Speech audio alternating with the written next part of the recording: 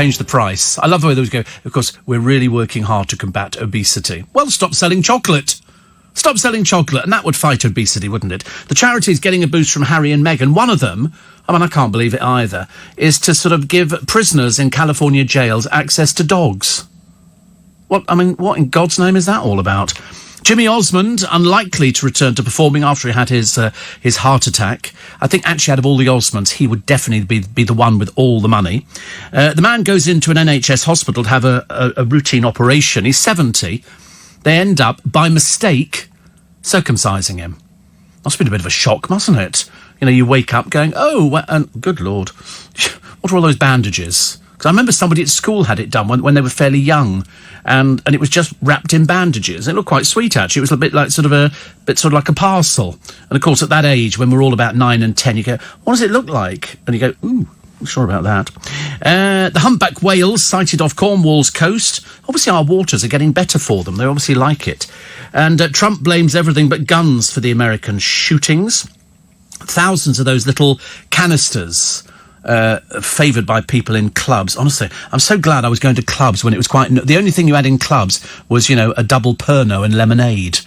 And that was enough to get you through the night. Now it's ketamine, a horse tranquilizer, little gas canisters, so everybody's got balloons, and they all start talking like that. I mean, it's gone are the days where you could just get away with a couple of Cinzano and lemonades. In praise of the baked potato, I don't think we eat enough baked potatoes. The trouble is, most of you make the big mistake of only eating the middle fluffy bit. You're supposed to eat the skin. The skin is the bit that's really good for you. So if you have a baked potato, you can have, obviously you can have it with butter, aren't you? You can have it with butter. And by the way, I was supposed to be having my thing fitted the other day for my diabetes, but I couldn't. So I'm going to have it done tomorrow. So I've got a nice little week this week, and I'm going to watch the ballet on Saturday. Going to Sadler's Wells to watch Matthew Bourne's Romeo and Juliet. So that's very good. My Christmas show at the Magic Circle, there is but a handful of tickets left. And that's it. Then it's completely sold out. And there is only the one show. It's a matinee, by the way. It's a matinee show. Sarah Ferguson's writing another book after the huge success of Budgie the Helicopter, which bore more than a striking resemblance to another book about a little helicopter. This time she's being helped in it. Obviously, even a children's book defeats Sarah Ferguson. The Cannabis Factory. On an industrial estate, the entire warehouse, cannabis. Police obviously, you must have smelt it, for goodness sake, especially with all the heat we've had. But they've got a fleet of Tesco delivery vans outside, old ones, which have been passed. And so obviously people have said, it's obviously a delivery centre. How easy it must be to fool the police now. Because this is after there was a theatre, an old cinema, and it had been closed down for ages. And somebody went in and discovered a huge cannabis factory. Nobody discovered it. So an ordinary person discovered it. The police far too busy doing other things. Wayne Rooney could return to English football from the States. They obviously don't want him, do they? You can tell. And she said, I want the children to be brought up here. And I thought, but wait a minute. You've just had a £20 million house built. What's that for, dear? Asylum seekers? Why did you have a £20 million? I'm assuming it was built so you can come and live in it. RuPaul's Drag Race judge. I've never seen RuPaul's Drag Race judging or otherwise. So I don't know whether or not this Michelle Visage is a man or a woman. I've really got no idea. To be honest with you, judging by the picture I saw, I'm assuming it's a woman, but I've been proven wrong before. But she is going to be in Strictly together with another load of people you've never heard of. I mean, they can't find anybody. You have to be scraping the barrel if the best you can get from the BBC's Breakfast Time is Mike Bushell. He's the only one that they've overlooked every single time. Even the Weather Woman made it before he did, which was a little bit embarrassing. And then there was the charity's Viagra ad, which just won't go down. They can't. It's a pop-up. By God, is it a pop-up? Also, The Teacher is such a good story. He's in a very nice school. He's been there for 14 years. 14 years. And I don't know whether it's a mixed school or a girl. Anyway, a girl hands her homework in late. It's not difficult to do. Everybody else manages it except her. And so he reprimands her. She makes an official complaint. The next thing is he's suspended. Her parents say that they don't want him teaching their daughter ever again. Going to prove, as far as I'm concerned, what is the point of sending the little brat to school? She was reprimanded because she broke the rules. Your homework is due in at a certain time. Whether you sit there on the bus or on your hands and knees in the sandpit doing it, it's due in. Anyway, he gets fired. 14 years he's done at the school. I'm delighted to say he took it to court, and he's just been awarded £60,000. The school, of course, not at all happy. I'll tell you who this school is a bit later on. You might have children there. Perhaps they might be able to bring you up to speed on it. Plus the angler. He had surgery. Well, all these stories about surgery. And he lost his memory, so he had to learn how to fish again. I mean, I don't know. Just obviously brain surgery. Obviously, it must be brain surgery, mustn't it? I mean, how on earth you can go in and end up being circumcised? I don't know. We sort of bypass that one because it sort of obviously comes a little bit of a shock to a 70-year-old. But this one, it was an angler, had to learn how to fish. I mean, how complicated must it be? Even if you lost your memory or forgotten how to go through the motions.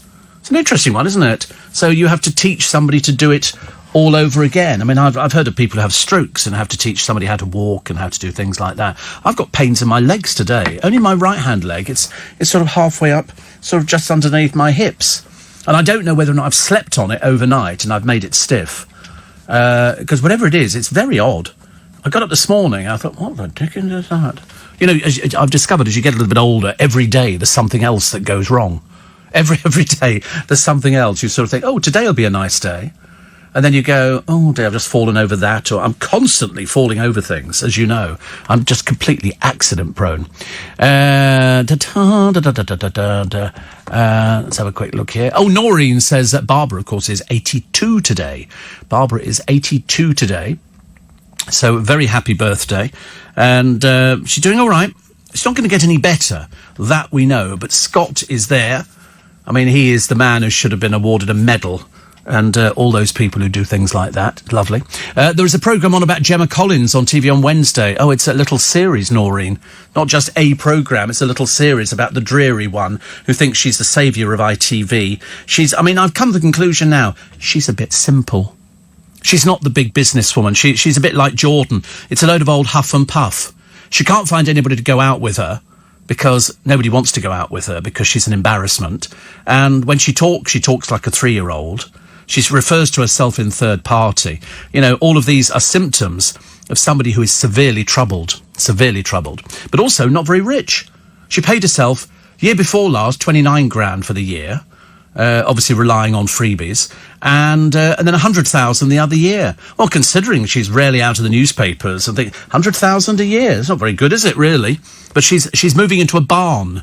When I say she's moving into a barn, they went, and it's got 2 things. I'm afraid I've had to take the mickey. You can't resist it. One of them, it's got, wait for this, in this barn, she's obviously never had it before, a walk-in wardrobe. I mean, I see houses at 200,000 quid with walk-in wardrobes. What was the other thing it had? Oh, exposed beams. It's a barn. What would you expect it's got? Exposed beams, honestly. Simple, isn't it? Another one here. The Cannabis Factory, done that one. Oh, yes, and if you want to be rich in London, obviously it doesn't count for the rest of the country, because London, you have to be rich, you have to earn money to survive in London. You can survive on, not a huge amount of money, but if you want to be considered rich, 300,000. That's what they've said, 300,000. So quite clearly, I am not rich, but comfortable. It's described as comfortable. And then I watched the Gordon Ramsay programme last night, which was all about his son.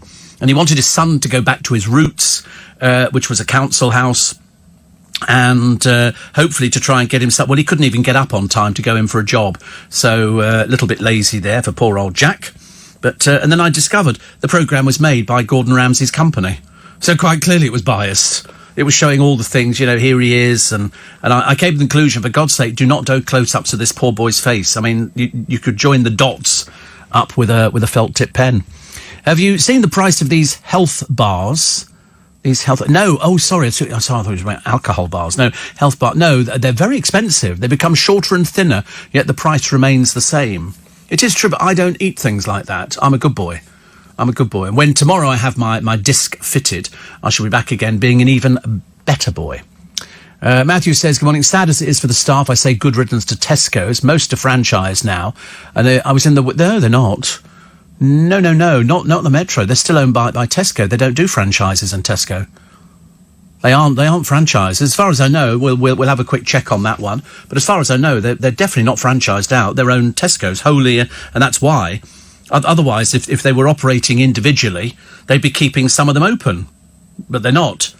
So I mean, I know certain things like Kentucky Fried Chicken and Burger King and McDonald's can be franchised, but Tesco's definitely not. As far as I'm aware, I'd be very surprised.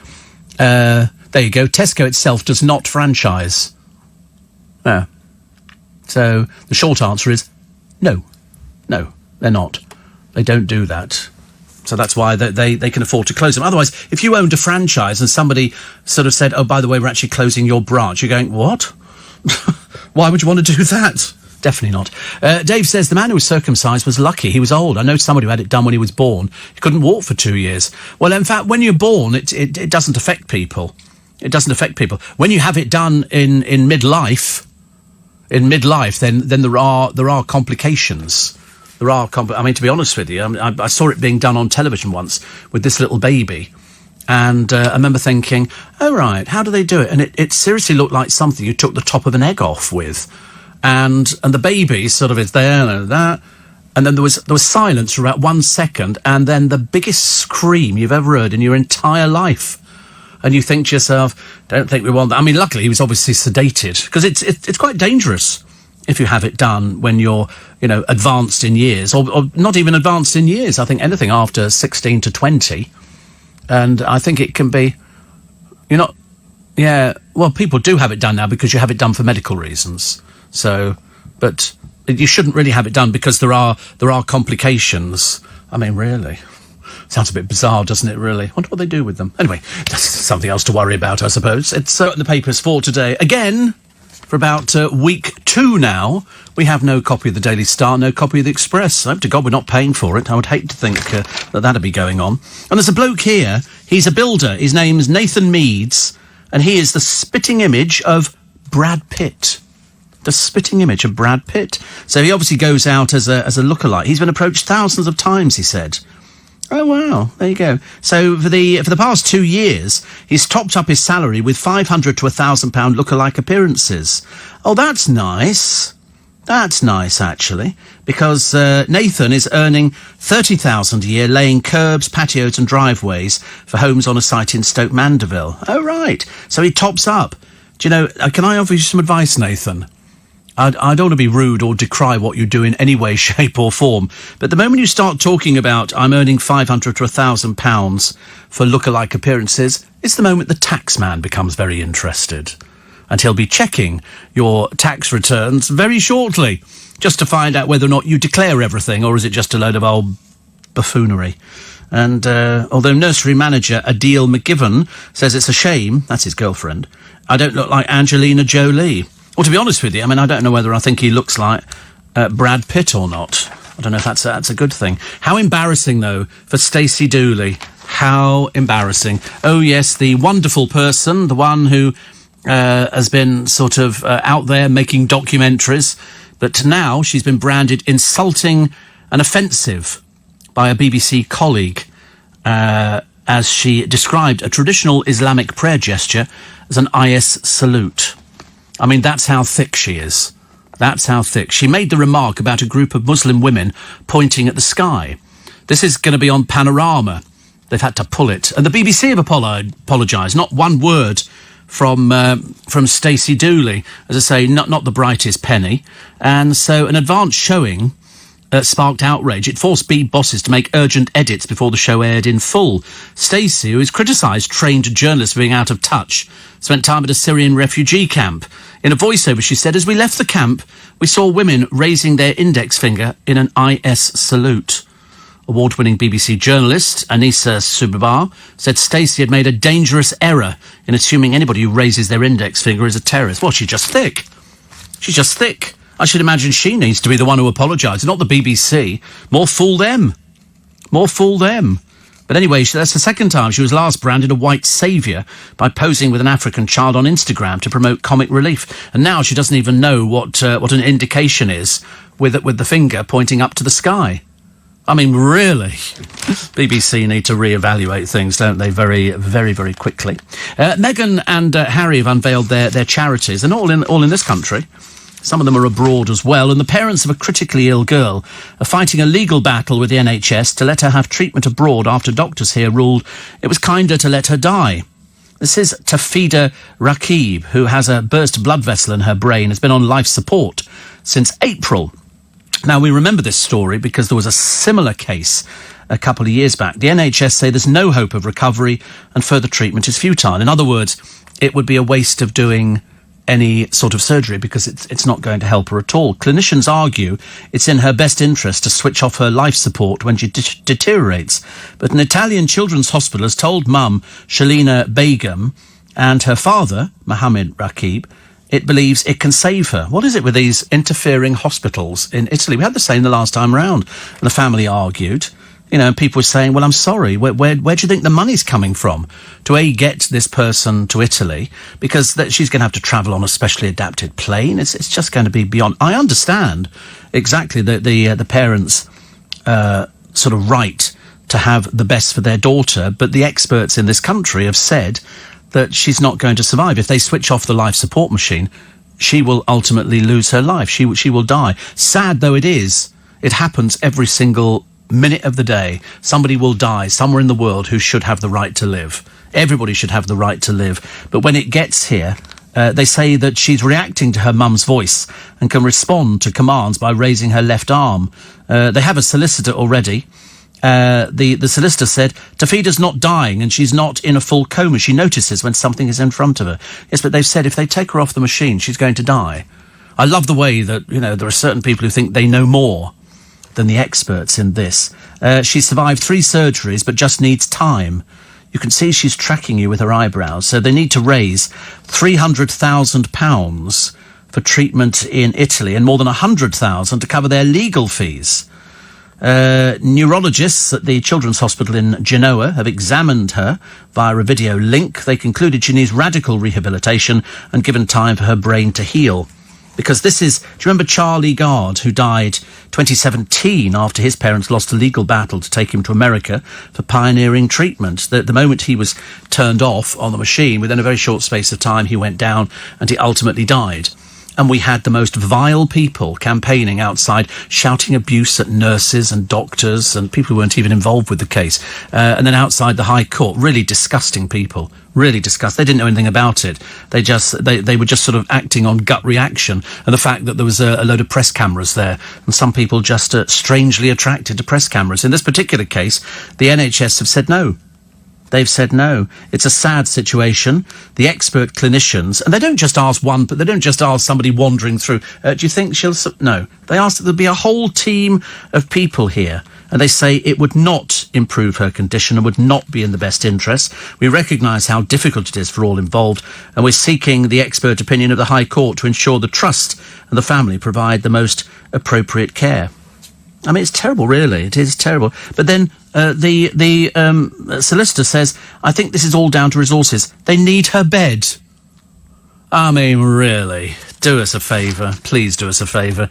What an insult to the National Health Service. Yeah, we're actually kicking out a dying child. We want her to die so we can have her bed. Are you really saying that? You can't be, can you? You really, please God, you can't be. Quick slurp of tea this morning. We need tea to get... I can tell we're going to need tea to get through, but with all these redundancies. You imagine if you worked for Tesco Metro. And then somebody goes... Because it was I hope it's better than at Spudger Like. Because there, they weren't given any notice at all. They go in on the Friday to start their shift of baking potatoes, cutting them with a knife, putting a bit of butter in, and say cheese, beans, sausage. I like a baked potato. I wouldn't do one at home. It takes forever and a day, unless you do it in a microwave. But, not tuna. Oh, I hate tuna. I saw them fishing for tuna the other day. They were going out on one of these tuna boats. God, they're big buggers. So they corral them all in, and then they sort of dispatch them. They're huge. By the way, we're not doing your favourite baked potato topping before you start texting in. BBC Radio Shropshire not only needs the audience, but they need something for the presenter to talk about. So please go and bore the pants off them. Shane says, we have 5 coffee shops near me. A new one is opening soon. There's more of them than all the other shops. Do you have lots of coffee shops? Everybody's got lots of coffee shops. You know why? Because because most of the chains, they don't pay tax. They don't pay tax. And so it doesn't matter whether they've got one person in there or it's packed out. I've never seen them packed out. I've just woken to hear you say that Katie Price has regressed her original career in exposing her beams again. No, you didn't. You never heard me say that at all. I never mentioned Beams and Katie Price in the same sentence. Gemma Collins. I mean, I know it's not your fault that you haven't put new batteries in, but I mean, for goodness sake, I mean, at least, you know, I mean, how on earth you can mix up Gemma Collins and Katie Price? Katie Price can't sing. That's the one. She can't sing. Matt says, you sure you're correct about Megan Barton Hanson? She was in our building only a short while ago. Dear me, she's about so tall, like small, and really plain. I mean plain. If she didn't trowel on the old I'm performing on the internet kind of makeup, you wouldn't even give her a first glance. And an extremely glamorous girl. No, absolutely not. Absolutely not. That's why she can't find anybody to go out with. Do you think if she really looked like that, she'd have to go on a dating programme? God blimey. Maybe the agent for Gemma Collins, Steve, should travel to America to convince Trump to ban guns, because if he can convince the controllers of ITV to give her own TV show, he convinces anybody of anything. I agree. Well, she wants a meeting with Boris Johnson, doesn't she? I mean, she can't even... I mean, the sort of people she goes out with, Thick Boy Arge, you know, the one with the slight cocaine problem, and then and a criminal. I mean, honestly, I don't know what's going on in the world. But it's now they've started putting them on Loose Women. I thought that was supposed to be an intelligent programme. All you get, I'm afraid, is sort of Colleen Nolan going for sort of the cheap, sexy little, you know, things, whereas, in fact, you look at her, over the past 6 months to a year, she's aged beyond all belief. I thought she was giving up smoking, which I'm hoping she has, but it doesn't look like she has, and I thought she was going to go on a diet. Well, she definitely hasn't been on a diet.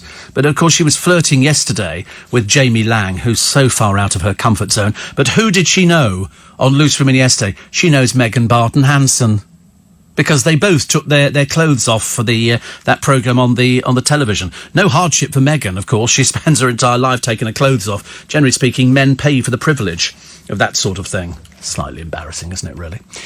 Morning to Phil Vickery. God, we are up early this morning. Phil Vickery is up very early this morning, which means if he's up at this time, he's either going off filming somewhere or he's doing this morning. You think he's doing this morning? I wonder what he's cooking today. Do you have a bet? You actually bet he's... No, I was betting he was doing this morning. You'll have to bet the other one. No, you didn't say it first. I said it first. That's ridiculous. You're trying to jump on my band. I think he's up early. OK, then. I'll go with he's going off filming somewhere. Probably this morning. We should now have to wait to find out. Here we go. Wait a minute. He just says possibly. God. How can we work with possibly? We can't work with possibly. Oh, it's jacket potatoes today.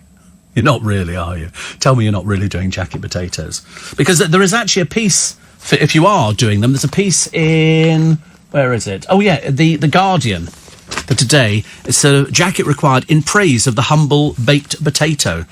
Because I love it, but you're supposed to eat the skin, which is something that 70-year-old man can't do anymore. But it's, you're supposed to, because that's the best bit. Everybody wants to eat the fluffy bit in the middle, don't they? Because, you can either pop them in the oven for, it seems like, days on end, or failing that, you can do them in a microwave. Either way... It would have to... For me, it's always got to be grated cheese. There's something about grated cheese and mayonnaise. He says, yes, I am. After the demise of Spudger-like, or as we prefer to call it, Spadulike.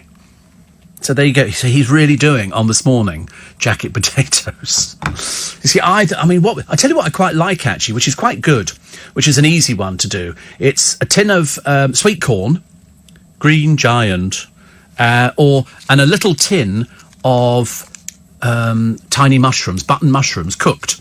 And you drain them off, put them in a bowl, mix them up with some real mayonnaise, and then put them in the centre of a spud.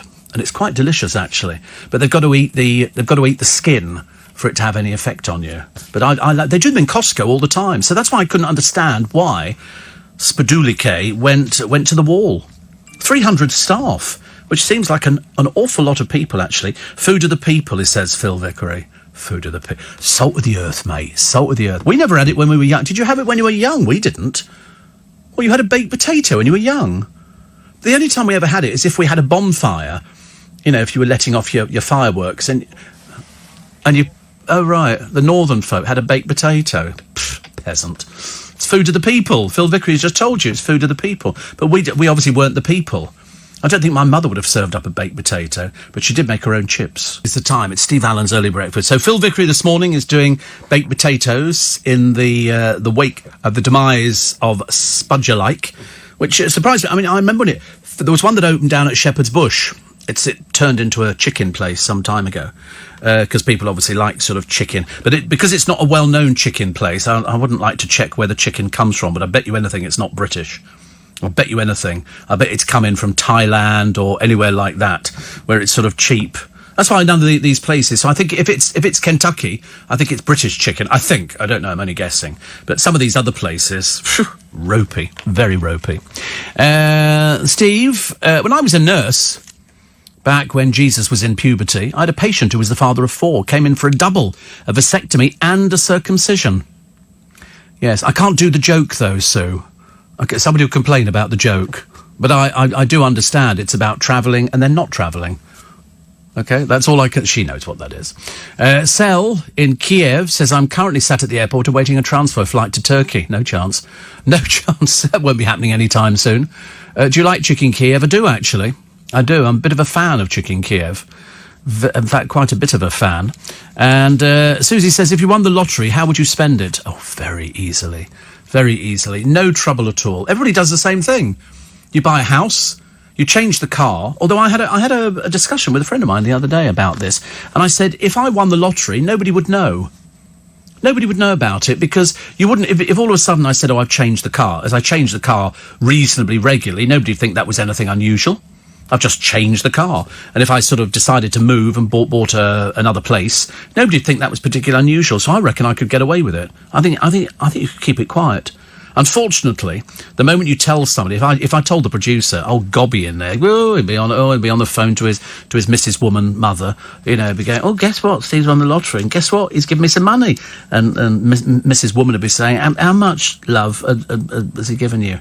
And he'd go, he's given me a tenner. And there'd be a dead silence at the other end of the phone, and then just the single sound of a gunshot. She's gone, a tenner? Are you mad? Only a tenner. And you go, yeah, well, I mean, at least that's something. It's free money, isn't it? Who's going to turn down a tenner? That is double what he would earn normally on a Tuesday. By tomorrow morning, I could be rich. I could be really rich, but it wouldn't change me. I'd still come into work because I've got a contract and I have to. So that's how I would spend it. I give money to sort of certain people. Certain people would benefit from it. But also, at my time of life, what's the point of hanging on to it in the bank? There's no point in hanging on to it. I'm not going to get any benefits out of it. I wouldn't go that mad and spend all the 52 million. 51.5 I'd spend. No, I mean, I'd sort of, you buy yourself a nice property in town, a property out of town, and then you just change the car and then carry on as normal. I wouldn't do anything differently. I don't think so. I mean, I'm not saying it wouldn't change me, but not to any sort of point. Geraldine said Phil was at my friend Jason's hotel in Crieff. Is it Crieff the other day at Knock Castle? He's got no secrets, has he, poor soul? Talking about supermarkets, says Connie. Am I right when I say you can blame supermarkets for HMV going to administration? Because if supermarkets wouldn't sell CDs and DVDs, people would go to HMV to buy them. I know that HMV is out of administration, but not all the HMV branches are open. And did you know that I've seen a few Steve Allen lookalikes myself? Unbelievable. Well, in fact, that was the problem, isn't it? In fact, that's why a lot of bookshops went under, because the supermarkets were selling books, but what they were doing is selling them as a lost leader. So in other words, if it had a recommended retail price of £20 on the book, the supermarkets would sell it for 11.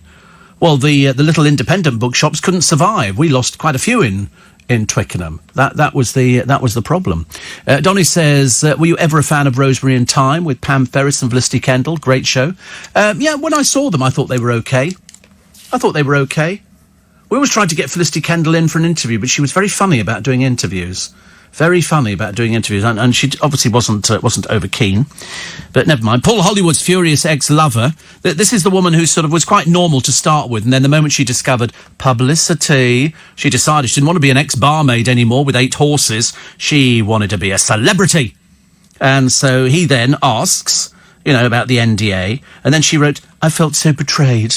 I mean, seriously, it's the bleatings of somebody seriously delusional. And Paul told me never to be photographed and to drive at speed, lose paps or confront them with hostility. But of course she loved every minute of it, didn't she? It's that little bit of sort of fame. It's like, now I'm famous. What are you famous for, love? You're famous for nothing. And the rumour is she might be writing a book. About what? About what, for God's sake? I met him. It was in a bar because I was a barmaid, and now I'm a celebrity, and we had sex, and I'm writing a book about it. I'm dragging out these torturous 18 months or whatever it is into God's name, be reading that. I can't think of anybody. Can't think of anybody be remotely interested. I think you see people nowadays, and you see them for what they are, which is desperately sad and lonely and desperate to get some sort of publicity. She felt humiliated because he asked her to sign an NDA. I mean, apparently she doesn't have any intelligence at all. Otherwise she would know what it was. You normally get them if it's somebody going on to a programme or something like that. It's quite common now if it's somebody famous. If it's somebody famous, talking to somebody famous, well, they've now listed up this year's 15 sad old rejects for the Strictly Come Dancing. So here we go. Tick those boxes if you know who they are. First of all, Catherine Tilsley. Catherine is 35, pushing 70, because she loves the publicity. Since she left Coronation Street, she's had very little. So she's always bleated on about how she'd love to do it. And so you've got to suffer with her. Chris Ramsey is apparently a comedian. No idea. Dev Griffin, not a clue, but he's the unknown DJ. James Cracknell, in it to win it. Will Bailey. Will Bailey is, I have no idea. Not a clue. I mean, I now know, because I've read it, that he's a para-Olympian and he plays table tennis. And you sort of think to yourself, well, he's not a celebrity. He's a para-Olympian who plays table tennis. That's not a celebrity. The Who Are You, Emma Weymouth.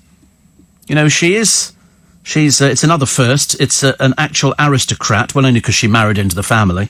That's all it is. And so here it is. She's 33. Apparently she's been on the cookery programmes on the television. Not that I remember any. David James is a sportsman, and that's about as far as it goes. Emma Barton is from EastEnders.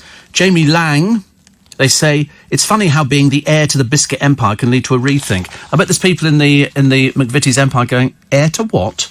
I don't think he is. Alex Scott. There you go. Who's she?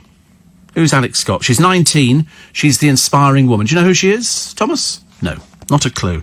Apparently, she's the former England and Arsenal defender, has made an impressive transition from women's football to television punditry. I've never heard of her. Never heard of her in a million years. Kids' TV favourite, Karim Zeroul. Anybody on that one? Nope, nobody. He's a CBBC presenter with a penchant for cartoons. Not a clue. Not a clue. The random American, Michelle Visage. And I don't know why we've got Americans in it. I've really got no idea. But we've already had... We've had Anastasia, Ashley Roberts, but singer and TV host Michelle brings with her a huge gay following. I mean, unfortunately, if you're a gay person following Michelle Visage, you ain't going to be sitting in on Saturday night. You're going to be out clubbing, aren't you? The TV legend, Annika Rice. Apparently, bookers spent years trying to convince her to sign up. Well, it can't have been that much of a hardship, dear. Nobody's heard of her. You ask anybody who is under the age of 40 who Annika Rice is, they won't know who she is. No idea at all. They say it's, they've been chasing her for years. What for? I can't understand what for. I really don't understand it. I mean, she fizzled out a long time ago. Mike Bushell is the BBC sports guy. And, everybody's been on it except him. And so they've obviously decided to put him on there lest he burst into tears again. And Saffron Barker. Again, not a clue. Apparently, vloggers are a new trend with the Strictly bookers. There's more than one putting this pile of rubbish together. They're desperately trying to attract younger fans and boost the show. I'm sorry, if you're a younger fan of Saffron Barker, you're not going to be interested in watching Strictly Come Dancing. That's for old people. That's for people past their sell-by. That's for people they've dug up from cemeteries and old people's homes. I mean, the case of Annika Rice, as I say, if you're under the age of 40, you won't know who she is at all. She finished working on television back in, I think, the 80s. But they say there's a very good chance she'll end up dating her dance partner. Because she's no Joe Sugg, who has nearly 4 times as many followers. But, as I say, I mean, because she's a vlogger, what possible interest does she have to anybody? Biggest pile of rubbish I've ever seen in my entire life. What a shame. She's got more than 12 million people watching her. I mean, she doesn't have a career. There's no career. It'll give her a career. Yeah, but nobody dances after they've come off the programme. People come off the programme, that's the last they ever go near a dance floor. She won't gain fame. She can't gain any more fame. You've never heard of her. You've never heard of her. Now you've heard of her. She's very plain. Ali Ross writing today about its pain in Spain for GC. Yeah, because I'm the saviour of ITV. But in an attempt to soften us up for the bellowing misery ahead, he said it also screened another GC special last week, which I missed first time round due to a fungal nail infection that required non-urgent attention. Gemma Collins' Diva España, a 90-minute jaunt to Marbella where she was hoping to flog her clothing range, which comes in large, extra large and bake-off marquee size. There was a lot of other unnecessary drama, of course, as well as a boil on her face that grew to twice the size of Canvey Island. Slightly to my own surprise, though, I saw Diva España through to the bitter end, thanks to all the wonderful incidental characters who were sucked into the GC's gravitational field. I particularly liked, he said, Sid the bodyguard, who looked like he'd last about 30 seconds against her in an MMA bout, and the 2 competition winners whose other bucket list dreams were owning a 3-storey house and a pet finger monkey. Absolute favourite was the flabbergasted woman at Stansted Airport's Flybe backdrop who had the job of telling her ladyship that Scott took slightly less luggage to the Antarctic. It's a bit overweight.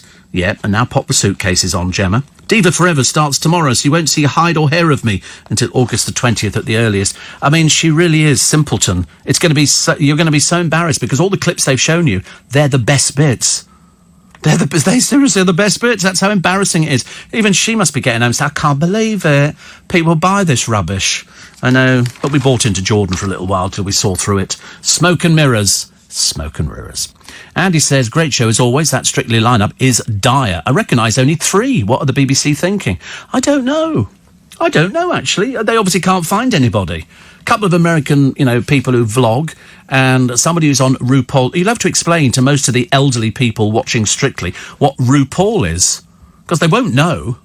They'll have no idea at all. A children's CBeebies presenter at the age of 19. Nobody knows who he is.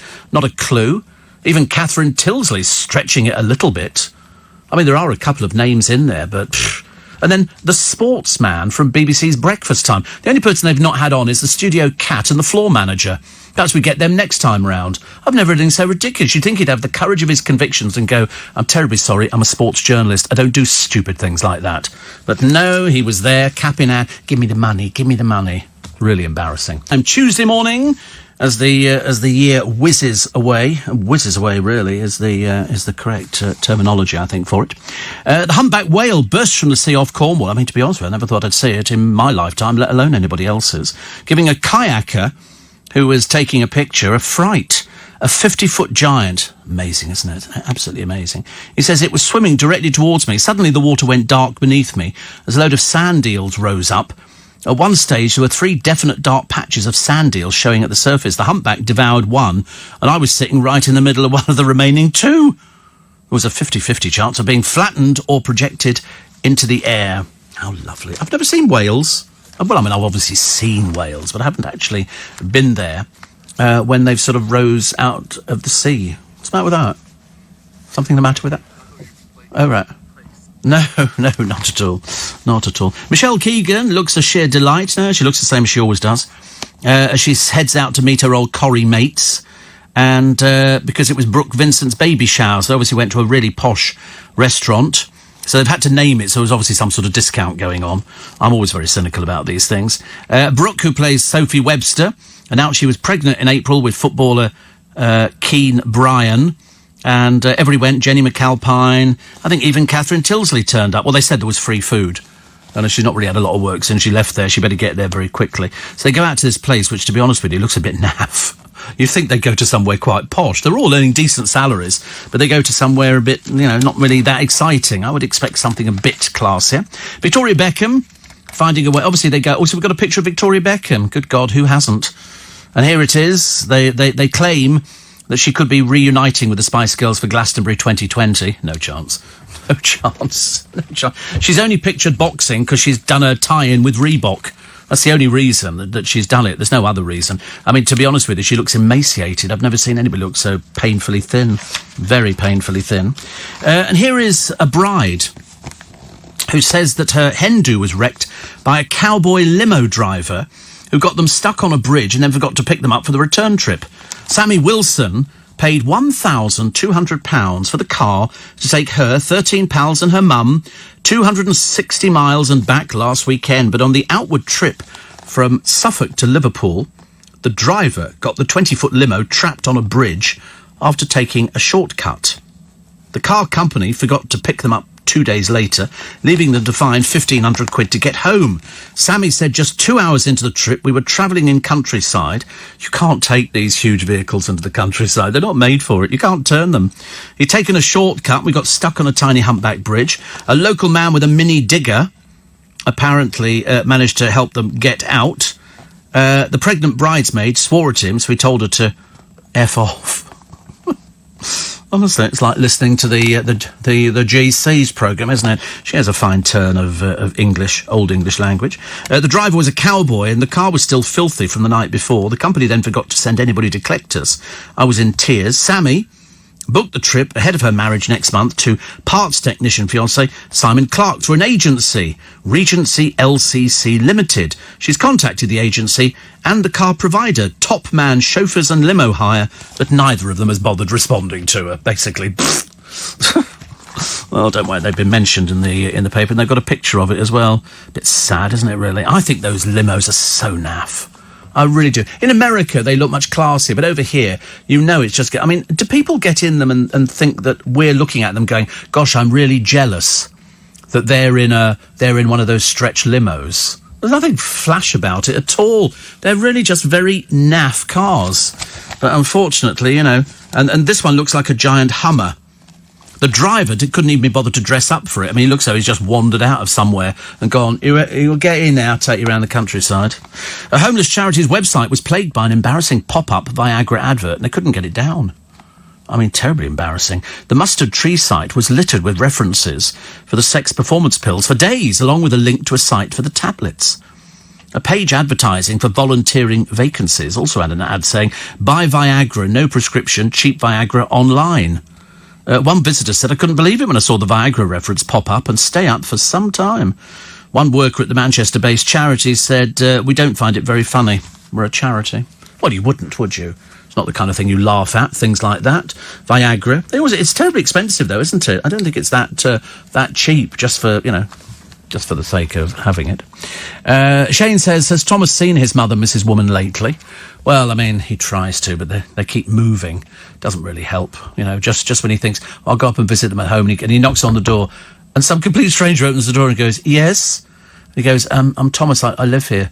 Not anymore, you don't, son. No, your parents moved about a year ago. Where have they gone? Oh, I don't know. The police came and took them away later in the evening. And, because they haven't seen him. But it doesn't matter. I mean, they know what he looks like. They've got a picture of him when he was 2, which is lovely, in the pram. And he hasn't changed very much since then. He's just got a bit taller. And that's it, isn't it? You must be planning Christmas already to spend it with loved ones. Again, not going home. And, so would you be going home for Christmas this year? Yeah. You're going to work? Yeah, you like working Christmas. Yeah, did you work last Christmas? Oh, it's funny, I never noticed you. No, they wouldn't let you on my show. No. Well, because I'd done a memo to them. I said, for God's sake, whatever you do, don't send me Mrs. Woman's son. I said, because I thought you would spend the whole of Christmas sobbing over the fact that everybody else was having a Christmas and you weren't. So I thought this year, I mean, you can come and spend Christmas at ours this year. There'll be about 13 or 14 of us. It's always a good spread. It was like a good spread. Present for everybody, except you. Steve, have you met Grandad for Only Fools and Horses? I think he's dead. I think they're both dead, actually. Don't think there's anybody alive on that particular one. John says, my favourite is slowly cooking the potato, then scooping out the soft bits, mixing it with grated cheddar cheese, putting it back into the skins and onto the grill to get a slight crispness to the skin and a nice brown cheesy top. Optionally, grate some red Leicester on top and serve with baked beans. Nice and simple. Well, certainly simple, John. Certainly simple, but we weren't expecting anything else, so do not worry. Do you think the Strictly lineup was possibly trawled from a Saga holiday reject list? It's a 4am sausage spiker and a Thomas fan. So few of them nowadays. Matron let them write. It's lovely, isn't it, really, when Matron lets them do things like that. And somebody else says, I shall still watch Strictly. Little Julie says, but unlike the GC and the Pricey shows, well, the Pricey show, there's another big argument, actually. Another big argument between her. She's actually accused the current little boyfriend, the one who lives in a matchbox, of cheating on her because he texted a girl. Imagine, like, course, she's never cheated on any of her boyfriends. Ha, ha, ha, ha, ha. Steve, I remember Annika Rice, but then I am well over 40, in fact. I still have a crush on her. Will you be watching Gemma Collins? No. I won't. I'll be busy descaling the kettle. That's nice, isn't it? But you say you have to be over a certain age to know who Annika Rice is.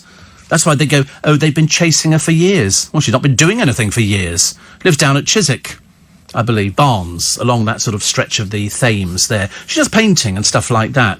But but they always say the same thing. Oh, they're so lucky to get her. She's going to appeal to the audience. They don't know who she is.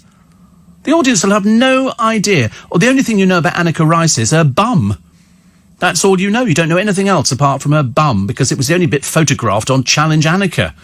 The cameraman running behind her, a bit pointless running in front of her, and she'd get off the helicopter, and then she'd go running, and the camera would be bobbing along in time with her bum. And that was as good as it got. What have we got here? Oh, I told you I was going to tell you about the teacher. I'll save it for the other side, actually. Oh, also, the big six in the loyalty rip-off, the big six energy companies are charging loyal customers as much as £300 a year more than the new ones. Such a rip-off, isn't it? And until it gets exposed in the newspapers, you don't know about it. We just take it for granted. I didn't realise I've just got to renew my insurance with my insurance company. They've reduced it for me, not a huge amount of money. It's down, a little bit, about sort of £10 a month or something. Anyway, it's better than nothing. But of course, I don't need to do anything. It's thought because they have my credit card details online and everything, and they just go, unless you've got a dispute over it, in which case you can call us, but if you just leave it, it will renew automatically. So as I like a nice, easy life, it's going to renew automatically. Unlike the VAT, which we've got to cough up with, and then probably in about 2 days' time, the car servicing. So I'm having a little service, not a major service, only needs a little service. And I'm having, what else am I having? Oh, an MOT. I knew there was something. So I'm not expecting a huge bill, but it'll certainly be bigger than the average car. Also. Oh, I'll save that teacher story, because that's certainly quite good. Oh, and by the way, if you're wondering what colour to wear on holiday and bikini-wise, if you're sort of somebody out of Love Island, yellow. Yellow bikinis are the in colour. Unfortunately, if you're poor old Scary Spice, and God knows she's fairly ropey at the moment, she's still wearing leopard skin print bikinis. So dated, a bit like her, actually. There's also an angler learning how to fish again after surgery caused him to lose his memory. He's only 59. Imagine having surgery and you wake up and you think, I've got no idea who I am. And by the way, I quite like fishing. And they go, oh, right, so do you want to go fishing? Don't know how to do it. Well, you've got a rod, yeah? Or you dangle it in the water and then a fish bites. Does it really? And if you don't know that must be really quite frightening. Britain's biggest donkey is edging towards becoming the tallest in the world. He stands 16.36 hands, or 5'7 3/4. Quite a big, looks huge, actually. But I think they might have picked a very small person to stand in front of it to make it look even bigger. So what we do, we take a short break for the news at 5 o'clock this Tuesday morning. And we'll talk about Jimmy Osmond. Unlikely, they say, to perform ever again because of his heart attack. Plus, Fern. This is Fern, Britain. She can finally stop being responsible now the kids have grown up. Barbara Windsor begs Boris for fairer dementia care. It's a letter that her and Scott have signed. It's also Barbara's birthday today. She's 82 and looks good on it. Wayne Rooney could return to English football from the States. 4,500 Tesco staff facing the axe. They just can't. It's too competitive out there. They just can't manage it at all. And scientists have created an artificial tongue which can taste whiskies and tell you which ones are fake. Plus the F's your birthday today. Many happy returns of the day. And it's Barbara Windsor's birthday. She's 82 today. So happy birthday to her and hope she has a lovely day. Which is the worst place in the country for rural crime? Which is the worst place? Kent. Apparently, Kent is the Garden of England is the worst place. It cost farmers 2.7 million last year with tractors and machinery popular targets for theft. I mean, where do they go to? You can't just nick a tractor and tuck it in your pocket, can you? So what do they do with them? Perhaps they ship them abroad. Perhaps that could be it. Send them to countries where they don't have things like tractors. It's an odd one, isn't it, really? I never even thought about it before.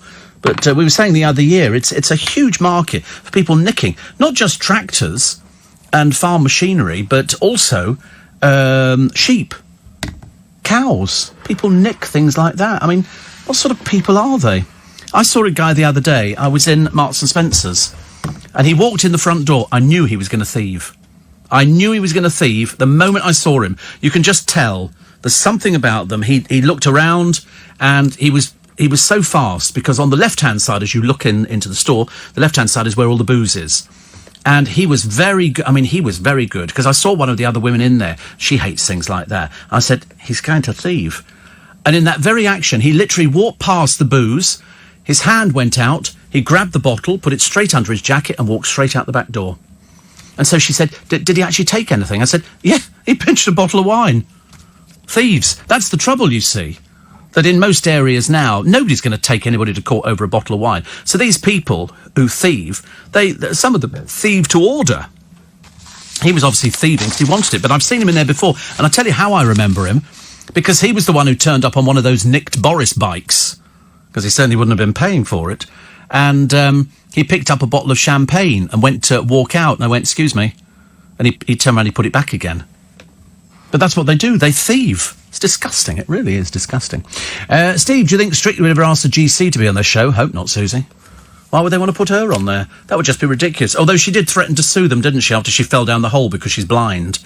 That was at the Teen Award. What do you want to put a foul-mouthed person like her on for? I've got no idea. And when you see the programme, you'll suddenly realise that she makes, Jordan's programme look fairly sophisticated. They can't find anything for her to do. So it'll be a very expensive pile of rubbish. So I can't wait to read the reviews, because I know what they're going to be saying. I really know. Right, here is this story. This is a teacher story. Bullied out of his job for reprimanding a pupil. Daniel Goody, that's his name, was forced to quit a top private school after refusing to write an apology to the girl. The teen, this girl, seriously, took exception to being told to finish her assignment with a classmate. Mr. Goody signed in frustration as she left his classroom in a huff and told her, "Don't walk away angry." The girl's mum then complained, saying her daughter no longer wanted to be taught by him. They're really quite nasty, some of these pupils at school now. Following an investigation by the High School of Dundee, they agreed that the girl should not attend his classes. The tribunal in Dundee ruled that Mr. Goody had simply been carrying out his job, and that school bosses had sought to bully him into apologising. It found that the rector, John Halliday, and it's a picture of him, held extremely threatening and unpleasant meetings with Mr. Goody, who had 14 years' service at the school. What a horrible school! Goodness sake, in his resignation letter, Mr. Goody warned of serious implications when teachers became afraid of expecting pupils to do work set. The judge, Ian McFatridge, says he had no doubt the dismissal was unfair and ordered the school to pay £60,745.40. School chairman Ian Bett said the board and senior management were extremely disappointed. Pfft, well, I'm not. So he reprimands a pupil. I mean, I'm sorry, isn't that what teachers do? They're there to learn. This one goes home, "Mummy, he was so horrid too. He's so horrid. I don't want to go into his class ever again. He's horrid to me." So they hound him out of his job. They bully him out of his job. The rector, John Halliday, held extremely threatening and unpleasant meetings. That 14 years he's been at the school. 14 years service. The school charges £13,650 a year. But it's really bad, isn't it? The girl's mum saying she didn't want to be taught by him. And then the High School of Dundee agreed the girl should not attend his classes. Well, more fool you. And well done him for getting his £60,000. That's just disgraceful.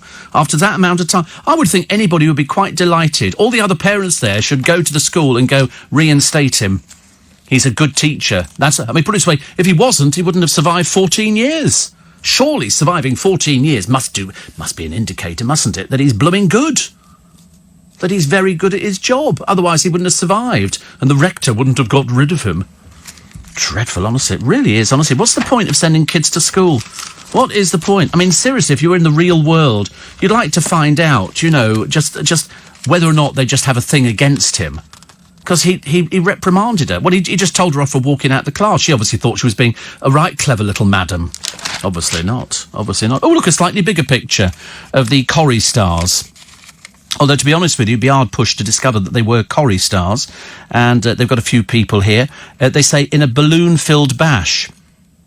There's about 20 balloons sitting in the middle of the table. It all looks a bit tragic and sad, really. And they've mentioned that where the restaurant is, and it's got a booth that can seat 14 people, but I mean, you can't move anything at all. There's no plates on the table, so I'm assuming they hadn't eaten their set menu. God, dear, honestly. Hardly a good recommendation for somewhere, is it? What else we got? Boris, the 1.8 billion for the NHS, not new money, they've said. He said it is.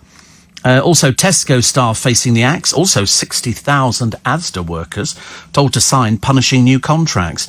God, it's getting worse out there, isn't it? I mean, I understand competition. I really do understand competition. But I would thought Tesco did really well. I thought they did. The Tesco Metros. The GMB union have said that Asda workers are being ordered to sign a new flexible contract which pays £9 an hour and was previously voluntary, or they would lose their jobs. Most earn around £8 an hour at present, but in a recent ballot, 93% told GMB they didn't agree with the changes. The union's Gary Carter says, total outrage. Asda's a multi-billion-pound company. It doesn't need to bully staff out of their hard-won terms and conditions. Asda admitted 5% of staff would be worse off, but they would get these transitional payments. And a spokesman said while bank holidays will be compulsory, Christmas Day, Boxing Day and New Year's Day will remain voluntary and be paid at double time. Because, I mean, they have to appreciate the union. There are loads of people who love working Christmas. I mean, if you're being paid double money, people absolutely adore it. Of course they do. I love working Christmas. It's the best time of year to... Well, it's not the best time of year, but I mean, it's certainly one of the good times to work. I feel a bit sorry. Tesco want to simplify and reduce process and administrative tasks. So what's going to happen to all their buildings that are branded Tesco Metro? What's going to happen to them? They're just going to sort of close them down or turn them into sort of tatty clothes stores. Very worrying. I don't like that. Also, the pay offer as the airport strike is suspended, which is good news, because I've said before, you know, some of these people must have saved up for their holidays for ages and ages. They get to the airport and somebody goes, well, you're not going because they want loads more money. Unite have said, because they called off the walkout scheduled for yesterday, as talks continued, but passengers face chaos as airlines cancelled some flights. Why is it that we have this dreadful situation in this country? The unions seem to want to bring everything down and go, well, we're looking after our members. I think they're just like exercising their power. I think so. Summer What's-Her-Face, who forgotten already, has accused Paul Hollywood of throwing her under a bus. But even the people he worked with said they saw the end of this coming. I think she's got her sights set on, want to be celebrity. She got 8 horses, which, as I pointed out before, is absolutely amazing for somebody who just worked as a barmaid. Not bad at all. When I was a kid and I did something wrong at school, I got punished. My mum would say, serve you right, says Shane. I know. Not now. Not now. No. God, blimey. They all go into sort of dreadful things. I was in a well-known store in Kingston, says Angela, and I saw a very well-dressed woman stuffing a variety of underwear pieces into a carrier bag. No shame. I told the staff, at the time the security team arrived, she'd casually walked out. Quite unbelievable. I saw it the other week, Marks and Spencer's, Richmond. In fact, I've seen it in there before, but my favourite one was a woman, let's just call her, perhaps she was visiting from overseas with her children. They went into the dressing rooms and they were layering clothes on. So the kids came out with about 4 or 5 dresses on, and the mother, a whole thieving family, actually going in there. And then what they did, the only dress that they really wanted, which they couldn't get the tag off, so they went for all the other ones that didn't have tags, and they just layered dresses on. People are thieves nowadays. Seriously, I mean, it's, you know, if they were doing it back home, there'd be, you know, really, you know, some severe subsequences which would happen to them. But people now thieve. And it's not worth taking somebody to court for nicking a bottle of wine. I saw a bloke nicking a load of steaks once. I mean, very shortly, you're going to have it all behind the counter, behind glass, and you'll go, can I have a piece of steak and this and that? And that's what it's going to be. Because the rest of it is just nicked by people. Because there's not enough staff. Not enough staff in shops. And also, what possible... Do you remember we used to have a security man who used to work in Marks and Spencer's in Twickenham, and he spent most of his time rearranging vegetables. You'd go in there, he'd be singing to himself whilst rearranging an avocado. And I remember thinking, what possible use are you, mate? You're not a security man, you can't do anything.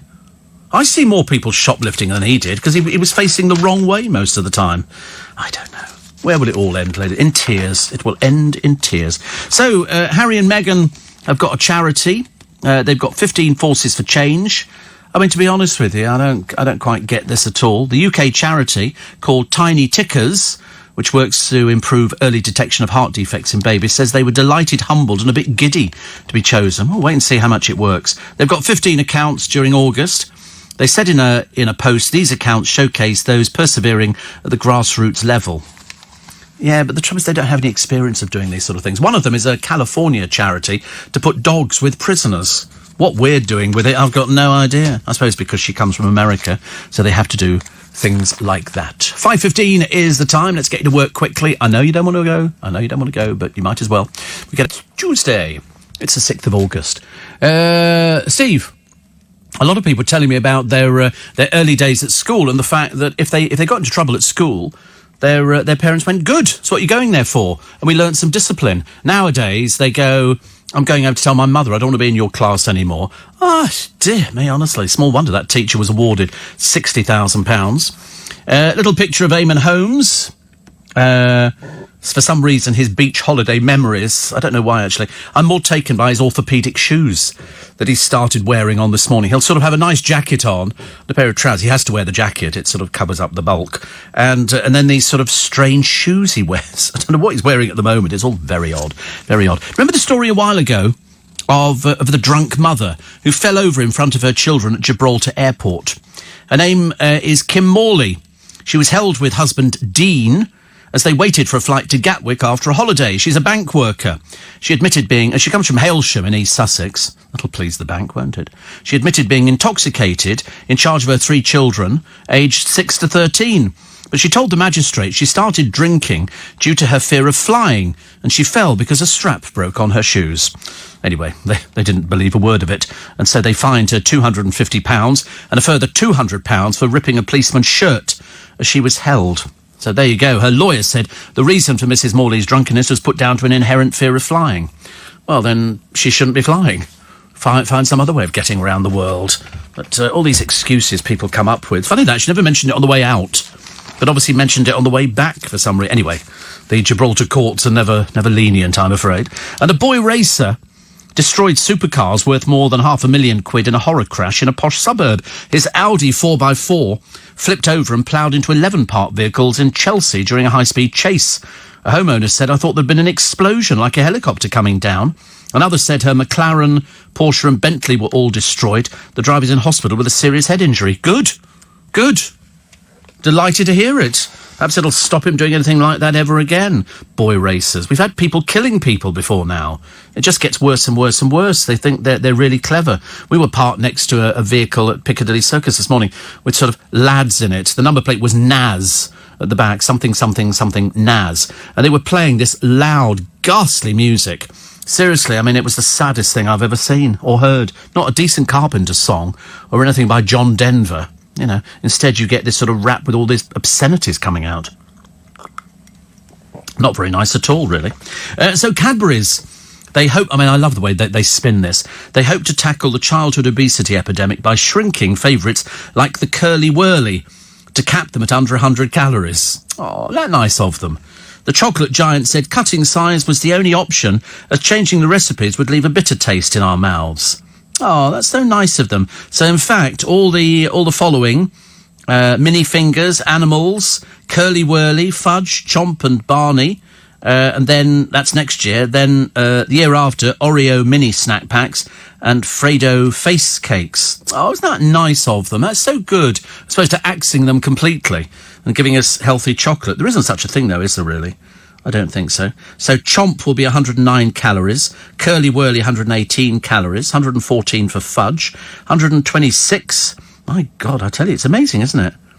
So 22 falling from 111 calories to 98. Barney Sponge Bear, 118 calories. And Oreo mini snack packs, 119 calories. The ones that'll drop next month will be Animals, which go to 96 from 107. That'll make a difference. Mini Fingers fall from 111 to 98. I mean, I suppose it's an effort, isn't it? I suppose it's an effort. Somebody said to me yesterday, after I complained bitterly about the McDonald's bacon roll, 3 bits of crispy Canadian bacon, we're told. Well, crispy was the last word it was. It was just limp, soggy and naff. Seriously, I could have made better myself at home. It was very disappointing. And somebody said you should have asked them to cook it longer. But they should be adhering to what their promise is. If you're advertising something on the television as being 3 pieces of crispy bacon, then I'm expecting it to be 3 pieces of crispy bacon, not 3 pieces of soggy, limp bacon that you have to ask them to cook again because it's not crispy. They're the ones who make up the stuff. I didn't ask for it. That's what they said they were selling, but so far it's not materialised. I think only once, and even then it was a bit feeble. A little bit feeble. Katie Price, while attempting to record a single during her crazy life, which turns out to be her crazy, desperately sad life. She doesn't do anything. She gets her nails done, she goes for Botox, and then she stands in a recording studio. She says, I might sing about 20 lines out of tune, and 1 line will be in tune. Her daughter says she can't sing. Of course she can't sing. She's never been able to sing. I don't know why people seem surprised by this. And then the body coach, Joe Wicks, that's the one with the inflated voice, has such a healthy lifestyle. Meeting Russell Brand this weekend, the comic told him, I look like you after 10 years of sleeping in a car, smoking snouts and drinking Kestrel lager.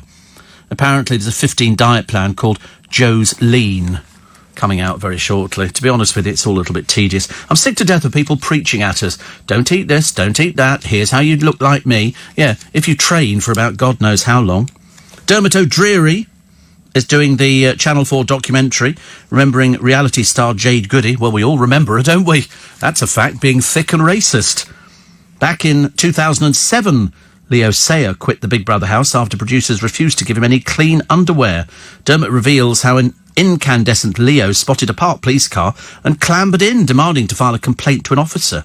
Eventually, a producer managed to coax Leo out of the vehicle, explaining it wasn't a real police car. The singer had been sitting inside a prop from the Bill, who were filming nearby. So funny. Doesn't help with the Jade Goody thing. I don't know why they're doing it. I think they're actually sort of saying, oh, look how famous she was. Yeah, and then it all collapsed, didn't it, after those racist comments with Joe O'Meara and Danielle Lloyd. Both racists. Worst thing I've ever seen on the television. Well, actually, that's a lie. It's not the worst thing I've ever seen on the television. Steve, I worked for Tesco on nights. Last year we got a pay rise, but they took a night premium off, so many of us were worse off. A pay rise, yet worse off. Unbelievable. I don't know.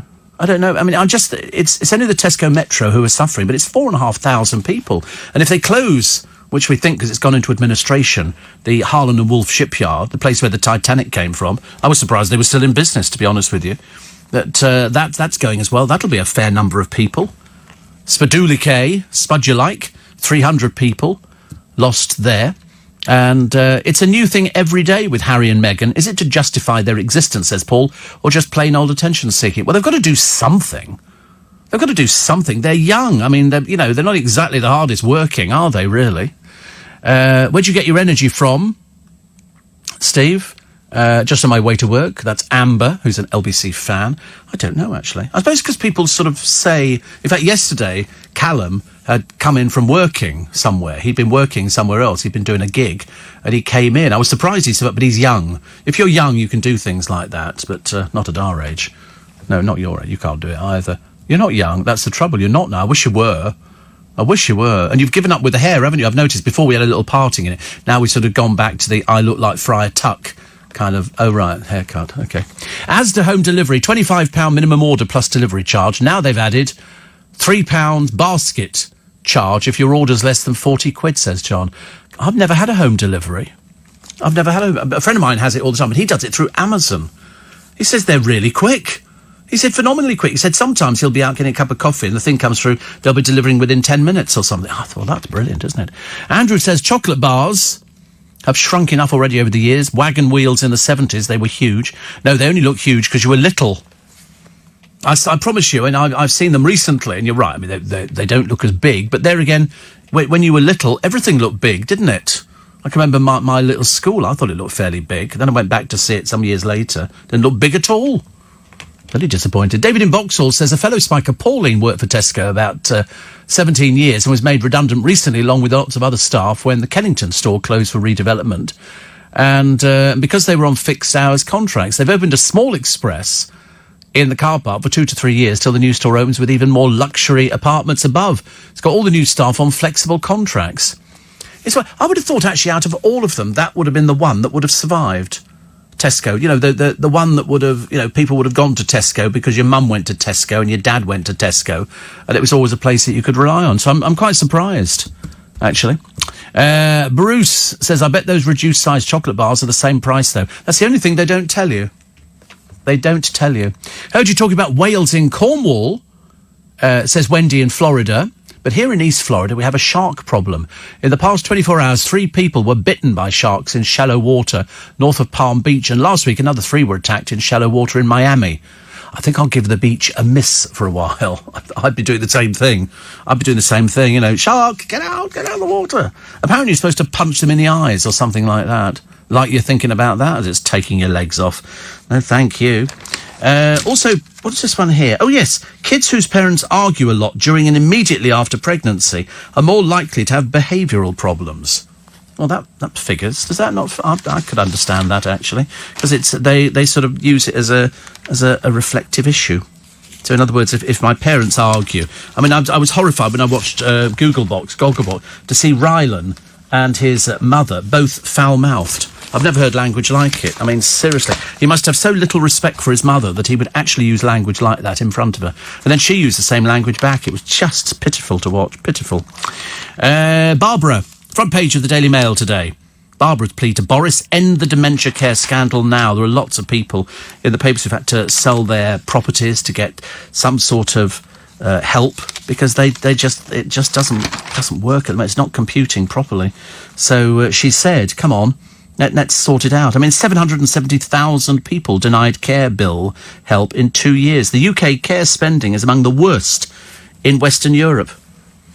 And there's a former government advisor on transport has been fined for his part in the Extinction Rebellion protest, which brought parts of London to a standstill. This is Dr. Stephen Mellier, who broke down as he told a court his actions were a justified response to a catastrophic climate emergency. The transport and planning lecturer from the University of the West in England, in Bristol, has previously advised the government on eco-towns. He was found guilty in court the other day of 2 counts of failing to comply with the condition to disperse protesters. He was among thousands of people who demonstrated across the capital in April. He was the first arrested at Waterloo Bridge on April 16th for refusing to move to a permitted demonstration at Marble Arch. He was later released, but went to a separate protest the following day at Oxford Circus. He represented himself, but had to pause when he began crying. Dear. By saying current action against climate change was not enough. He was fined £500 and £300 in costs. You'll learn the next time when somebody tells you to do something, do it. OK? And you're a lecturer. Transport and planning lecturer from the University of the West of England in Bristol. How embarrassing, honestly. They'll all be going in today, you know, £800, not good. Steve, with the Cadbury's bars getting smaller, I worry for the chubby-fingered fatties struggling to open the packets, says Mark. Do you know, it's funny, actually, the other day, for the first time in years, I thought to myself, I quite fancy a chocolate bar. And then I thought, no, I don't. And then they had a Ripple being advertised on the television, which is like a flake but covered in chocolate. And I thought, I quite fancy that, but I've not had one for about 10 years. So I'm determined that I can be strong and not actually do it at all. Which nice to have your company, Nice. Loads of you trying the... do you remember a little while ago, we had this goes back years. We were trying an experiment with mashed potato. What is good mashed potato? Is it really mashing the potatoes up after boiling them, peeling them, mixing them with a bit of pepper and all that kind of stuff? And I said, well, the instant mashed potato that I was buying from Costco is really good. Well, anyway, they've stopped doing it. They've stopped doing instant mashed potato. And then somebody said, have you tried the Iceland one? So I go to Iceland thinking, I wonder what it's like. And they look like little bullets, like little sort of mini lipsticks, but it's all frozen mashed potato. And you just put it into a stew or something like that, and it sort of mixes in with it, or you can do it separately, I suppose. Anyway, I taste it, and even I was surprised. I didn't need to add any butter or anything at all. It was absolutely delicious. And so, and I said to people, you need to go and try. It's only £1, and you get a big bag of it. And somebody said, oh, it won't be any good. Well, the amount of people who've come back now and said, I'm never going to peel a potato again. It was absolutely delicious. Heather, my nurse, she's tried it. She loves it. It's so easy. You know, you just take it out the freezer, take as many bits as you want. I mean, in theory, you could probably do a potato pancake by sort of putting a load in a frying pan, a hot frying pan, waiting till it unfreezes, and then sort of put it, and then it will cook on the other side. Then you flip it over, and then you could sort of put grated cheese in there, or little sausages, or baked beans, or something like that. That's quite nice. But anyway, loads of people like it. So that's good. Stu says, I used to work for Asda Home Shopping, only 5 hours a day, but told there's always overtime and proper hours will come. Wait a minute, sorry. And I'd probably go. That never materialised. Tuesday and Thursdays off. Most customer good. Worst areas delivering. Some customers ordered £300 worth of stuff. Oh, and there's always problems, aren't there, with things like that? I've always thought that anyway. Steve, the Royals have done military service. Better than radio service. Military service? What sort of military service have they all done? Are they doing it now? I don't think so. No, I don't think so. In fact, I don't think you find Prince Edward managed anything at all. He couldn't manage the Marines. That was far too butch. Far too butch for him. Harry sort of did helicopters, and then that went with the wayside. It's too dangerous. And Charles did what? Do tell. And then the other one flew helicopters for a little while. But that's it, actually. But to put it this way, I bet you're writing more to the radio, Alec, than you are to the Royals. That's the appeal of it, you see. Always write to people on the radio, but if you write to the Royals, you know, that makes you look slightly peculiar. Another one here says that Metro stores to be made redundant, the staff, 4,500. 153 Tesco Metro stores. That's how many there are. You know, due to challenging, evolving retail environment and increasing cost pressures. So there you go. I mean, I don't know what you can do about things like that. I really don't know. It's a little bit difficult. And somebody said chocolate bars just need to get rid of the lines. Too easy to snap it, stack it, eat the whole thing in one. Yeah, I mean, you might be right on that one. I used to quite like years ago. What did I used to eat? I mean, if ever I used to eat anything, the only thing I would ever eat would be a Kit Kat. And I was never that particularly fussed about it. But chocolate bars, you know, the Cadbury's Fruit and Nut and all that sort of thing. I just think, okay, that's okay. But I never bought them. I never bought them at all. I mean, I could go to Costco and buy a big box of these things now, but I haven't bothered to do it. Mainly because I don't have a chocolate addiction. I'm savoury. Much more savoury than anything else. I'd rather have, you know, a potato croquette than a piece of chocolate. It doesn't interest me in the slightest. Which is good news, I suppose.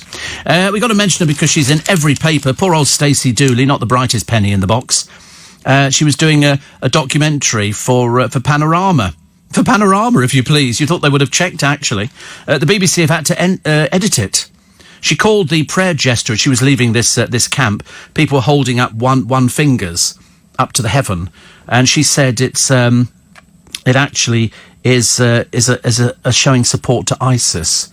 I mean, that's stupid. That's stupid. So the BBC have had to recut her debut Panorama documentary just hours before broadcast. She admits she's no expert on the Middle East. She's no expert on anything by the sound of it. Really embarrassing. You know, the other time, I mean, she was questioning Muslim women through the fence and then this misinterpreted gesture. So the BBC had to apologise. We're terribly sorry, she's stupid. And then Miss Dooley's representatives were contacted. Well, that'll be the BBC, won't it?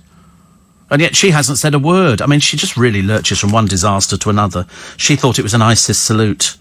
And so apparently she's been given a £250,000 golden handshake contract. So they've given her Panorama. Oh, my God, that's plumb new depth, hasn't it? I didn't realise. Did not realise. Also, the warrant for disgrace in shocking detail. In the Mail today, shameful document police submitted to authorise the raid that ruined the life of war hero Lord Bramall. I mean, just absolutely appalling. Absolutely appalling. And they've had all sorts... I mean, you have to read this. It's too much of it for me to read out. Application for the search warrant. And they also saying that the convicted paedophile was a credible witness who's telling the truth. I mean, what a shocking indictment, isn't it, nowadays? I mean, it really is awful. The victim alleged he was present at the scene of 3 murders and names Harvey Proctor as being involved in 2 of these offences and Leon Britton as being present during one of them. I mean, just absolutely unbelievable. A blatant lie from Mr. Beach. Blatant Nick the Liar. I mean, strangely enough, he was known to the police back in 2012. His allegations were fundamentally, back in 2012, inconsistent with those made to the Metropolitan Police in 2014 and with his blogs published in 2014. He was just a paedophile liar. And the police went with it. Oh, yes, a credible witness there. Of course that would have been seen. I mean, have you ever heard... I mean, do you know, anybody with half a brain cell would have realised it was a crock of what's-it. Absolutely. You know, so who was to blame for breaking the law? A top officer in the spotlight? An inspector drafted and checked the warrant, the application to judge signed by detectives. I mean, are these people really stupid? Or were they just incredibly naive? You have to ask, there's something rotten at the heart of the Metropolitan Police. And this would be it. This would be it. I mean, the lead investigator of the police watchdog probe into Scotland Yard's handling of Carl Beech's claims was handed the role a few years after graduating from university. Despite Operation Midland being widely regarded as one of the most shambolic police investigations in living memory, the watchdog has absolved the police and ruled that not a single officer will face misconduct proceedings. Fantastic. You know, perhaps we can all make up things about people, because believe you me, in front of the police, it's amazing, isn't it? Although I watched a programme last night. What is it called? It could be...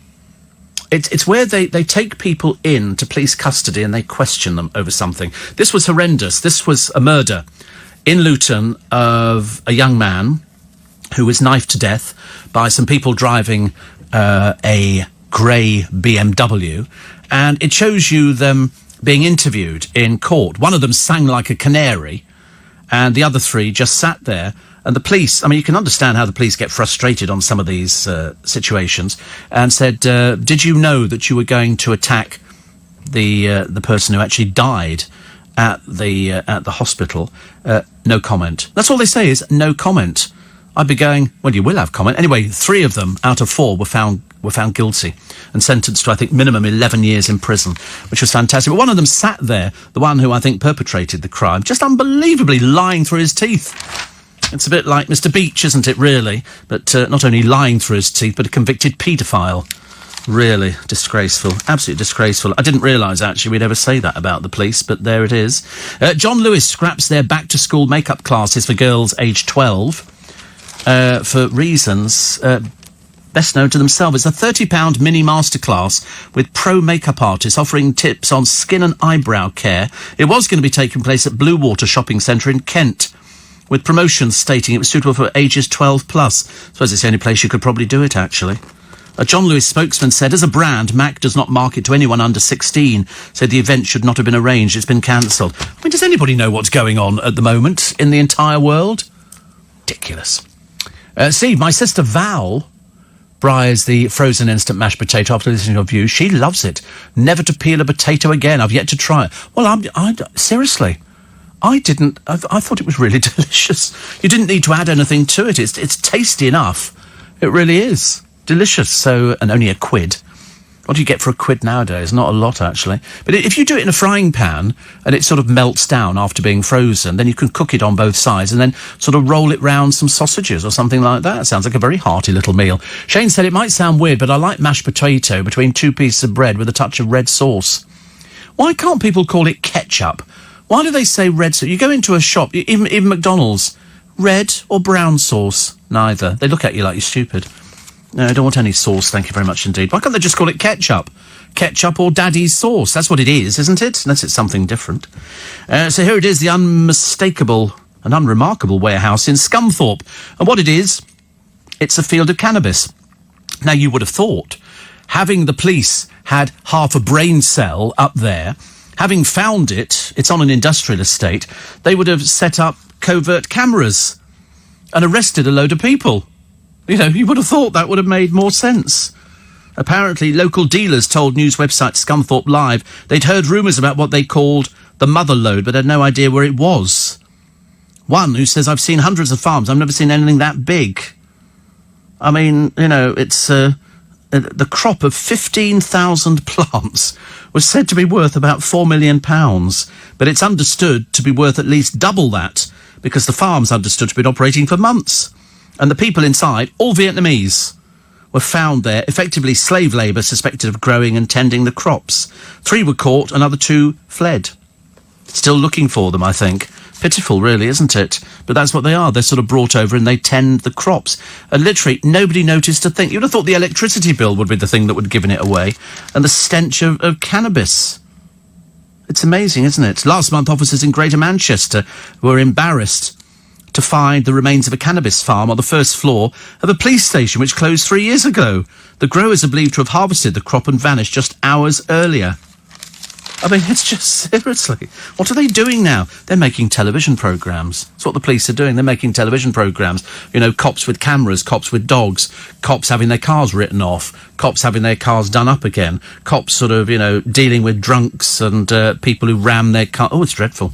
Some of it's awful. You wouldn't want to be it, but it's now, they've actually turned into celebrities. Sometimes the people that they've actually caught go, are we going to be on the television? Yeah, woo! And you think, it's just some joke, isn't it? It's absolutely a joke. It's ridiculous. 103rd birthday in March for Dame Vera Lynn. And also Harry sends Meghan birthday best wishes via the Sussex Royal Instagram account.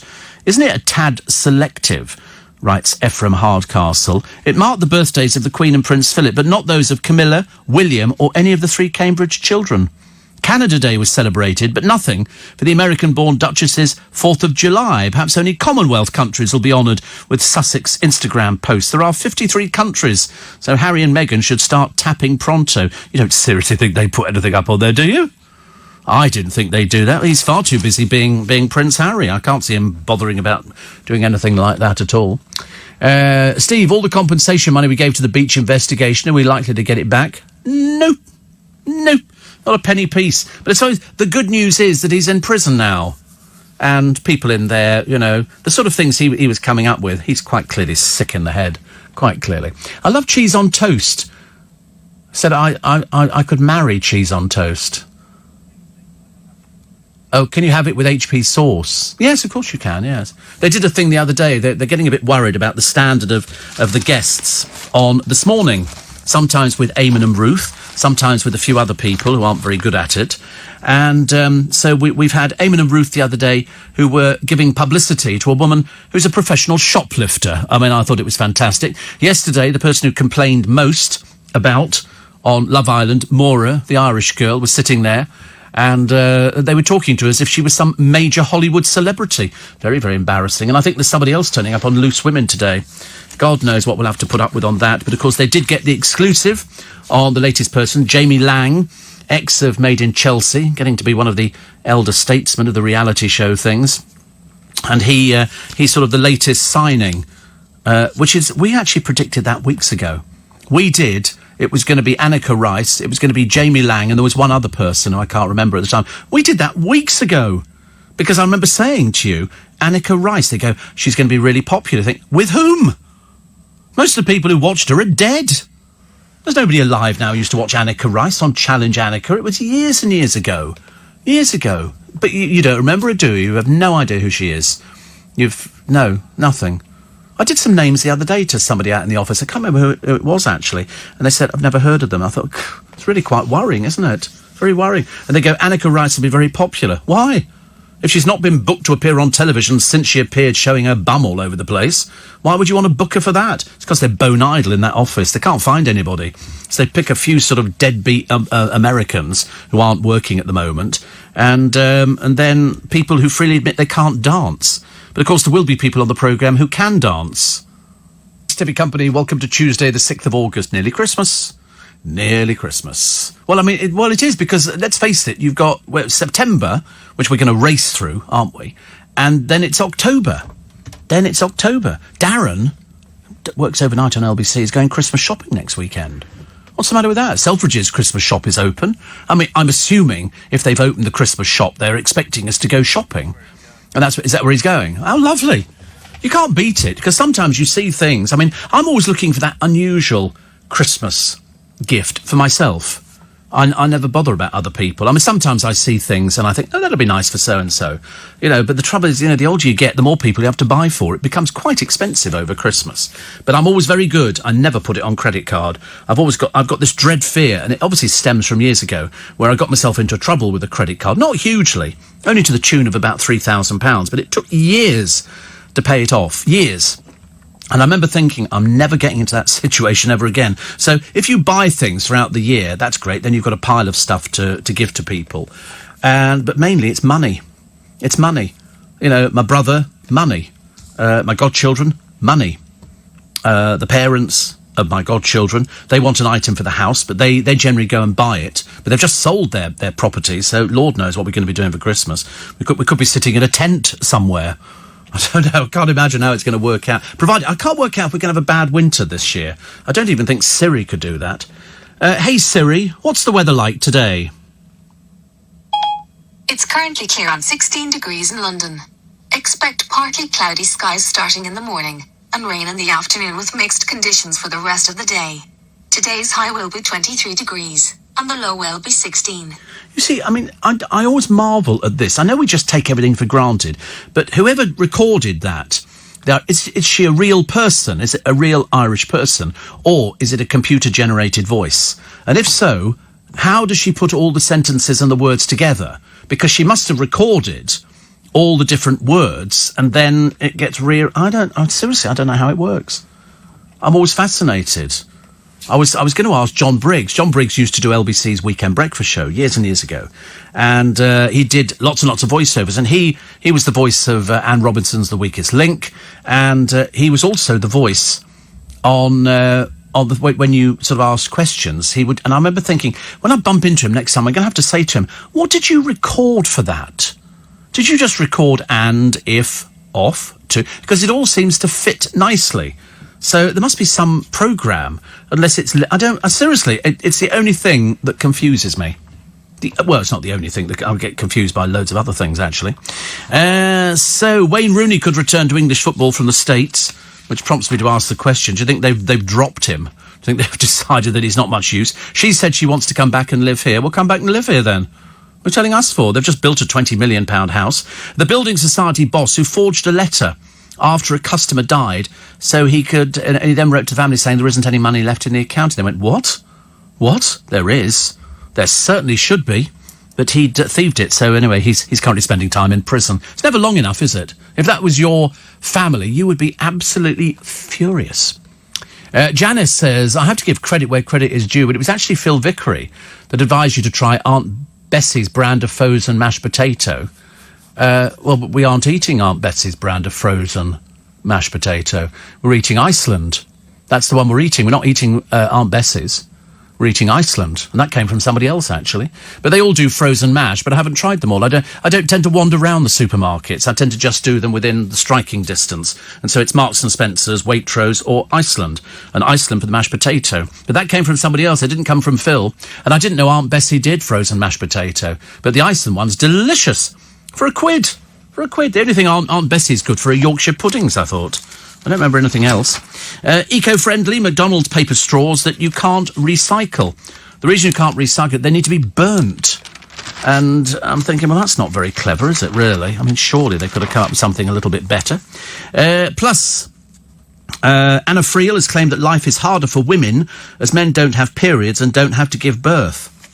No, well, that's interesting. She should say that. Very interesting. She said men don't have periods and they don't have to give birth. But we have had people before, haven't we, who have transed and then go, oh, it's a man who's just given birth to a baby. And I go, no, it isn't. I promise you it's not. It might look like a man, but internally it's a woman. Born a woman with all the women's attributes, able to give birth. Men cannot have babies. I don't care what anybody says. You can sit there till the clouds change colour to pink. But she does say it's actually... harder for women. Oh, I agree. I mean, I don't think most men could cope with period pains and the menopause and life-changing situations and crying on Love Island. But, and I'm sure given the choice, most men would love a huge pair of bazookas out in front of them, Save you going out looking for anybody in a bar, wouldn't it? Just sort of sit at home, talk to yourself. Much easier. Much easier. Also, the drug lord. Did you see this one? This was the oddest thing ever. He's a drug lord. He's a feared boss of a drugs gang. Basically, that means he's ugly. His name is Clauvino da Silva. And he decided he wanted to get out of prison. So what did he do? They made him a mask, a rubber mask, which he put on. And he then what am I talking about? He then put on his teenage daughter's clothes and walked out as her. But unfortunately, he couldn't walk like a woman. He walked like a drugs gang boss. You know, what? Like that. And they went, sorry, come back here.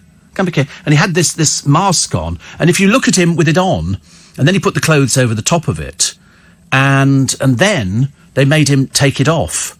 So he had to take the mask off, and he pulled it off. It was a rubber mask. And look, here we go. We take off glasses, and he's wearing a wig. But there we go, the wig's off. And it still looks a bit like sort of a daughter. And then they make him... It's quite clever. It's quite clever, but sadly, because he can't walk. You know, walks a bit like so. And then off come the bits and pieces. He must have been dreaded. I mean, listen, look at that. And off comes the T-shirt. And, he was wearing a bra. There we go. And then off comes the mask.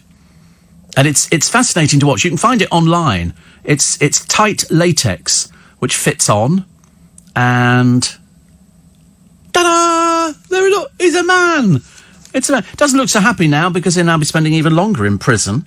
It's not clear. He's serving 73 years. It's not clear what he planned for his daughter after leaving her in jail. She and a pregnant woman thought to have smuggled in the disguise were arrested. It's clever, isn't it, really? His daughter's 19. Well, he planned to leave her in there because they couldn't leave her. One is because she then goes, I was forced to do it at gunpoint or all this kind of stuff. Interesting, isn't it? But he's a drug lord. It's a Brazilian jail. I should imagine most people in Brazilian jails are drug lords. But this one didn't get away with it. It's actually very clever.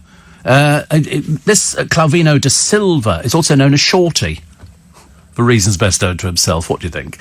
What do you think, eh? Not a tall person. Little Shorty, but he's a drugs baron. Aren't they all? You can't move for people like that.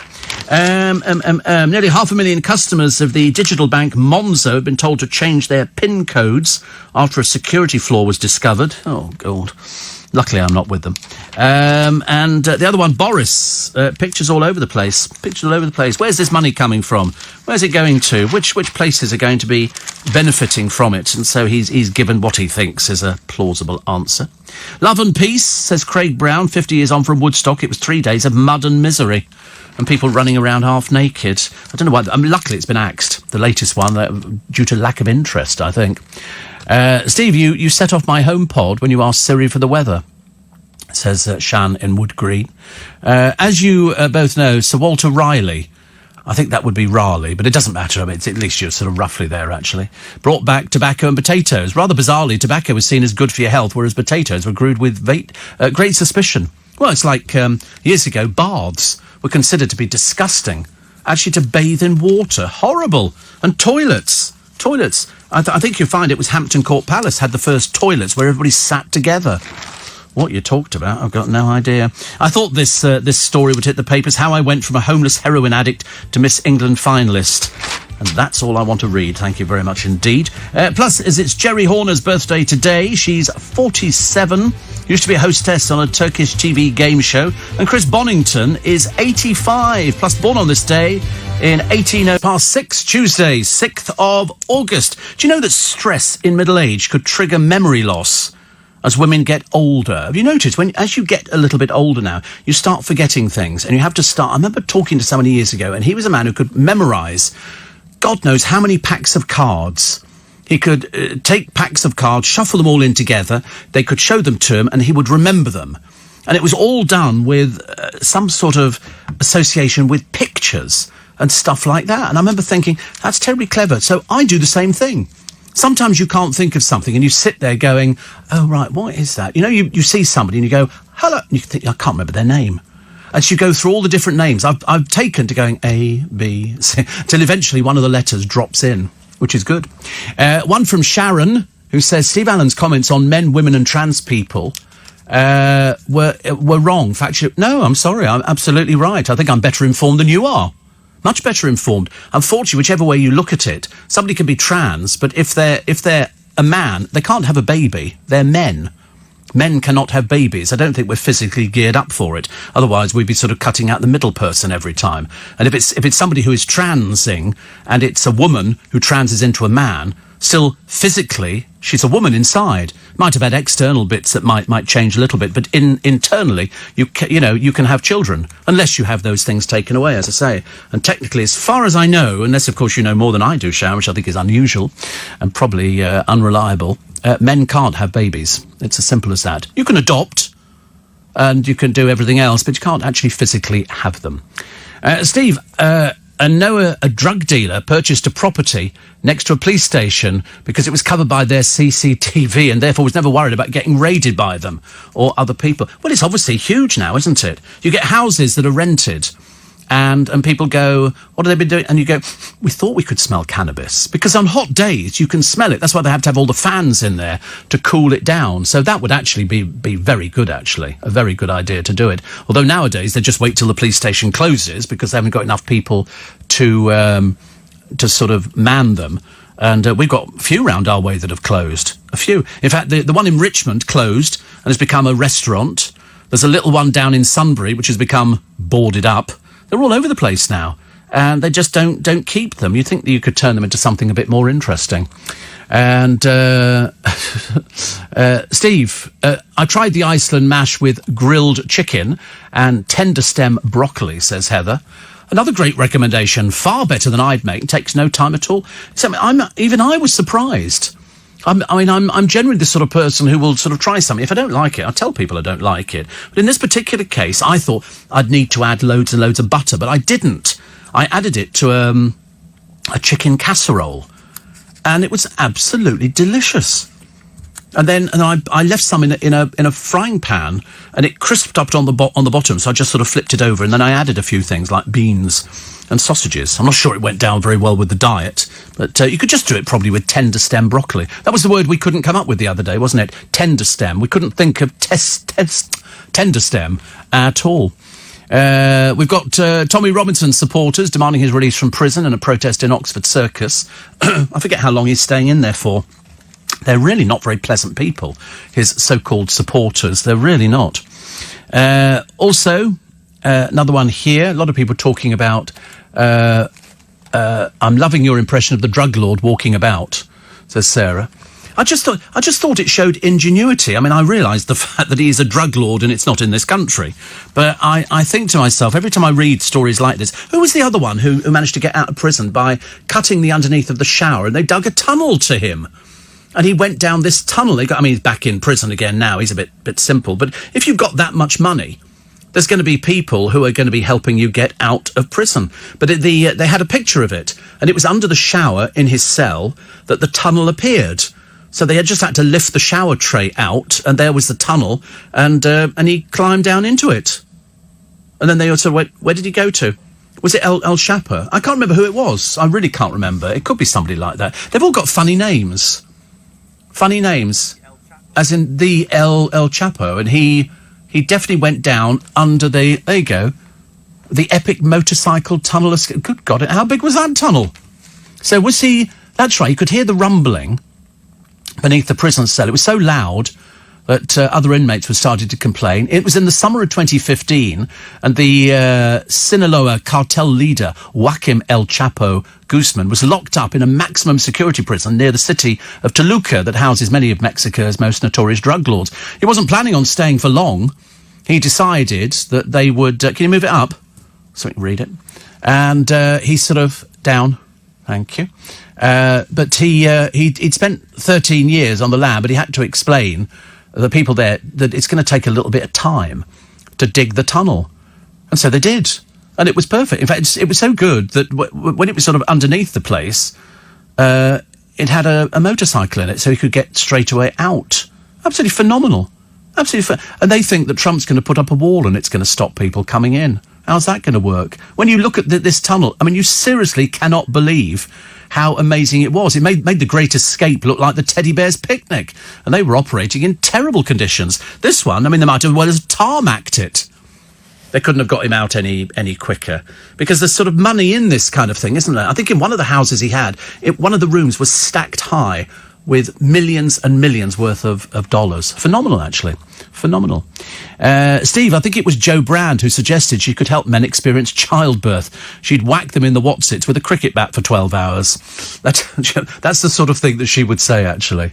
That's the sort of thing she would say. I think that would be very funny, actually. Very funny. Yes. Well, I remember, actually, I've heard that before, because Ruby Wax did it with Pamela Anderson. And she said, "Are you aware of where the baby's coming out of?" And Pamela Anderson went, and she turned it into a joke, actually. Into a joke, but quite a serious joke. She was going, "It comes from there. Comes from there." So is the engine room of the Empire. 35,000 workers built some of the world's great ships. But yesterday, holed beneath the waterline by modern competitors, Harland and Wolff finally went under. 1911, the Titanic. When you look at the Titanic, you realise how small it was compared to some of the great liners and the ships today. So she was launched in 1911. She sank in 1912, hitting an iceberg. 1,500 people perished. HMS Eagle, launched in 1951. Titanic's sister ship, Britannic, 1914. The White Star Line took Titanic and the Olympic. They almost looked identical, but they were small compared to the stuff that you get nowadays. I've seen a mock-up of a ship next to it. I mean, it's absolutely amazing. Absolutely amazing. Phenomenal. Also, oh no, I can't do that one. Still in court. Thousands of canisters left on the beach after the Pride Festival. Thousands of laughing gas canisters have been discarded after festival revellers left behind 100 tons of rubbish. This was after Gay Pride. I thought gay people were very tidy. I thought somebody would have raked the sand over and at least left a quiche on the side. But not. This illegal drug is popular among the young as it's cheap and easy to obtain. But the craze is having a disastrous impact on the environment. All these metals, where are they made? All these little metal canisters, they must be made somewhere. But the gas was linked to 8 deaths in 2016. So, the warning signs are there. If you decide to heed them, you decide to heed them. And if you don't, well, there is a chance. There is a chance. Here's poor old Sarah Ferguson. Poor old Sarah. She's had a bit of a rough ride, hasn't she? Father found in massage parlours, accused of selling Prince Andrew down the river, accused of nicking the storyline for Budgie the Little Helicopter. I mean, it really has been quite bad, actually. But apparently her most prized achievement is her daughters. She says, "I think they've done incredibly well." Well, they haven't done anything, actually, as yet. What have they done? Do tell us. Do tell us what they've actually done. Nobody knows. They apparently both have jobs that they turn up to as and if they feel like it. But the rest of it's all very, very worrying, actually. Steve, the recall memory technique, says Les, is called memory pegging. Is it? Memory pegging. It works, though. It really works. But I've often done that when somebody said, "Oh, what's the name of so-and-so? Can you remember that, Steve?" And I go, A, B, C, D. And you get to a certain section of the alphabet and you go, "I think it's around here somewhere." I mean, there is, it's a unique method of remembering numbered items. The peg is a hook on which we hang the number. You can use any kind of peg system. So there's a rhyming peg system. 1, sun. 2, glue. 3, knee. 4, door. 5, hive. 6, sticks. And you see these images. 7, heaven. 8, gate. 9, vine. And 0, wart. So if you want to remember a phone number, 302-187, in the above system, it's knee, wart, glue, sun, gate, heaven. I mean, it sounds a bit silly, but you make up a story around it, and that's how it works. Seems like hard work, but you could end up like Derren Brown, hosting your own shows. That's the exact system he uses to remember entire directories. Well, that's what they say. I'm always terribly cynical. So it's 1 sun, 2 glue, 3 knee, 4 door, 5 hive, 6 sticks, 7 heaven, 8 gate, 9 vine, 0 wart. So knee, wart, glue, sun, gate, heaven is 302-187. To be honest with you, I prefer to write it down somewhere, 302-187. You'll remember that the rest of the day. You really will.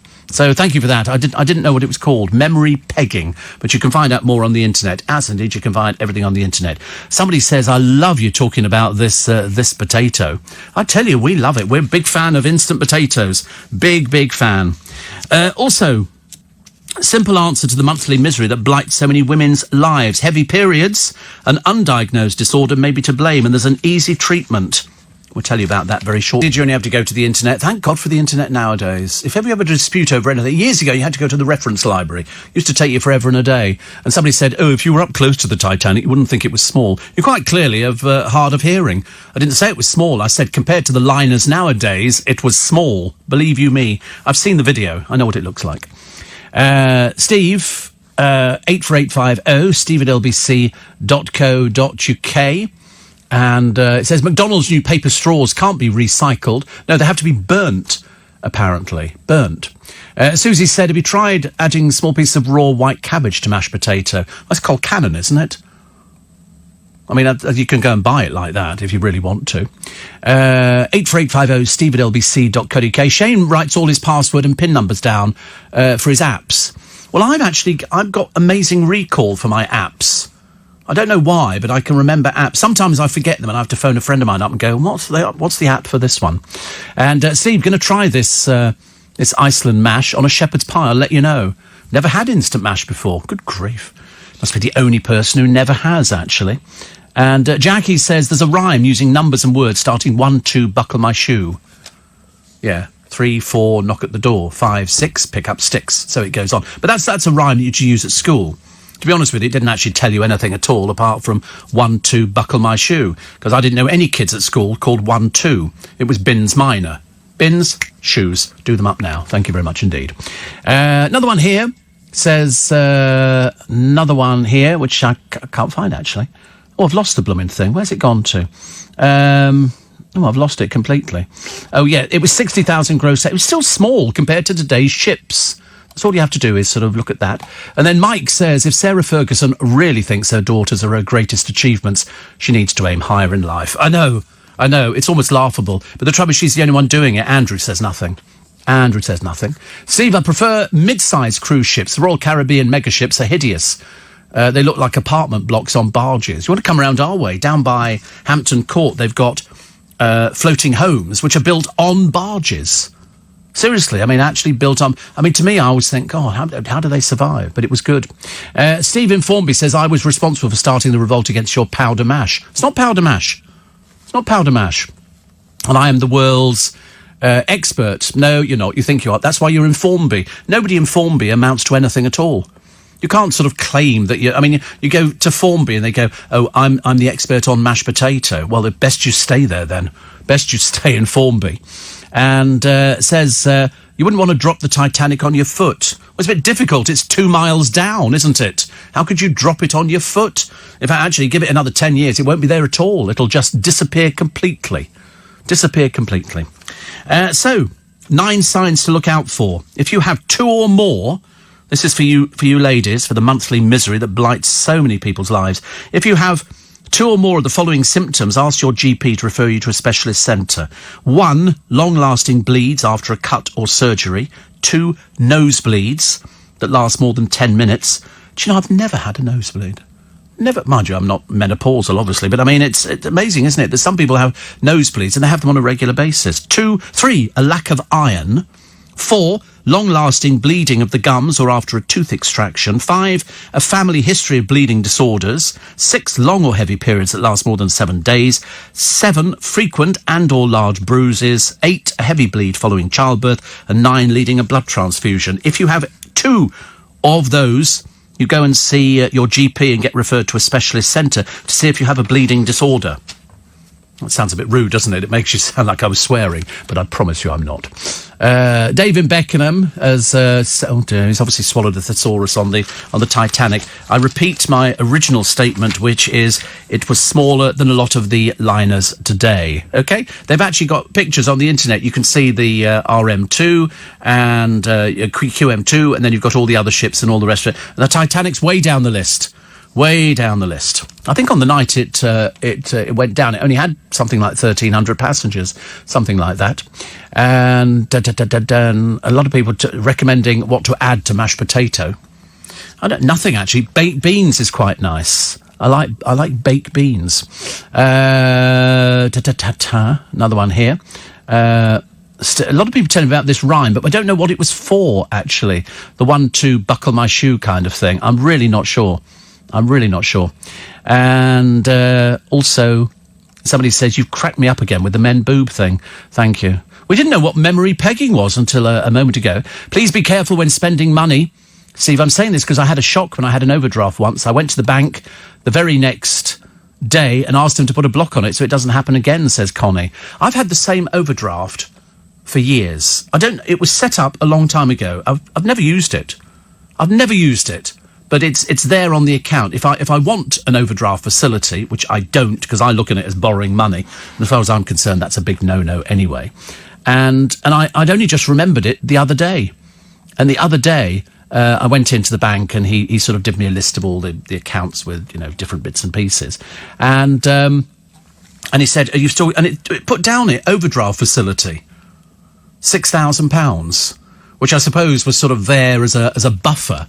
But I decided never ever to use it. In fact, I thought to myself, I would see if I could actually get through without actually ever using an overdraft facility. But it was there when I think I'd set up a mortgage or something, and you get really into a terrible pickle over it because it becomes so expensive. A lot of people talking about Sarah Ferguson and deciding actually that if she thinks her daughters are her greatest achievement, she really needs to set her sight a lot higher, because I think they've always been classed as sort of as the daughters who don't really do anything, but enjoy a little bit of the limelight. They have ordinary celebrity friends. Whether they have celebrity friends, I've got no idea, but they like their celebrity people. Steve from Darren and Staines, he's tried the mash at the weekend, said it was fab. I made the wife, Steve, what I thought was delicious parsnip and sprout colcannon. She said the parsnip was good for cows. Should I give a reply? Yes, says Chris and Chelsea. I'm not really big into parsnips. I don't know why. People love it. They go, what about that thing they have at Christmas? Is that honey parsnips or honey something? I can't remember. You have the usual things, and then I think it must be parsnips. They're sliced and then they're sort of dipped in honey or something. Whatever it was, I didn't like them at all. So I never bothered with things like that. It was never my sort of thing. But other people absolutely love them.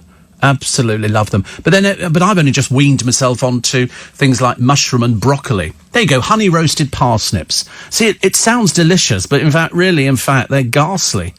I mean, you have to cook for 50 minutes. I mean, when you think what you could do in 50 minutes, you could repaint the sitting room, couldn't you? If you got one of these Paint Runner Pro things, which they advertise on the television. And a lot of people talk about video games. Another thing I never got into. I'm assuming that did Darren get into video games? I can't remember if he did. I can't remember. He was talking about video games a short while ago, and I remember thinking, I wish I could. I never mastered them. I have no idea of how to do these things.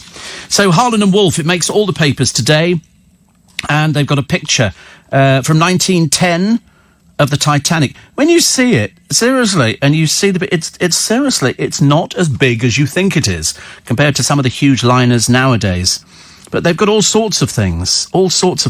They have apparently, I believe they have a museum there. You can go, and so all the politicians and union officials who've occupied the yard with a big placard saying "Save our shipyard." The trouble is, the reason that Harlan and Wolff went under is we couldn't compete with overseas shipyards. It became increasingly difficult. And Tish in Shirley, he said, better part of Croydon here. Yes. I use Iceland mash for shepherd's pie, fish pies, thickening soups, and I often add horseradish or mustard for beef or pork.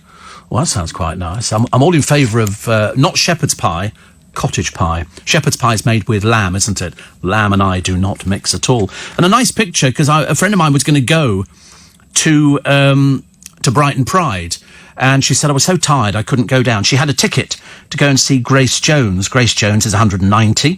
Kylie Minogue, but the trouble is it went on for such a long time. She said, I've been standing there for 10 hours, so I thought, maybe not. She was always slightly peculiar, Grace Jones. I don't know why she ever got this reputation. I mean, of being not very pleasant. That was indeed a justified reputation, as anybody will check. I mean, just rude and offensive. Turned up late for everything. Sort of hit people. Mainly Russell Harty on his chat show, poor soul. And Steve, Google the nursery rhyme 1, 2, buckle my shoe. It's about workers getting ready for work. Is it really? Well, there you go. And poor old Peter in Malvern, he says, my phone hasn't stopped ringing. I wouldn't have the faintest idea what all the dialing codes were, because years ago you didn't have the number. Now it's all numbers, isn't it? That in the early days you just sort of, it was, Basingstoke 75361. And you'd pick up the phone and you would answer with your number. Hello, Basingstoke 76531. Hello, is that Basingstoke 7... Yes, I've just said that. So now you pick up the phone, yes. Or if you actually look at it on your telephone, it actually... I had to answer the phone the other day. And a friend of mine had phoned me. He said, they're going to phone you. He said, but the number is withheld. But it's strange enough, it wasn't. And so I looked at it and I thought I'd better answer it. I knew what it was. It was a ticket agency. I was buying some tickets for a Christmas present. And so I was prepared to answer it. But otherwise, if it comes up as withheld, I don't bother answering the phone now. I've always said to people at home, don't answer the phone. If it's withheld, why would you bother answering? Because it could be cold calling. It could be somebody going, oh, hello, I'm calling to see if we can offer you a deal on your electricity. Go away. Put the phone down. Much easier. I love skippers, Steve. They're little tinned fish. I know what they are. I've often wondered what it must be like squeezed into a can like a sardine. Ugh. I can't eat sardines, pilchards, anything like... Oh, it looks disgusting. Seriously. But then I'm not really a fish person. Apart from fish fingers, pieces of fish that I've bought in Iceland, have with the mashed potato, or anything like that. But nothing that looks like the actual fish. I told you I went to a restaurant once and they had deep-fried whitebait. And I got taken by the deep-fried bit. So I actually tried, and they all came with their little heads on and their little eyes. I looked at it, no thank you. And so I just left it. When she came back a few minutes later, she said, was it all right? I said, I've lost my appetite.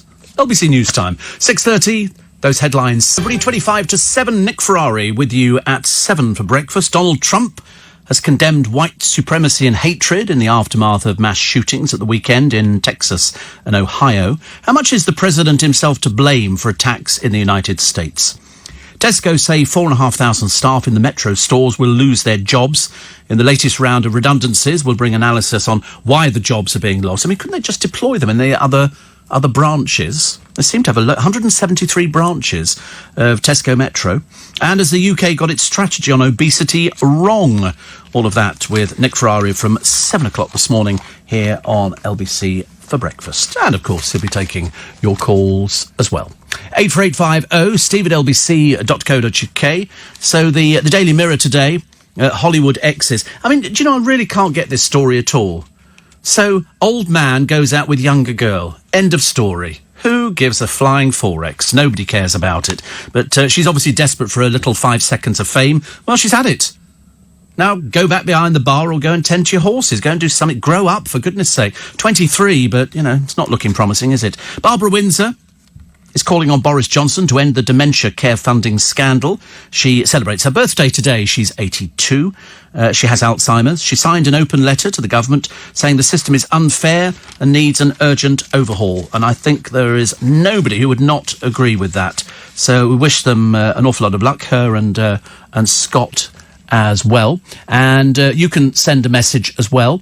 You can sign the petition. It's change.org/dementia care. change.org/dementia care. Okay? And so they're lending their voices to the hundreds of thousands affected. So it's change.org/dementia care. Good luck. Good luck. Steve, the new paper straws in Mackie D's are naff. Halfway through a milkshake and you've got free mashed potato. Don't need to go to Iceland, says Mavis.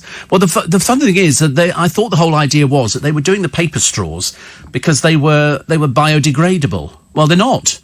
You'll need to burn them. Well, I don't know. I mean, presumably they throw them out in the rubbish the same as everybody else does. In fact, you were better off with the plastic ones because you could reuse them. Although, to be honest, I wouldn't want to be using an already used plastic straw, but some people like that kind of thing. A doctor recommends people over 60 to eat a tin of sardines together with oil in the tin every day. Well, I'm not remotely interested, says Dave. Really not interested. I mean, I couldn't care less. And who is this lone doctor? A tin of sardines every day? No, thank you very much indeed. Definitely not. I wouldn't touch them. I mean, I've never even bought a tin. Seriously, I've never bought a tin of sardines. Why would I? If you don't like things like that. But the story of Barbara Sorrow over the funding scandal, a widow's house had to be sold to pay a £211,000 care bill, despite her meeting vital criteria for NHS funding. Lily Capel had severe Alzheimer's, went to an £800 a week care home in Sudbury in Suffolk. Means testing placed her over the threshold for support, so she had to pay for her care. The family applied for funding, but the clinical commissioning group refused the request. Her daughter Shirley says, my mum scored severe on 2 of the 11 criteria needed to get the extra health care. She had enough points to qualify, but then the social care experts had a meeting and changed the criteria. It was awful, underhand and unfair. She died, age 92, in 2015. Absolutely appalling. It really is, honestly. These people, when you see the level of care that goes on in other places, we just don't care, do we? We really don't care. Don't care what happens to these people. And hopefully with Barbara and Scott pushing their weight behind it, we might actually get something going on. Well, we hope, anyway. My mother, Steve, once went to visit my brother who lived in Madrid. He took her for a lovely meal, baby eels. Oh, no, Michelle, I couldn't eat that. They were saying the other day, you know, there's a picture of this whale coming up out of the water. Sand eels, they eat sand eels. And so by sort of churning the water up, although I suppose for a whale, which is absolutely enormous, churning up the water must be like being in the bath, running your hand under the tap. And it was all those sand eels that come up. I don't know how big they are, but a plate arrived, she says, of what looked like worms. Mum suddenly didn't fancy them anymore. Not at all surprised. I wouldn't do that. Steve, who just reminded me of when I was about 18, my boss took me out for lunch and not knowing what to order, I saw steak on the menu. That'll do. Steak tartare, says Bev. It was raw. I know, I quite like it, actually. Perhaps it takes some getting used to, but that's how people used to use it years ago, didn't they? I don't think anybody ever bothered cooking steak. Steak tartare, people go, oh, that's delicious. I like it. Other stories in the papers, the payoff for as the airport strike is suspended, so that's good news. Might come back on again, though. So let's hope not. Plus, Trump, he's a gun nut. Speech over the atrocities slammed. 29 people. I mean, we've had 3 massacres this year. In El Paso, 22 dead. Virginia Beach, 13 dead. And Dayton, Ohio, 10 dead. He blames social media, mental illness, computer games and immigration for shootings. Critics accuse him of acting like Hitler, sounding like El Paso maniac and encouraging violence. How do you explain? I mean, you know, they keep saying no more killings. Well, just take guns away. But you can't, because it's the same over here. We can't actually stop people committing knife crime, because you can go and buy them anywhere. I reckon you could send children out to go and buy knives, or failing that, you just order them online. I don't think there's ever any warning, is there? If you buy things online, you can order it and then you have it delivered to home, and that's it. And I saw this programme on the television last night about this young man being knifed to death because he'd looked at one of these blokes in a funny way. That warrants you being killed. And then this bit of pond life, who's luckily in prison now, hopefully suffering at the hands of other people in there, he decided it was best to kill him. That's what they do now. He was, you know, when he was being interviewed, so-and-so, no comment. So-and-so, no comment. And that seems to cover it now. In America, don't they say, I question the Fifth or whatever it is? It's the Fifth Amendment, I think. And they do exactly the same. How frustrating for the police. How frustrating. Workman and Clark was Harland & Wolff's rival shipbuilder at the turn of the last century. And my Frank Workman was my great-great-grandfather. Good Lord. My ancestor's company clearly dodged a bullet when Starline asked Harland & Wolff to build Titanic and her sister vessel, not for want of sounding glib. Frank would have insisted theirs be the better ship, said his own firm, won the contract instead. The rest is history, and now we'll never know. No, I agree. Steve, what did you do before you were thankfully graced with a gramophone needle vaccination? I don't know, actually. Don't think I did anything, really. Nothing at all. And somebody says, on 2 occasions in my life, I've sat across somebody eating whitebait. I fainted. I can't believe anybody could enjoy eating them. Totally avoid being anywhere in the vicinity of that peculiar dish, says Heather. It's got little heads on with little eyes. And apparently you eat the whole lot. No, thank you. No, thank you. Definitely not. And Chrissy says, you must try sardines on toast. No, thank you. Definitely not for me. Definitely not for me at all. Spitfires flying around the world. Pilots flying Spitfires. 2 British pilots have taken off. Steve Brooks and Matt Jones on a 27,000-mile round-the-world trip in a restored wartime Spitfire. They're probably loving it. David Coulthard was among the spectators as they set off from Goodwood Aerodrome in West Sussex. They're going to head to Scotland, then west to destinations including the US, Japan and India. They'll be followed by a chase plane for safety, which I would think so too. Before takeoff, Steve, who comes from Burford, there you go, in Oxton, says the biggest challenge is the weather, as well as some of the longer flights. Matt, who comes from Exeter in Devon, says, I'm a bit nervous, but excited to get going. How wonderful. We've had that before, haven't we? We've had people flying these planes which are restored by, people who absolutely adore things like that. Oh dear. It's a bit difficult, really, to talk about chocolate without people writing in going, I couldn't do without my chocolate. Oh, you got some new stamps as well from the Royal Mail, a set of 6 limited edition stamps featuring stunning images of some of the nation's favourite forests. I wonder what the Christmas stamps going to be. Do you know, I bought packets of Christmas stamps last year. I'm still using them. I'm sure the post office must think I'm completely mad as a broomstick when they sort of get an envelope with Christmas stamps on it. But here they all are. Glen Afrique, Sherwood Forest. Never looks like the sort of place that Robin of Sherwood would hang around in. Kielder Forest, Glenarif Forest, and Western Burt, the National Arboretum.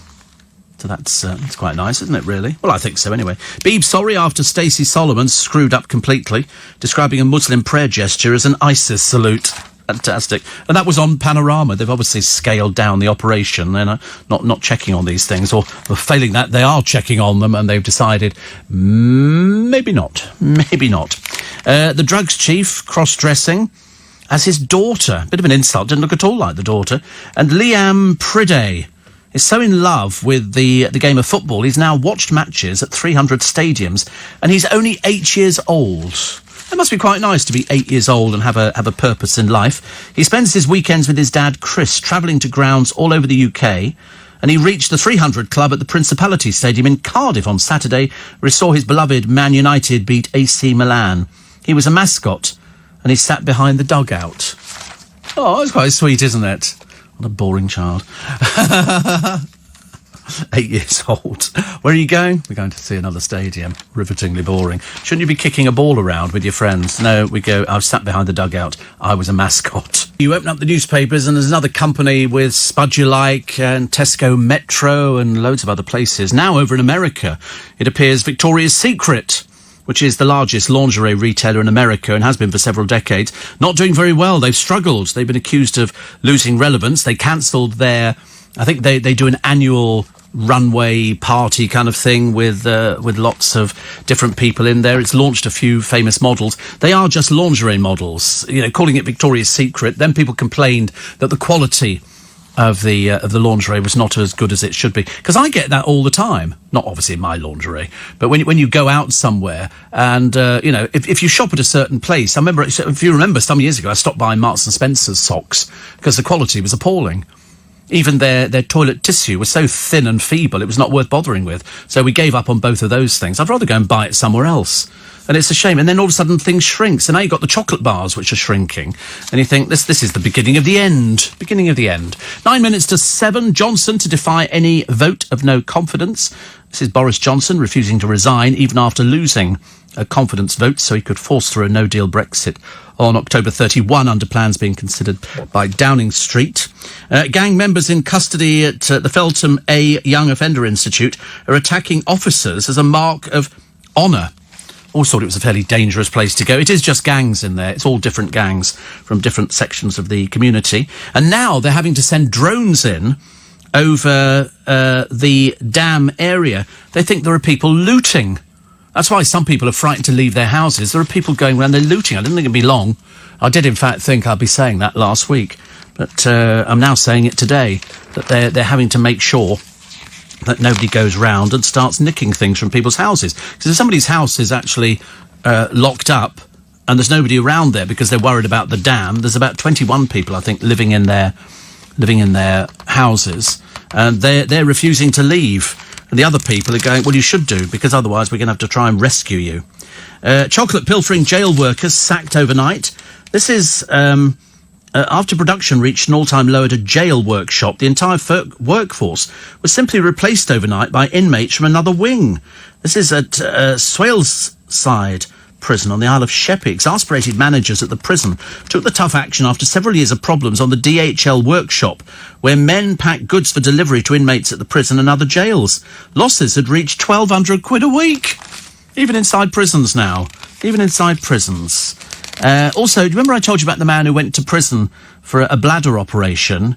He ended up getting circumcised. He's got £20,000 compensation. Doesn't really compensate you, does it, though, really? But they actually mixed up his notes with those of another patient. Now, every time I've been into a hospital, they are so careful with you. I mean, it's got to be really slapdash if they get the wrong person in. They say to you, even before, when I went in for the cataracts, OK, can we just confirm your name, your date of birth, OK, and which eye are we doing? And they will ask you twice before they do the actual operation. An asylum seeker with 18 convictions gets another chance to stay in the UK. You know why? Apparently he's done dozens of firearms, drugs and burglary offences by arguing would threaten his human rights. I mean, since he's arrived here, he's got 18 convictions. It's phenomenal, isn't it, really? He's been tagged, ordered to pay victim surcharges, had his driving licence endorsed, and he's basically gone, do one. But he came with his mother and 6 siblings, but he's basically, we're stuck with him. Why don't we just throw him in prison and leave him there? It makes it so much easier, wouldn't it, really? This just makes a joke of the whole thing. Olivia Newton-John has said using medicinal marijuana has made a huge difference in reducing the pain associated with her cancer. The actress and singer uses drops made from the drug which is grown through by her husband John at their home in California, because marijuana is legal in the state for medicinal and recreational use. So, in November, she's selling at auction many of her personal belongings, including those tight trousers, those very tight trousers, and the leather jacket from Greece, her wedding dresses and the gold lame shorts and matching top she wore to promote her physical album. Part of the proceeds will go to the Olivia Newton-John Cancer Wellness and Research Centre in Melbourne, which is raising funds for clinical trials on medical marijuana. So she came, and I spoke to her. And lovely, absolutely lovely.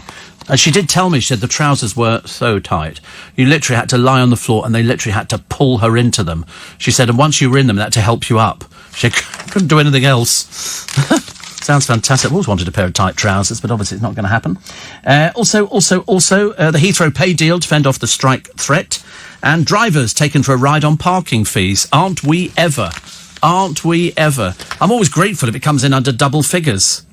Serious. Front page, Facebook friends are far better than neighbours, the Times tell you. And the real reason you're not losing weight at the gym, I think it's because you spend most of your time looking at somebody else, don't you? You actually look at people, you go, what are you doing here? You don't need to be in a gym. But people go to gyms and they absolutely, so they love it. I think it's an addiction. I'm totally convinced it is some sort of an addiction. The Sun, the mum's plea as she battles the NHS on the sick daughter, because yet again there's another Italian hospital that's interfering, and they've said, she can come over here, and the NHS is saying, listen, if we turn her off, she's liable to die. That's what they think. So it's another one of these. It's Charlie Gard all over again. The Guardian, jacket required. Now you know that Phil Vickery is doing baked potatoes on this morning. In praise of the humble baked potato is one of the stories in The Guardian for today. And the advice from Nicola Sturgeon for people in England, move to Scotland. There you go, that's a nice thing, isn't it? Which is unusual because most of the Scottish people are down here. So obviously they don't like it either. Though I wouldn't mind moving up there. I could happily live in Scotland, sitting by the side of a loch, in the morning watching the sun coming up and things, watching the deer and the stags and all the rest of it. And Nessie, not. Royal Navy to join US in Gulf mission, and England suffered emphatic defeat at Edgbaston after being bundled out for 146. How much do these people earn for losing? We're not very good at things, are we, really? It's a shame. Daily Mail, Barbara's plea to Boris, end the dementia care scandal now, and Nick, the damning document, the lying fantasist, Carl the paedophile Beach, coming up with the biggest pile of rubbish you've ever heard since somebody said, whatever. Finally, the Daily Telegraph. Brussels expects no deal. England go one down in the Ashes. And Would you delay the change if you could? They were discussing that the other day. I didn't quite actually get to grips with it, but one of the ladies on Loose Women the other day was saying it's the sweating that's so awful. And I know I've had that. It's just, obviously for different reasons. The Tate suspect may have prowled for hours, they say, and record numbers now pay no income tax. Bliss, oh joy. Thank you very much indeed. This is an analysis by the Institute of Fiscal Studies shows as the burden increasingly falls on the top 1% of earners, 43% of adults do not pay income tax, up from 38% in 2010. The 1%ers typically earn at least $160,000 a year, male, middle-aged, concentrated in London and the southeast of England. Ooh. Wow. And passengers at Heathrow demanded compensation for needlessly rearranged plans as the unions again called off strike action at the last minute. And that, as they say, is it for today. Thank you very much indeed for your company. I shall look forward to being back with you again tomorrow morning. If you go to the LBC website, lbc.co.uk, you'll discover all sorts of wonderful things about podcasting. On my free little bit extra today, Posh shows off her abs. There isn't really a lot to show off about, actually. Love Island winner Amber celebrates her birthday. Couldn't have been tackier or trashier. Fern Britton admits she's stopped being responsible. When did you start? And yet more nobodies are revealed to be part of the Strictly lineup. Most of them you've never heard of. I never quite understand the appeal of lap dancing. I know it's perhaps I'm not the right person to ask about it, but so you go into a club, and I have seen clubs. I do know what goes on in there. They're fairly dim lighting, so everybody looks attractive, which is always the good thing, isn't it? I mean, if you actually bathe everybody in red light, you can look really stunning. I know that because I had a shower head once that changed colour. It was very clever. It just had a little wheel inside there which generated the electricity to change the colour LEDs in there. And so your body, depending on how fast the water was and how hot it was, changed colour as you held the shower head over it. So it went from blue to green to red. Can't remember what other colour it was, but I discovered that red was definitely my colour. I thought I looked much better under red light standing in the shower than any other. Blue just makes you look slightly anemic. And so I've been to a lap dancing club. In fact, a friend of mine went there, gay, and he went there just to talk to the girls. And so when the girls came over, he said, well, listen, he said, I don't want a lap dance or anything like that. He said, but can I pay you for your time? Well, of course, they were more than happy not to have to hang themselves upside down on a pole. And it costs a lot of money. But because it's all done openly, there's lots of sort of people doing it, you end up watching somebody else's lap dance, which I wasn't too sure. And we've heard tales of some of these dreadful places, some of these unlicensed places that operate, overcharging people. The girls encourage you to drink, and they're basically what we used to call in the early days clip joints. In Soho was awash with clip joints. You'd go in there. They weren't licensed, so they couldn't sell you alcohol. So they would sell you ginger beer or something like that, or fake champagne at hugely inflated prices. And if you didn't pay, there was a big butch man who used to take you to the cash point. You paid, believe you me. Clip joints they were. And it was just girls encouraging you to drink their rubbish. But nowadays people go, I mean, I don't know how much it costs for a lap dance. 30 quid, 40 quid, I suppose. So I mean, if you're doing 10 a night, you can make 400 quid, can't you? Not as much as you can make if you're sitting on the pavement begging. That's far more lucrative nowadays. Not everybody does it, but a lot of them do. If they just sit there staring at the floor, which is a bit pointless unless they're a bit simple, then I wouldn't give I never give money to beggars. Never, ever, ever, ever. Socks, yes, but lap dances are different, because that's actually a job, isn't it?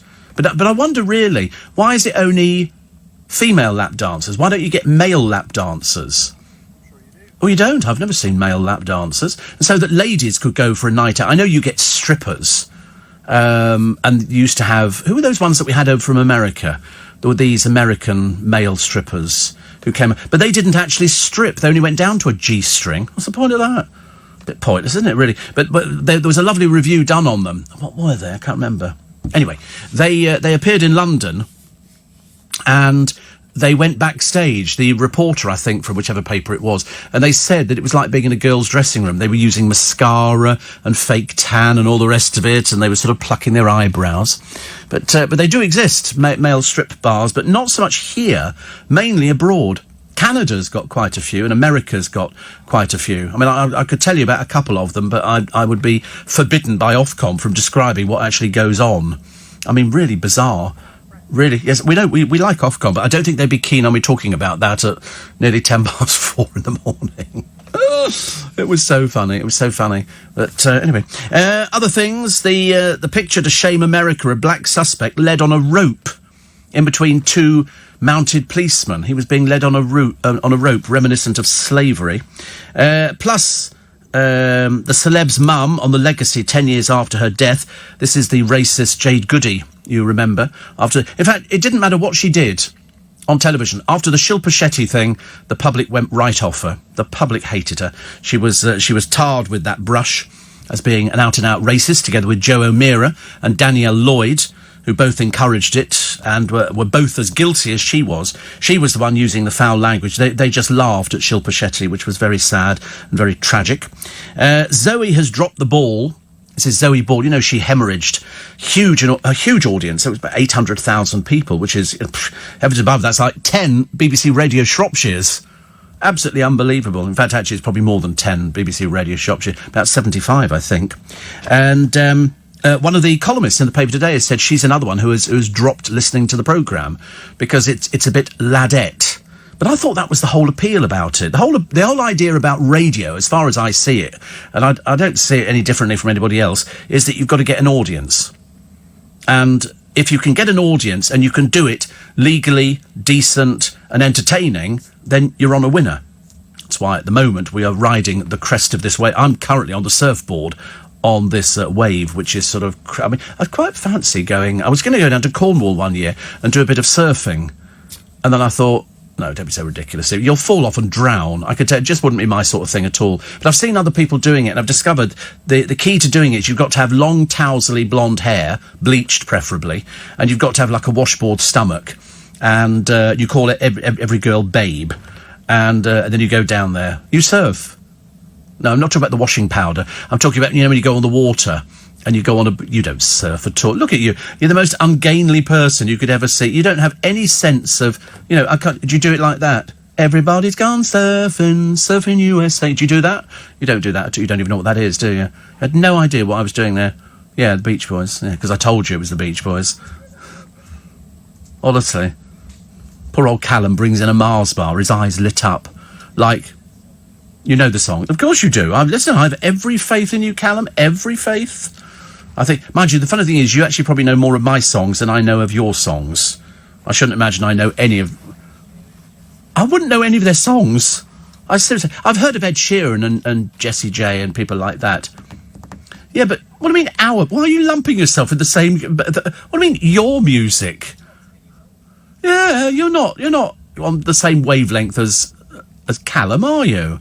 Don't try and pretend that. You're much older. Much older. What sort of music what was the last record you bought? Because that's how you gauge somebody. Mine would be, you don't buy records. What was the last download you did then? What was the last download? Here we go. You can't remember, can you? It was a classical music. What hope. What hope. I bet you've even got Earl Grey tea bags at home in a cupboard, haven't you? Things like that. Rui Bosch. Oh, right. Actually, he was very excited the other day. He said, I'm so excited I'm going home to new furniture. He made it sound like they'd been out raiding a skip or something. Because we did Matt Cardle yesterday for In Conversation. I don't know when that's transmitting.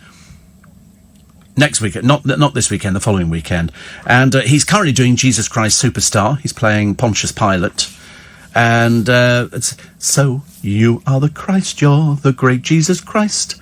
Prove to me that you're no fool. Walk across my swimming pool. It's absolutely, he's tailor-made for the part. Tailor-made. He likes playing. And then he's going into another show as well, which we'll be talking about in a couple of weeks' time. Buddy Holly's widow is going to be reunited with Buddy Holly. How they're going to do it? He's going to be a hologram. They've done it with Elvis Presley. And they've done it with quite a few other people as well. So they're going to do it with Buddy Holly. He will be touring this country in hologram form, and his widow will be there, which will be very, very odd. The little piggy that never will go to market. It's another one of those nice stories where somebody finds a little piggy by the side of the road, and they go, no, he's going to be cute. They're so cute. I mean, every time I say a little piggy, it reminds me of Babe. Always reminds me of Babe, because the idea of a talking pig I thought was absolutely fantastic.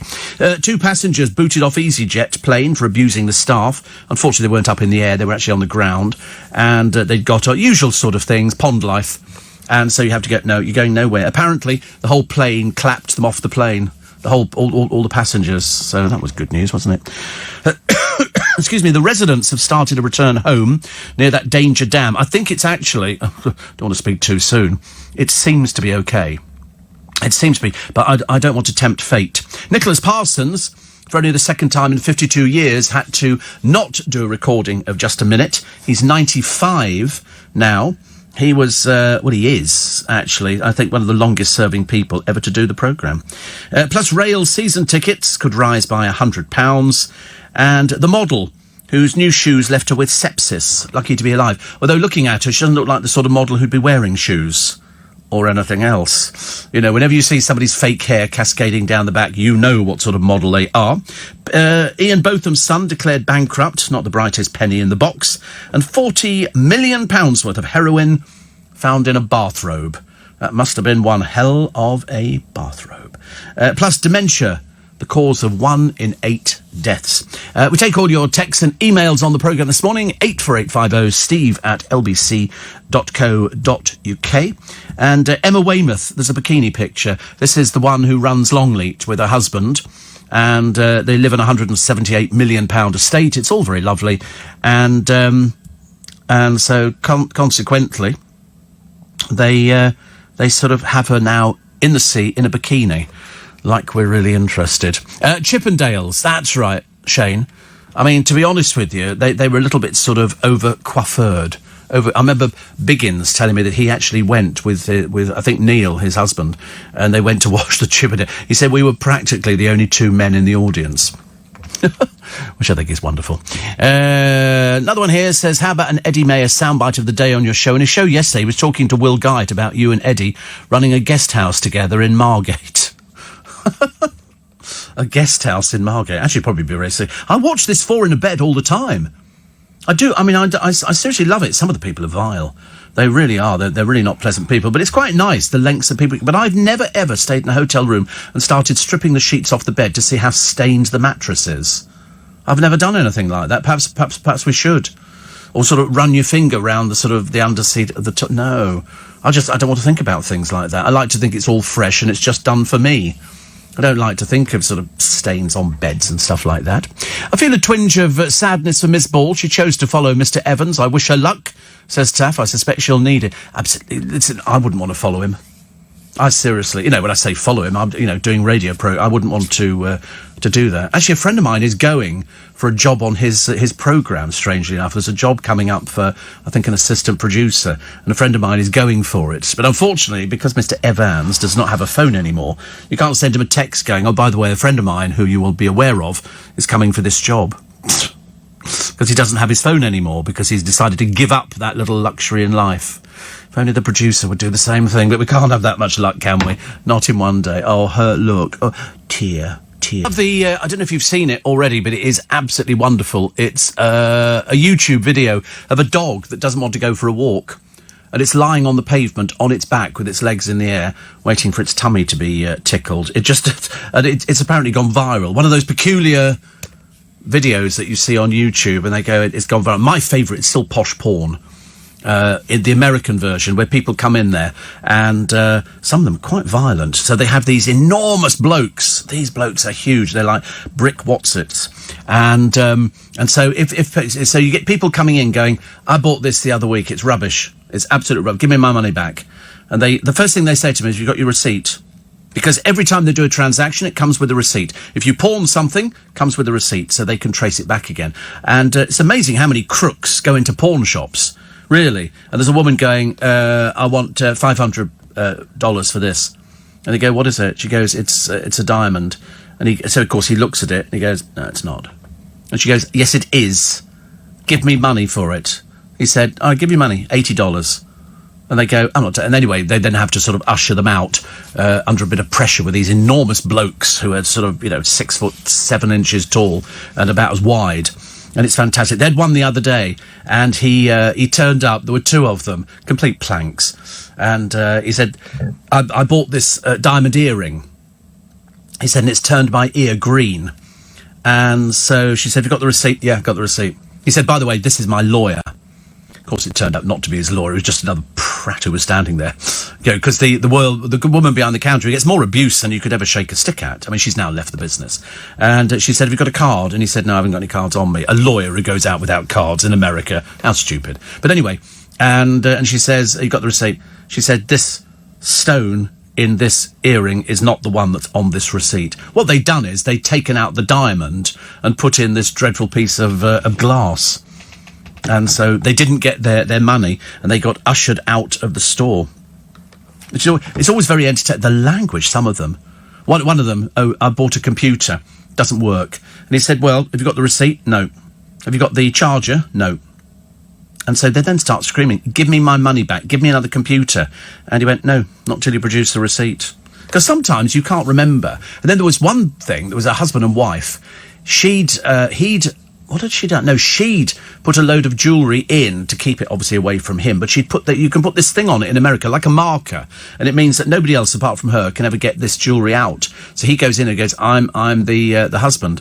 I want this jewellery out. And he says, I can't give it to you.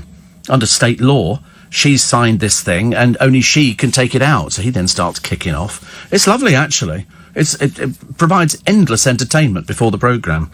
It's a way of dealing with the producer. You know, he says, I've got this and got that. I'm surprised, actually, you haven't got an earring. I thought you'd have an earring, Thomas. No? Any piercings? No. I just thought you'd have an earring.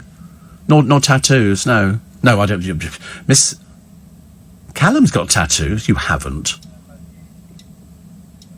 You haven't got tattoos. I was going to say, I can't imagine you having tattoos.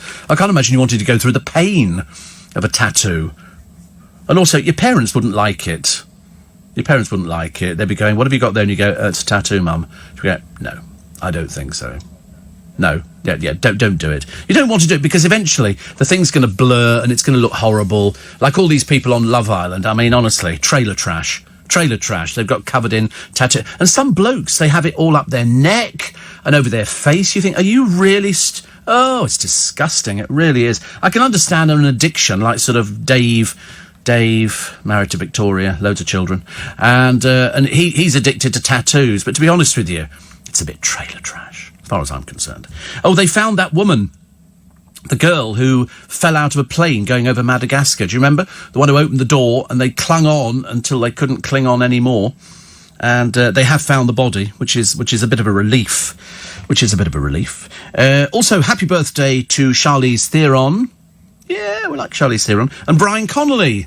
Brian Connolly celebrates his birthday today, so many happy returns of the day. It's not many people get wished a happy birthday at 22 minutes past 4, is it? Not many people. So today, what did I do yesterday? Nothing, actually. Oh, I went back home, took the car in for its service. Unfortunately, the boot is full of stuff. I keep saying to them, please don't open the boot of the car, but they have to disconnect the batteries while they're doing it. And so hopefully we should get it. It's past its MOT. It's having a little service as well at the same time. Just a little mini service in time for whatever it is it's in time for. Sugar tax. After that, are we now set for a calorie tax? Oh, I hope not. I do hope not. I'm sick to death of taxes on just about everything. And two twins, of course. Twins were on an inflatable unicorn and they had to be rescued. They were blown out to sea. Because we used to do that. When we used to go to the beach as children, we had a lilo, but it wasn't made out of plastic. It was much better than plastic. It was like the thing they make tyres out of. But anyway, and it was quite sort of strong. And I remember paddling out to sea. We couldn't wait to do it. You turn it over in the water because you don't want to lie on ice cold water because you go, like that. Anyway, whatever it was. And we used to paddle out, and then you suddenly realise, oh, blimey, I'm quite a long way from shore. And so you have to sort of turn the thing round and then head back in again. I used to get quite frightened. And then, of course, in Australia, they've had all sorts of problems with people on their surfboards. And these sharks think they're seals because all they see is the shape of the board and arms on either side, arms and legs. Of course, they have to bite it to see what it's like. Not very pleasant at all. Not very pleasant. Also, what was this? Oh, sexist beer names have been axed. About time. I never understand it. It's like I wish they'd axe some names of cocktails. Apparently, I'm going out with some friends of mine next week for a lunch. It's called a Steve Allen lunch, and there'll be a few of us. No, that's not for you. And we're going out, and then one of them said, "Oh, I've arranged something after the lunch." What? What's the matter now? Oh, here we go. I can tell I'm being talked about. Why am I being talked about? Oh, is he upset? What, because he's not invited to the Steve Allen lunch? I told you, we're not friends. Do not mistake the bonhomie on the programme and the fact that I say, yeah, Thomas is with us this morning, because that's as far as it goes. When I walk out of the studio, I forget everything about you. It's as simple as that. He doesn't know me. He has no idea, Callum. Not a clue. He's sort of mistaken my friendliness and the fact that I buy him little treats every so often to keep his weight up. It's those sort of... Well, grapes are very fattening. Very fattening. But, in fact, you went off them the other week. You went, I can't eat grapes. So you kind of went off those, didn't you? But it doesn't matter. I don't mind. I just do it because that's the kind of thing. In fact, now in Marks and Spencer's in Twickenham, they now know that I'm buying to feed the crew. That's what they say. They say, you're feeding the crew. I go, yep, absolutely. Because you have to, because then you get more work out of them. And then he does it with a smile. Warren, he's got these computer problems again. He gets them every so often. It's a blooming nightmare for him. But the trouble is, I don't know which time clock Warren is on at the moment, because he flies around the world. It's very interesting. Pablo says, everybody's listening to Steve's last half hour and Nick Ferrari show instead of Zoe Ball. It does tend to be a bit like that. I mean, to be honest, she hemorrhaged 800,000, which is an awful lot of audience to hemorrhage. An awful lot. But there again, it's like... Who was I talking to the other day? We were talking about Barry Cryer, who's remarkable, and he does one of the best after-dinner speeches that I've ever seen, and I had to follow him one time. I had to follow him. It was the biggest nightmare of my life. Biggest nightmare. Oh, actually, no, it wasn't the biggest nightmare. Somebody else booked me to do something, to do a speech. I can't remember what it was on, actually, but I went out there, and the bloke who booked me, and they just said, would you come and just do a chat to people? I said, I'm not... And he said, listen, I'll just introduce you, and then you can sort of come on and do a chat. About what? I've got no idea. Anyway, he goes on to introduce me. He does 20 minutes. And I'm standing there thinking, oh, my God, of course he's bringing the house down. He's got every gag under the sun. Terrible. Steve, if or when you upgrade the car, will it start up on voice command, says James. I don't think I've ever heard of a car that starts on voice command, but I'm sure they must exist somewhere. Will you have the passenger ejector seats fitted? Already in. I did look at the cars the other day, but the trouble is it's got to be four-door. I've decided I've had enough of doing two-door cars where if people want to get in the back, you want to take friends out, I want them to be able to open the door by themselves and just get into the car. It makes it an awful lot easier than having to open the front door, move the seat forward. Oh, God, no, definitely not for me at all. I like yourself, says Wayne. Play the lottery online after I tried to cash a winning ticket worth 20 quid at a local shop who tried to fob me off saying it was not a winner. Well, you can always tell if it's a winner because it rings the bell on the machine. That's how it works. And yesterday it dawned on me, I've never heard of anyone who's won the lottery jackpot by playing online. Do you think we're wasting our time? Loads win online. They don't tell you it's online. They just tell you which area the ticket was bought, but they never say it's buying online.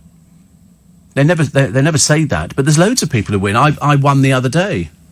Don't want to tell you how much. It's too embarrassing, but let's just put it this way.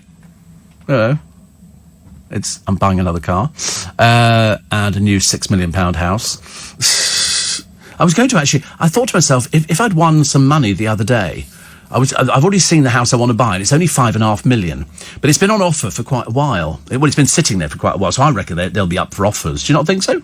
And then Thomas, the producer, my bestest friend in the whole wide world, he said that he's been walking in Richmond Park. And I thought, because this house overlooks Richmond Park, it becomes my back garden. So I thought, if he was up there walking, he could sort of come round my place and I could be out. Cool. And then he'd be ringing, and he'd be phoning me and say, where are you, Steve? And I go, where are you? And he would go, I'm outside your front door. Not that he'd get there because of the security. And I said, well, I'm not there. I've done that before, actually. I had to fib to somebody to say I wasn't somewhere where they thought I was.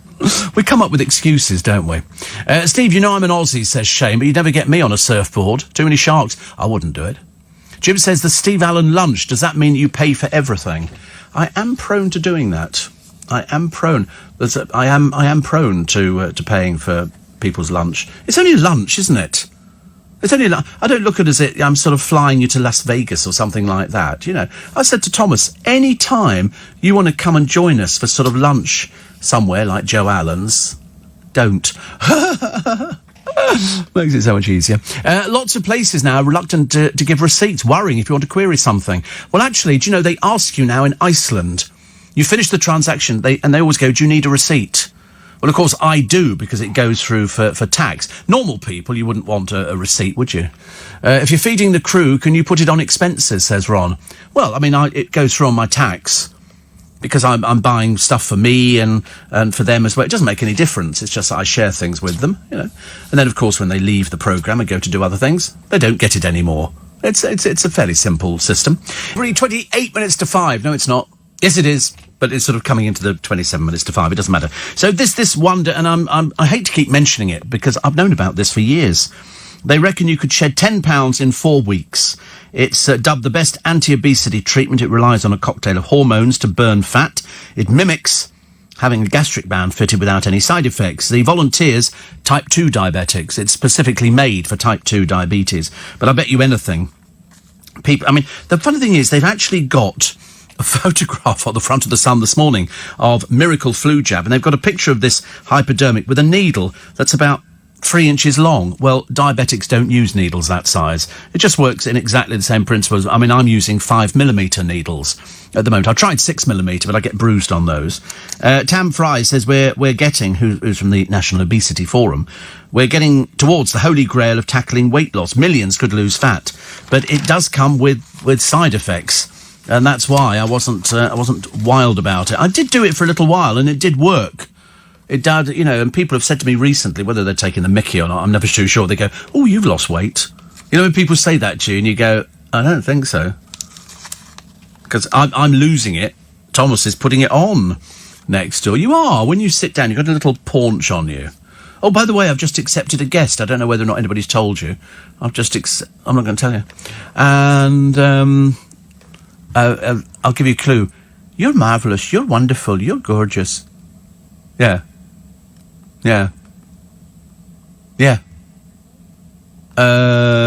Charlie.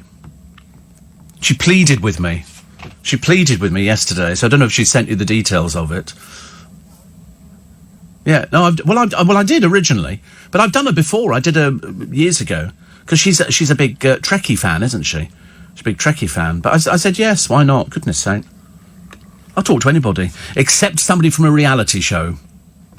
You'd have loved it in here yesterday, Callum, because we had have you seen Love Island?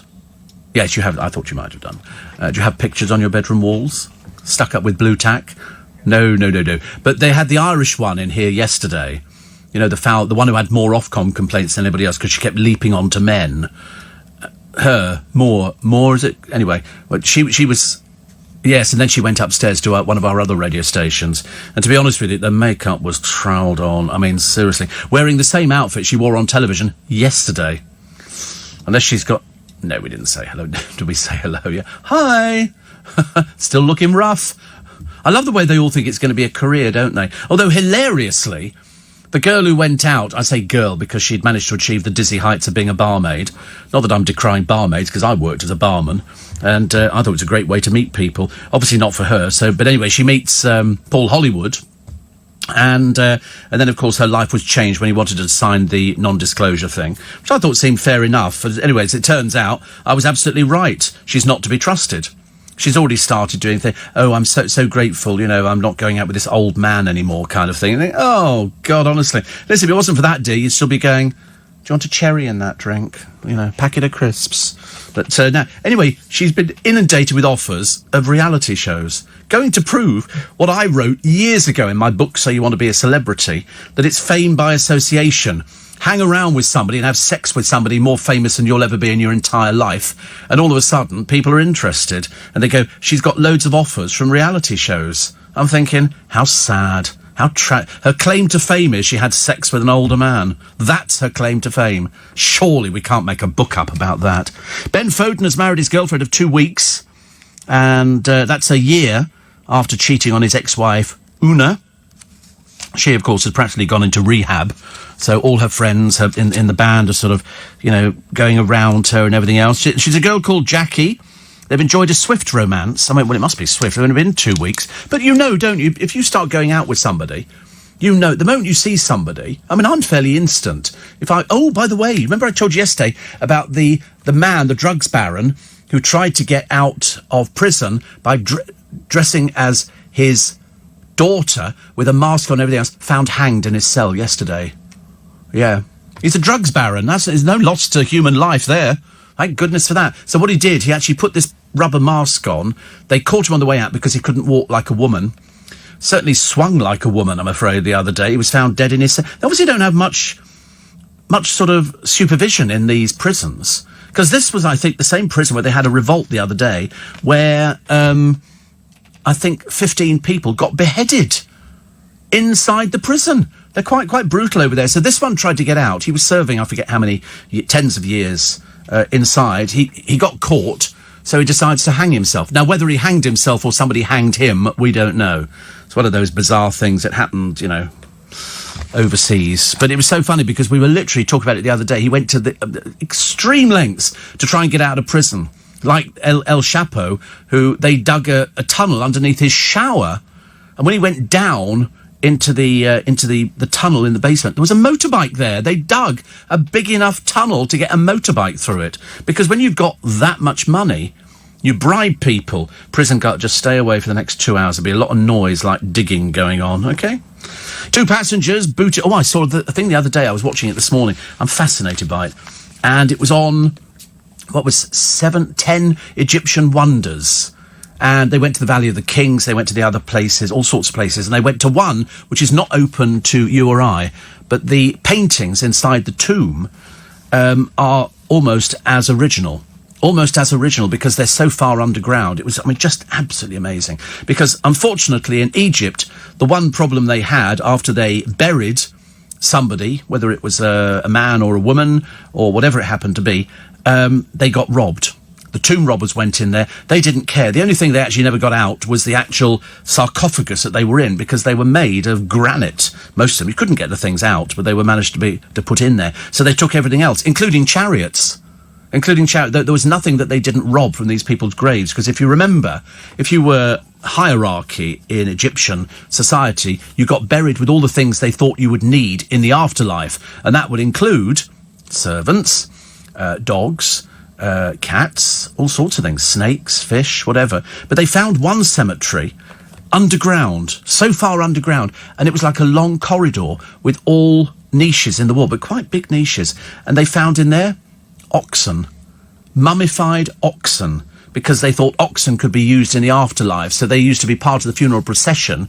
Then they would kill them, then they would mummify them, and then they'd put them into this grave. And so they showed all of these things. Some of the graves you've never seen before, but I hope it comes out on DVD, because it's really good. Anything like that. It's just that Egypt's not the safest place to go to for us at the moment. So until we get the all clear on it, I'm not bothering. I just have to watch the television programmes. But when you look at these graves, of course, the only one that they didn't get at was the most famous one. And I think he was only famous because and he's still in the original place. He's still in the tomb where they found him, Tutankhamun. He's the only one who's in there. Bless his heart. He was covered up for years because he was in his grave. Now he's just covered by a sheet from the neck down to his feet. So his feet are visible and his head is visible. So you can see what he was only a child. He was only about 18 or 19, I think, Tutankhamun. And then they showed you there was this coffin. It was like the Russian doll thing. But when they found the grave of Tutankhamun, they didn't know that it was going to be complete. The grave robbers had not broken in. In one of them, they broke into the tomb, and it looked as though they were in a dead-end room, but they were very clever. They used to go around the walls going... And if it sounded hollow, they would dig a hole in it, and that took them through into the burial chambers. And they had one of those. But in Tutankhamun's case, they didn't... They found the steps going down, covered in sand. They didn't know what it was. They had no idea, but they thought it's got to be something good. And it turned out to be something very good. And they peered through, and I think it was Carter, when he was asked, what can you see? And he said, wonderful things. And everything was complete. It was all in there. Chariots that had been broken and vases. I forget how many items that they eventually brought out. A lot of them. But it came with a curse, so they say. A bit like the curse of Strictly. Only slightly more radical effects. You died. as a result. And they went through and then they found, because they were working in very narrow spaces in those days, and so they managed to lift the lid off the sarcophagus of Tutankhamun, working in literally, dreadful conditions, boiling hot. And they then they lifted up the lid and they saw it, so they swung it to one side, and then they were looking down at the sarcophagus. What they didn't know was what was inside the sarcophagus, and it was they lifted off the first one, and there was a golden coffin, and they thought, wow, as you would, there you are in the middle of the blooming desert, Valley of the Kings, and they then discovered that this was just one covering. I think in the end there were 3 coverings, and when it finally got down to the last bit, there it was, the mask of Tutankhamun. And it's still there. It's in the Cairo Museum, and it's a big attraction. People want to go and see it. They have to keep repairing it because it's very, very old. And another one here. James says, did I hear you right? Producer Thomas has been stalking you in Richmond Park. No, he said he went up there actually a short while ago. And I remember thinking, if I bought this house, I could sort of invite him in for a cup of tea. I mean, I wouldn't charge him the full price. I'd only charge, sort of what I thought would be reasonable. £2.50, I think, for a cup of tea is that's very reasonable. And I might offer a slice of cake or something. You're not playing a shade over £2. Well, you're not coming in then, are you? And you won't see all my wonderful treasures that I've got. Actually, the funny thing is, when you actually go through, and this doesn't apply if you're under the age of 40. Over the age of 40, you collect everything. I've got stuff that I've collected over the years, and I'm thinking to myself, one of these days it will all be on display. Hope it's in my lifetime. Be awful if it was afterwards. Kate says, do your producers get paid extra to make up for the constant verbals you throw at them? They're grateful for the conversation, Kate. They're grateful for the conversation. They don't get paid anything at all. They work for free on this programme. And why? Because they love me. It's as simple as that. You cannot deny adoration. Seriously, when they were asked in a recent survey, who would you rather work with, James O'Brien or Steve Allen? Steve Allen won every single time. I ticked all the boxes. Pleasant, witty. Yeah, I mean, everybody wants to work on this programme. Why? Because we have fun. Loads of fun on the programme. Sometimes we're sewing our sides up. We're laughing so much. There's so much fun and jokes and humour. And I tell them more about my life and they look at me with pity. Sorry? Banter. There's banter, isn't it, dear? It's banter. We have it in the office as well. Some people do not have that banter. Eddie Mayer probably has banter, I should imagine. Eddie definitely has with Stuart, does he not? But we always... Oh, you're not funny. We always have a laugh here. In fact, sometimes we actually come into work to have a laugh. It's as simple as that. We like to send people out with a smile on their face, whether it's them or whether it's you. But they never complain, because if they actually complain, they're out. OK, it's as simple as that. I'm not wasting any time here. You either think I'm funny and gorgeous and witty and charming, or you don't. And if you don't, you're working on James O'Brien's programme. Very steamy in chariots. That's an old joke, but it's a good one. Nick says, can I come to your lunch? I've not got much on and I'll get the next one. No, there's only a few. I mean, seriously, what I should do really is take the team here out for perhaps a breakfast one morning. As if that's going to happen. And no, I think I will, because Nick always takes his team out at Christmas. And perhaps I should sort of take you all out sort of on a Friday evening or something like that. Darren's taking you and Ollie out, is he? It's not KFC again, Party Barrel, is it? We go, Nando's, you love that. Which one do you have? Do you have the hot chicken wings? You get steaks at the Hippodrome. Oh, wow. That'll be... And you can do a bit of gambling. He doesn't do gambling, though, does he? Oh, is that strange? You do gambling? You can... Oh, Ollie does gamble. Oh, you're not going to make him lose money. You can't do that. They'll do that quite easily by themselves without any help from you. Why is he taking you two out? Sympathy? You don't look as though you've eaten? Oh, I see. Yeah.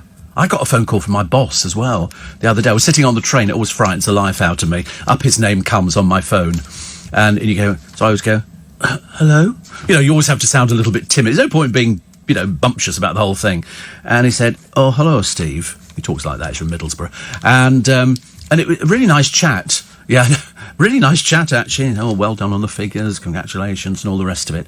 And so anyway, he's promised to buy me a cup of tea because I've not seen him for ages, and I get a bit panic-stricken, as you can imagine. In fact, I seem to go swings and roundabouts. If I get a phone call from him, I go into panic, and if I don't get a phone call from him or I don't see him, I go into panic as well, because, you know, we've worked together for quite a number of years now, which is good. Any truth that on the walls of the pyramids with all the images are Banksy original, says Kevin. Wouldn't it be lovely?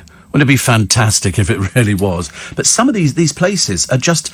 and they reckon there's hundreds more to open up. It's just that they take a bit of time to find. I thought they could have done it like GeoFizz. They could have gone over an area and taken a photograph, and then they would know if there's something under the ground. But take them all to GAY, says Warren. Everybody'd love GAY. Can you imagine, actually?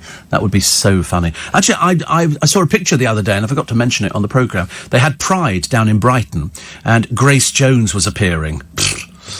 I remember Grace Jones of old. In fact, strangely enough, she was in the film A View to a Kill this morning, as she was sort of a villain, but she blew herself up. She was not having a very good time with it.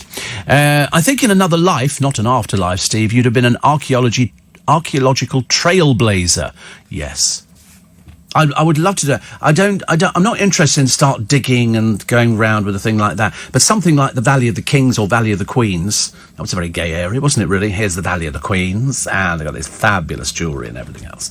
And you go there. It must be like the world's biggest gay club. Can you imagine? I want to be in the Valley of the Kings. You can't. You're too camp. You're going to the Valley of the Queens. But, again, loads of things to still discover. They're pulling stuff out on a daily basis, which I think is brilliant. I love it. The Queen goes up. She's starting her holidays up in Balmoral. And so she goes up there. Unlike anybody else who gets off the coach with their little suitcases like Paddington, the Queen arrives there. There's a military band. There's people saluting. Honestly, she's going, I just want a holiday. Just want a little holiday. But she smiles. In fact, I've never seen so many pictures of the Queen smiling. The rest of the family look thoroughly miserable, but she smiles. And she met the Balaclava company at the gates of Balmoral, where she stays for the summer.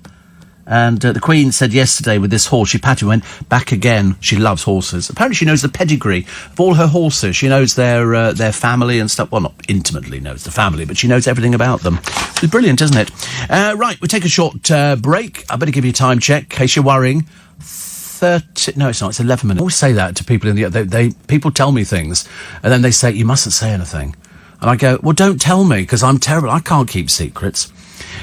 Steve, did you bring goodies in today? Yes, absolutely. Yes, today they had donuts and grapes.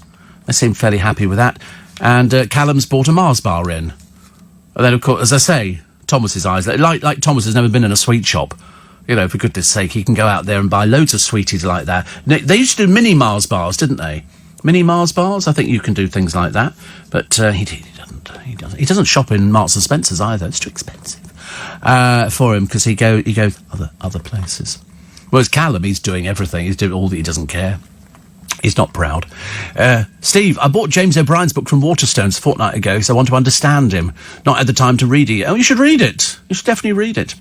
Ed says, I went to Iceland yesterday, bought the mashed potato, had some last night. It was delicious. That's what I keep telling people. It really is. In fact, I'm going to get some today. I've got to go to hospital firstly this morning, and then I shall go and get some. I'm going to have a look at the sell-by dates on these weight loss injections, because I've got about 3 boxes at home. So, I don't know. That's what it said. Carolyn Rice, it says, have they got an expiry date? Oh, of course. All of it. Insulin's got an expiry date. So in other words, I keep all my insulin in the fridge, and then when you take it out, then you can use it, and it doesn't make any difference then. Steve, fun and politically neutral. James O'Brien has turned too far left. You think he's too far left? Isn't it funny? Years ago, people never knew what people's political persuasion was, which way they were leaning. But I think I couldn't tell you what I think many of the people are on LBC. I can probably do about 3 of them, and that's about it. Another one here. Oh, somebody else saying, "Can I come to your lunch?"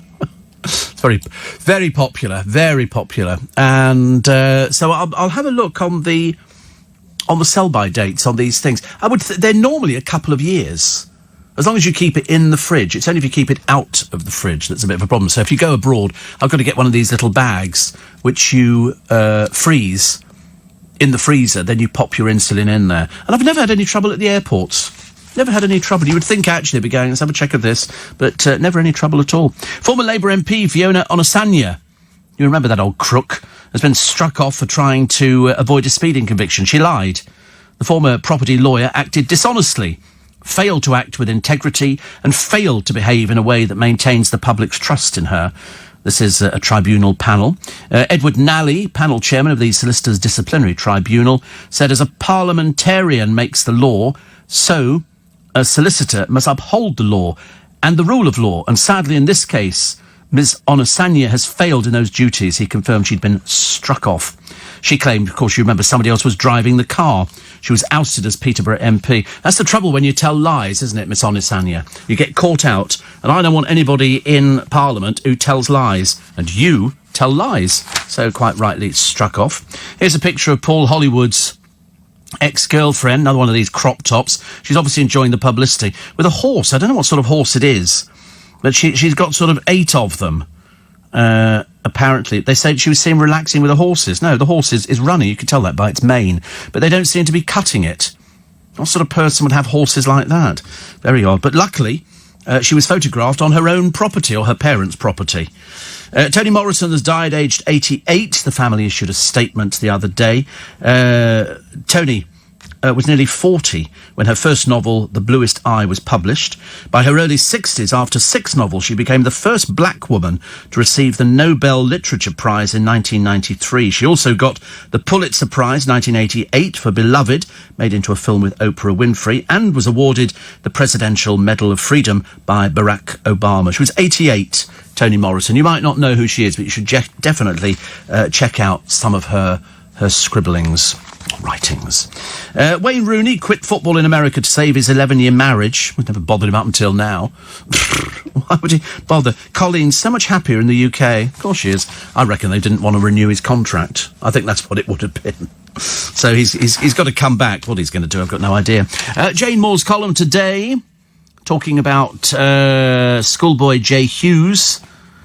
15, talking to a friend outside a chicken shop in South London when a van pulled up. 3 men armed with machetes jumped out. His friend ran off and escaped, but Jay stood in the shop doorway before he was stabbed. And the person who stabbed him boasted, "I got one," and left the scene. This Jean-Baptiste has now been jailed for life, whatever that means. While poor Jay's distraught mother, Cindy, has been condemned to a lifetime of painful loss. Another devastated mother, Linda Burke Monaville, spoke last night about sending her remaining children back to Nigeria for safety after losing 3 of her sons to violent crime. What is happening to this country, says Jane? The answer is it's postcode lottery. It's gangs. Somebody looked at somebody the wrong way. You know, you see it all the time, don't you? People who just look as though they've got a lot of issues, you know, a lot of chips on their shoulders. Plus. When asked about children, Prince Harry replied that he and wife Meghan might have 2 maximum. Fair enough, I thought. After all, she's 38 now, and if she's lucky, Mother Nature might let her conceive 1 more before the womb shuts shop. But no, it seems the royal couple's decision is to do with population growth, despite experts saying that globally the birth rate is shrinking, and the real issue is how long we're all living. So unless he's planning to pack Granny off to Dignitas, there's not much he can do about it. But I digress. Regarding royal babies, writes Jane Moore, and in particular Harry and Meghan's sensitivity around their firstborn's privacy, perhaps they should copy his cousin Zara. She and husband Mike Tyndall have 2 daughters, Mia and Lena. There's no showboating or churlishness. They just give their daughters a normal life as possible. They get muddy, they paint faces, they do rough and tumbling. But and occasionally you get Mia hitching a ride on Daddy's back.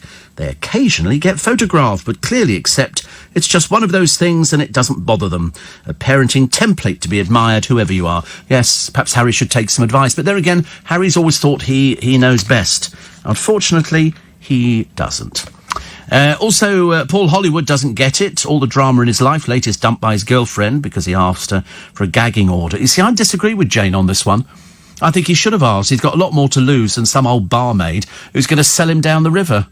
You know, and all of a sudden she's going to become a celebrity because she slept with him. That's all it is. He says, I prefer a quiet life away from the day job. He has a day job, That's what I said to the producer. You know, because he was sort of saying, can I come out for lunch with you and all the rest of it? And I'm going, no, you can't. And I said, you know, you are mistaking this. When we leave and what if I was having a little dance to the music? Kind of sets you up for the day ahead, doesn't it? Sets you up, you know, and today's a nice day. Today's Wednesday, although the weather at the weekend is going to be atrocious, apparently. It's going to be wind and gusting and all kinds of things, which is not very pleasant, is it? But I mean, for today, wait a minute. Hey, Siri, what's the weather like today? It's currently clear and 15 degrees in London. Expect mostly cloudy skies starting in the morning. Today's high will be 22 degrees, and the low will be 15.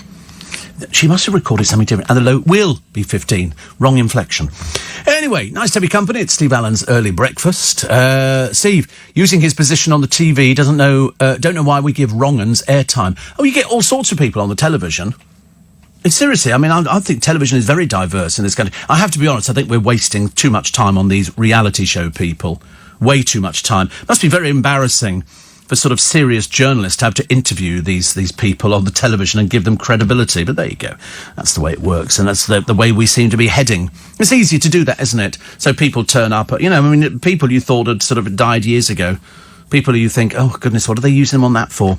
You know, to put Megan Barton Hanson on Loose Women, I thought was just plainly embarrassing for them. Perhaps they couldn't find anybody else. More on the battling mum of the girl 5, who the doctors want to let go. They say if you take her off the machines, then she will die. And this is a little girl called Tafida. And her mother is fighting. She said they gave her 24 hours to live, then 2 weeks. But Tafida's not ready to die. There is a life in her. Yes, but is it enough? The doctor's over here because she has a burst blood vessel in her brain and has been on life support machine since February. NHS going to court next month, as you know, to argue she should be allowed to die against her parents' wishes. Now, you can understand, can you not, that if you are the parent of a child, you will do everything within your power. That's why the McCanns are still battling on at vast cost to try and find Madeleine, who, as far as I'm concerned, they're never going to find in a million years. Otherwise, they would have had some leads, but they haven't got any leads at all. There is nothing. It's just old hogwash, unfortunately. But the mum and the dad are raising money to fight the court case, and they want treatment in Italy. And they need to raise £300,000 for the treatment and around £180,000 to cover legal fees. Somebody has given them 10,000. They're looking for 400. They're looking for £500,000. And I don't think people can argue against the NHS. They were right the last time with Charlie Gard, and they've been right on so many occasions. But it's that breaking free, isn't it? It's sort of saying, listen, you need to let her go. And they're going, we don't want to let her go. You can understand any parent would do that. It doesn't matter. But the NHS, that's why they're actually going to court. They say here, they said, on a date we will extubate her, which is taking out the breathing tube, and that's it. If you don't agree, we will take you to court. They said to us, arrange your funeral, and we'll do it on Friday morning, because Friday is your special day. We can do her extubation at 9 o'clock. She'll die at around 10, and you can bury her about 1 o'clock. I mean, it seems a bit calculated, doesn't it? Can't believe it. And that was at the moment that Shalina and Mohammed began their search for other options. It's ridiculous. All this goes back to February the 8th when she came back from school. Shalina's a solicitor, said that afternoon she said, Mummy, I'm tired, and fell asleep on the sofa. Woke around 6 o'clock, went to my mum's house, came back at 9, played with her brother, and then went to bed. And then she said she woke up in the early hours of the morning saying her head's hurting. I mean, it's a classic what do you do case. It's a classic, oh my goodness me. You know, the hospital in Italy has said they think they can do something. The NHS are saying they can't because she's on a life support, and if they take her off it, then she will undoubtedly die. If they don't, you're going to have to move it. It's like a military operation. That's why the Charlie Gard thing never worked either. And those dreadful people picketing outside the hospital, basically shouting obscenities at doctors and nurses. You know, people who know. I mean, you don't seriously think that they would sort of write off a child when there is hope of life. They don't do that. They don't do things like. What would be the purpose of doing stuff like that? So we're going to have to wait and see. I have to wait and see. Bart's Health NHS Trust issued a statement and has refused to comment further. They said it was a sad situation but its expert clinicians considered further medical treatment would not improve Taffyda's condition and would not be in her best interests. So every day, I mean, apparently they do say there is some sort of life there. They're not sure what sort of life it is. They're having to go by what the clinicians are saying, and they're saying there's not much hope. Which is terrible, really, isn't it? You have to face up to something like that. As we were saying earlier on, that boy who was attacked with a machete and knifed in the street, you know, the person who committed the crime has gone to prison for the rest of his life, whatever that means. It's the parents who have to come to terms with it. Gemma Downey is a model. We don't know what sort of model, but judging by some of the pictures she takes, I think she's one of those sort of models. And she bought these espadrilles, which are their shoes, I think, actually. And she switched to a comfier pair, but panicked when her ankle swelled up. Gemma, she said, I started to notice a tiny blister, but I later noticed it had a strange colour, went downhill from there. I dropped to the floor, doctors prescribed antibiotics, but the next day she was admitted to hospital. She's a model. She spent 2 days being treated for sepsis and bacterial skin infection. The stupid thing is, she bought these espadrilles in a second-hand shop last year. Why would you want to buy anything like that? The one thing you don't do, it's like, you know, would you go into a second-hand shop and buy yourself a toothbrush that had been somebody else's? Absolutely not. She can't pose in heels for work. So I think we know what sort of work she does, actually. She's obviously a glamour model. Amazon yesterday finally gave its Alexa users the option to block recordings of them having sex. It came after they revealed last week that staff have regularly listened in when smart speakers pick up private conversations and others. So Amazon is now updating the settings to let users opt out. Lord. I've never heard of such a thing. Never heard of such a thing, but there you go. It exists, I suppose. Here's a lovely picture of a basking shark. All they seem to do, and this is down by St Michael's Mount in Cornwall. Have you ever been there? You should go. It's fantastic. At low tide, you can walk across to it. At high tide, you can't. But there is a road there. And these basking sharks just literally open their mouths and sort of just swim along, taking in everything, which they then sort out, which is lovely. Very nice. I'm still amazed that we were ending up with all these sharks and whales just off our coast. Aristocrat Emma Weymouth, as I say, now all of a sudden we're getting loads and loads of pictures of this woman on a beach in a bikini, showing off all her sort of bits and pieces. She's a chef and model. Not very classy, though. She might be sort of running Longleat, but to be honest with you, I've never heard of anybody doing Strictly Come Dancing. But obviously, she has an insatiable urge to prove something to somebody. What else we got? Oh, lap dancers. They're suing feminists over a video. Spearmint Rhino Club strippers. I don't think we call them strippers, do we? They're exotic dancers. They don't take everything off, do they? Have won a High Court injunction to limit further sharing of footage shot to expose rife sexual contact with punters. 9 are suing campaign group Not Buying It and its chief executive for breach of privacy at clubs in London and Sheffield. The men who filmed them, excuse me, in a bid to show the club's no-touching code was broken, are believed to be former cops. Because, as far as I'm aware, the law is you can have somebody lap dancing in front of you, but there is no touching. And some clubs go ahead and do that. So we'll have to wait and see. The men filmed them. A judge is now expected to preside over a trial which could determine damages and see the losing side pay costs of more than £100,000. It's understood that Not Buying It gave the court an understanding not to share the recordings more widely and said steps were being taken to prevent the lap dancers being identified. What, they're embarrassed to be lap dancers, or they're embarrassed if they're being touched? The source said that these women come to the club as a safe place, and now there are videos which could expose them. They've been made vulnerable because of this group. They're obviously trying to prove a point, but at the same time, you can't identify somebody. You can't just go in there and start. It's like somebody, sitting outside the door here and filming me, much as I wouldn't object to that, and then putting it up on YouTube or something like that. That would be, excuse me, that's my... and also the company would have something to say immediately. Definitely. What else we got? Leanne Pinnock on holiday. They all do these posy pictures for their photographer friends, which is lovely. Apparently, Love Island's Maura Higgins already getting a bit too big for her boots. She hit out at The Sun yesterday after her partner, Curtis, commented in this newspaper on Monday he's open to dating both men and women. She said on the breakfast show just around the corner here. She says, you can't believe everything you read in a newspaper. Well, I thought Curtis has already said he's open to both people. She says, I'll repeat what Curtis said and has stood by his words. I've been with a woman and I'm with a woman now. You can never put a label on anything. Love is blind. Curtis is clearly modern. Same can't be said for sad old Maura. I mean, perhaps she's never heard of things like that. Perhaps she probably thinks he's gay, which is hilarious, isn't it? I mean, she didn't look the brightest penny when we saw her yesterday, but there you go. Dancing on Ice producers, I don't believe this story, are secretly plotting to replace Jason Gardner. Don't know why. They've been sounding out a replacement judge ahead of the skating show's next series in January. Well, I would have thought that they would have told him, so that's why I don't believe this story. I really don't. I mean, you know, they're always trawling around to look for different people. Jason and Gemma Collins clashed after he savaged her skating skills. There weren't any skating skills. She didn't have any skill at all. She was about as useless as we all expected her to be. So she accused him of being a bully. You go on a show, dear, somebody's supposed to be judging you. And if they judge you and say that you're absolute rubbish, that's fine. That's fine. And, I tell you, it's lovely. And, Steve. Oh, I'm Steve. Sorry, I was talking aloud, actually.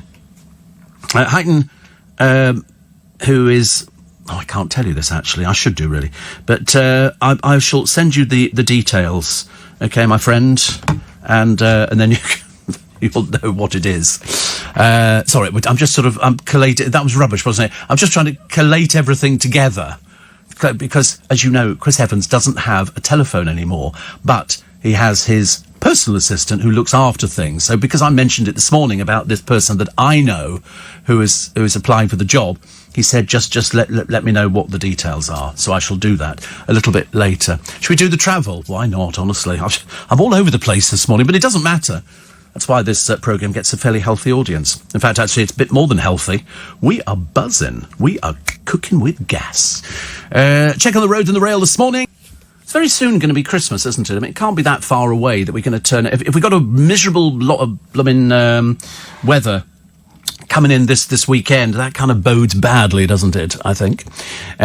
Steve, did you ever meet or interview Margaret Thatcher, says Noah? I didn't. Actually, I did see her. She came in when we were in Hammersmith, and... sorry, Heighton, thank you. And I'm having 3 conversations here this morning. I feel like a ventriloquist. Seriously. But, no, she came into LBC, and her daughter, Carol, as you know, or you might not know, used to do a programme on LBC, and I always remember her producer, Mal, because Carol used to cycle in from Downing Street, where they had a flat at the top of the building, and I thought Carol was very down-to-earth. Seriously, unlike her brother Mark, who I thought was a right pain in the rear end, but that's another story. And, because when he came in to be interviewed, we had to have armed police on the top of the building and everything. Carol just cycled in, put her bike up against the railings, went in and did a programme. And I remember her saying to her producer Mal, she said, Mummy wants to know if you'd like to come back for tea. And of course, you know, to go back for tea with Mark, can you imagine Margaret Thatcher making tea? But that was it. And she came into the building, and Pete Murray, the lovely Pete, was a big fan, and she'd been on his programme when he was on another radio station, and he was angling to get her on his programme. It never happened. But I thought she was, you know, compared to some of the people, I thought she was much better at dealing with people than Theresa May was. Theresa May, I thought, on her appearances in the Commons at Question Time and things like that, I didn't think she was strong enough. I've seen stronger people, much stronger. Pat says, I rarely buy prepared food, but I have to purchase the Iceland mash. I think I should start getting benefits on this one, actually, but it's Noah's birthday. A brilliant, rollicking start to my 18th birthday. Do people... See, when you say 18, I don't know, because when I was younger, you did 18. That was your coming-of-age birthday, so you got a big party or whatever it is. Now it's 21. I think it's actually moved, so you celebrate 21, and you think 18 still? No, I think it's 21. I think it's 21. As you know, I'm never wrong, Thomas. I never like to be wrong. I think it's a bit of both. Well, he would hedge his bets, wouldn't he? He doesn't want to upset anybody. You, because he's stuck with you in there, and me, because I'm the boss of the programme. He does have an opinion. He says it to me when you're not there. So I don't know what you're worried about. Perhaps it's you. Perhaps it's because you're intimidating. Yeah, you don't care, do you, really? You don't care. Today, but the first thing he noticed this morning on Callum, he went, "You've had a haircut." You know, like, not how are you or anything like that. "Oh, you've had a haircut." And then he proudly tells us he's going to have a haircut. He has to turn it round so it's him. All the time it's him. So he's going to have a haircut today. He won't. He won't. Put it this way, he couldn't afford a Mars bar. No chance of affording a haircut. Not at London prices. But, you know, quite nice. Quite nice. 84850 steve@lbc.co.uk. Matt says, Wayne Rooney's returned to the UK to play for Derby County. He's not playing for Derby County, is he? I didn't think he was actually playing for them. And I spoke to Thomas earlier. He's player coach. Oh, right. Where is Derby County in the league? Are they actually in it? Or are they sort of way down? He says, trying to pretend he knows about football. I haven't got the faintest idea what I'm talking about. I know nothing about it. I mean, have they been relegated? They're currently 5th in the Championship, but that's second division. Oh, and how many are in each division? How many are in the first division? Would there be 20 in the first? And then 24 in the second. And they're, 5th in the second? Oh, right. They're not really a force to be reckoned with, are they? Is Wayne Rooney, can he still play football? He's still good, is he? Oh, right, okay. See, I know nothing. I have to ask people. I have to ask people who are better informed than I am. I used to have a producer years ago. Well, in fact, I tell you, Chris, he knows all about football and everything. So he used to say to me, "Oh, so-and-so's not very good, or this person's very good." Went in one ear and out the other, as far as I'm concerned. Though he was never wrong. His opinions were never wrong. I think they weren't, no. You're very bitter this morning, aren't you? Why are you so bitter this morning? I'm sorry, did Father Christmas not visit last year or something? Did you sort of wait expectantly by the chimney? You know, going, "Oh, I hope he's going to drop presents down here," because he never does. He's very emotional. We've had a lot of emotion. You know, it's ever since you weren't here, Callum. I mean, seriously, I've had to put up with this. Yeah. Small wonder I'm going grey. Small wonder. That's what it is. It's him bringing it on. Mind you, I've noticed a few white hairs on his head as well. You'll be grey by Christmas. You'll look like Philip Schofield, you will. That's what I can tell. Do you know what somebody has done? I I can't even believe this myself. Thieves have stolen from the grave of rock legend Ian Curtis. I mean, I can't believe anybody would ever do this in this day and age. Outraged fans have expressed their disgust over the removal of the rare mowing stone from the cemetery in Macclesfield. In 2008, Joy Division frontman Ian's inscribed memorial stone was stolen and a replacement was cemented in place. Now the mowing stone used to house floral tributes has been taken. Who is this person? Who is this person? I mean, it's obviously the same person. Ian killed himself, aged just 23, and his death resulted, of course, in the band's breakup and in the subsequent formation of New Order. But why would somebody want to steal from somebody's grave unless they're sick in the head? And I suspect this is the same person, and I suspect they are sick in the head. I mean, that is just the worst thing ever. A luxury hotel launches today. It's always good, isn't it? We like a luxury hotel. This one's a bit unusual. It offers rooms to houseplants. The idea is to provide a bolt hole for your bamboo or a refuge for your rubber plant while you're away on holiday. The Patch Plant Hotel has a watering can-do attitude and can cater for all your houseplants' needs. What a brilliant idea. But it saves on plants and on relationships. Because you've now got pet hotels. Have you heard of these ones? So you can go away. Normally you could put your dog or cat in kennels. They've gone way up market from that. Way up market. They've actually gone and they sort of get their own rooms and they get cushions and they get pampered and things. That seems mad to me. I mean, it's only a dog, which is, you know, still nice, but I'm not sure about sort of a hotel for dogs. It's like that mad woman on this morning who married her dog. And they go, because she's quite normal, you know. And I'm thinking, God, honestly, how embarrassing for Raymond Holmes. An Amazon worker has quit his job.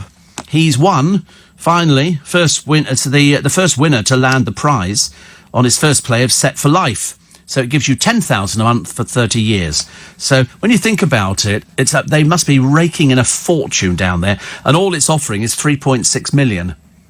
You know, absolute peanuts. But anyway, Dean Wames became the first player to get it. He plans to start ticking off items on his bucket list while pursuing a career as a scriptwriter. He said, "It's just incredible. I'm 24.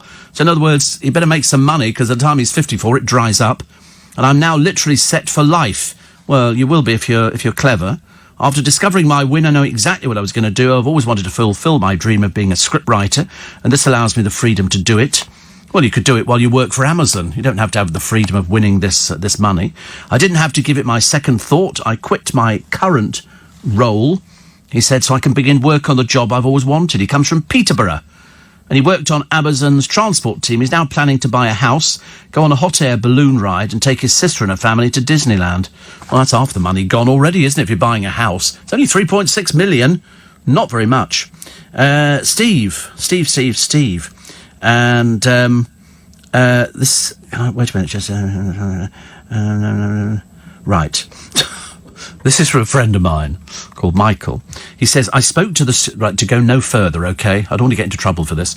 He says, I spoke to the studio manager at Maidstone Studios last night. He said they've just installed the set for Supermarket Sweep, although this time they're going to have egg and spoon races around the aisles instead of the round robin. Sounds like it could be naff before it started. Apparently Rylan is nervous about how it's going to turn out. I don't think you can remake another game show that somebody else has made their own.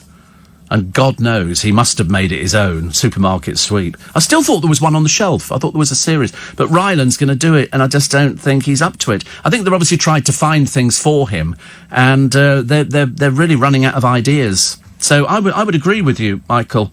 I agree. He should be worried. Like Gemma Collins, they say, oh, she's got a 5-part series. And of course people will watch it, but I think you'll suddenly realise that she's not all there in the brain department. Part of it's obviously gone missing. We're still doing the story today that we did yesterday of a pensioner called Terry Brazier. Terry's 70, and he goes in for a routine operation, and he ends up circumcised. I mean, you know, he's like going in, you know, and they go, oh, I'm terribly sorry, we've had to amputate your feet due to diabetes. And you go, and you got good news? They go, yeah, the bloke in the next bed wants your slippers. And so in this particular case, he's been circumcised, but he's now been given £20,000 compensation. He was due to have a bladder inspection with a camera. As part of the procedure, he was expecting to have Botox injections in the bladder wall, a treatment often used for overactive bladders. He claims he was so distracted chatting to nurses, he didn't realise he was getting a different procedure until it was too late. What, so he was awake during it as well? Surgeons had removed the bit after its notes were mixed up with a patient due to... God knows what the patient who was due to have the circumcision got. Terry says they didn't know what to say when they found out they'd done it. Couldn't they put it back on again? Is it not possible to do that? I don't know, but they've had all sorts of problems here. But the hospital confirmed it had made a payout and apologised. I don't really think, and I know it seems a bit naff, doesn't it really? I don't think £20,000 compensates you for something like that. You've had it for 70 years and all of a sudden it disappears. Not very good. And Mark says, Steve, would you switch on my Christmas tree lights? I'll see you right for a few bob. Steve, does Thomas bring a biscuit with the tea? No, Callum does the tea. Thomas, I don't think Thomas has ever made me a cup of tea.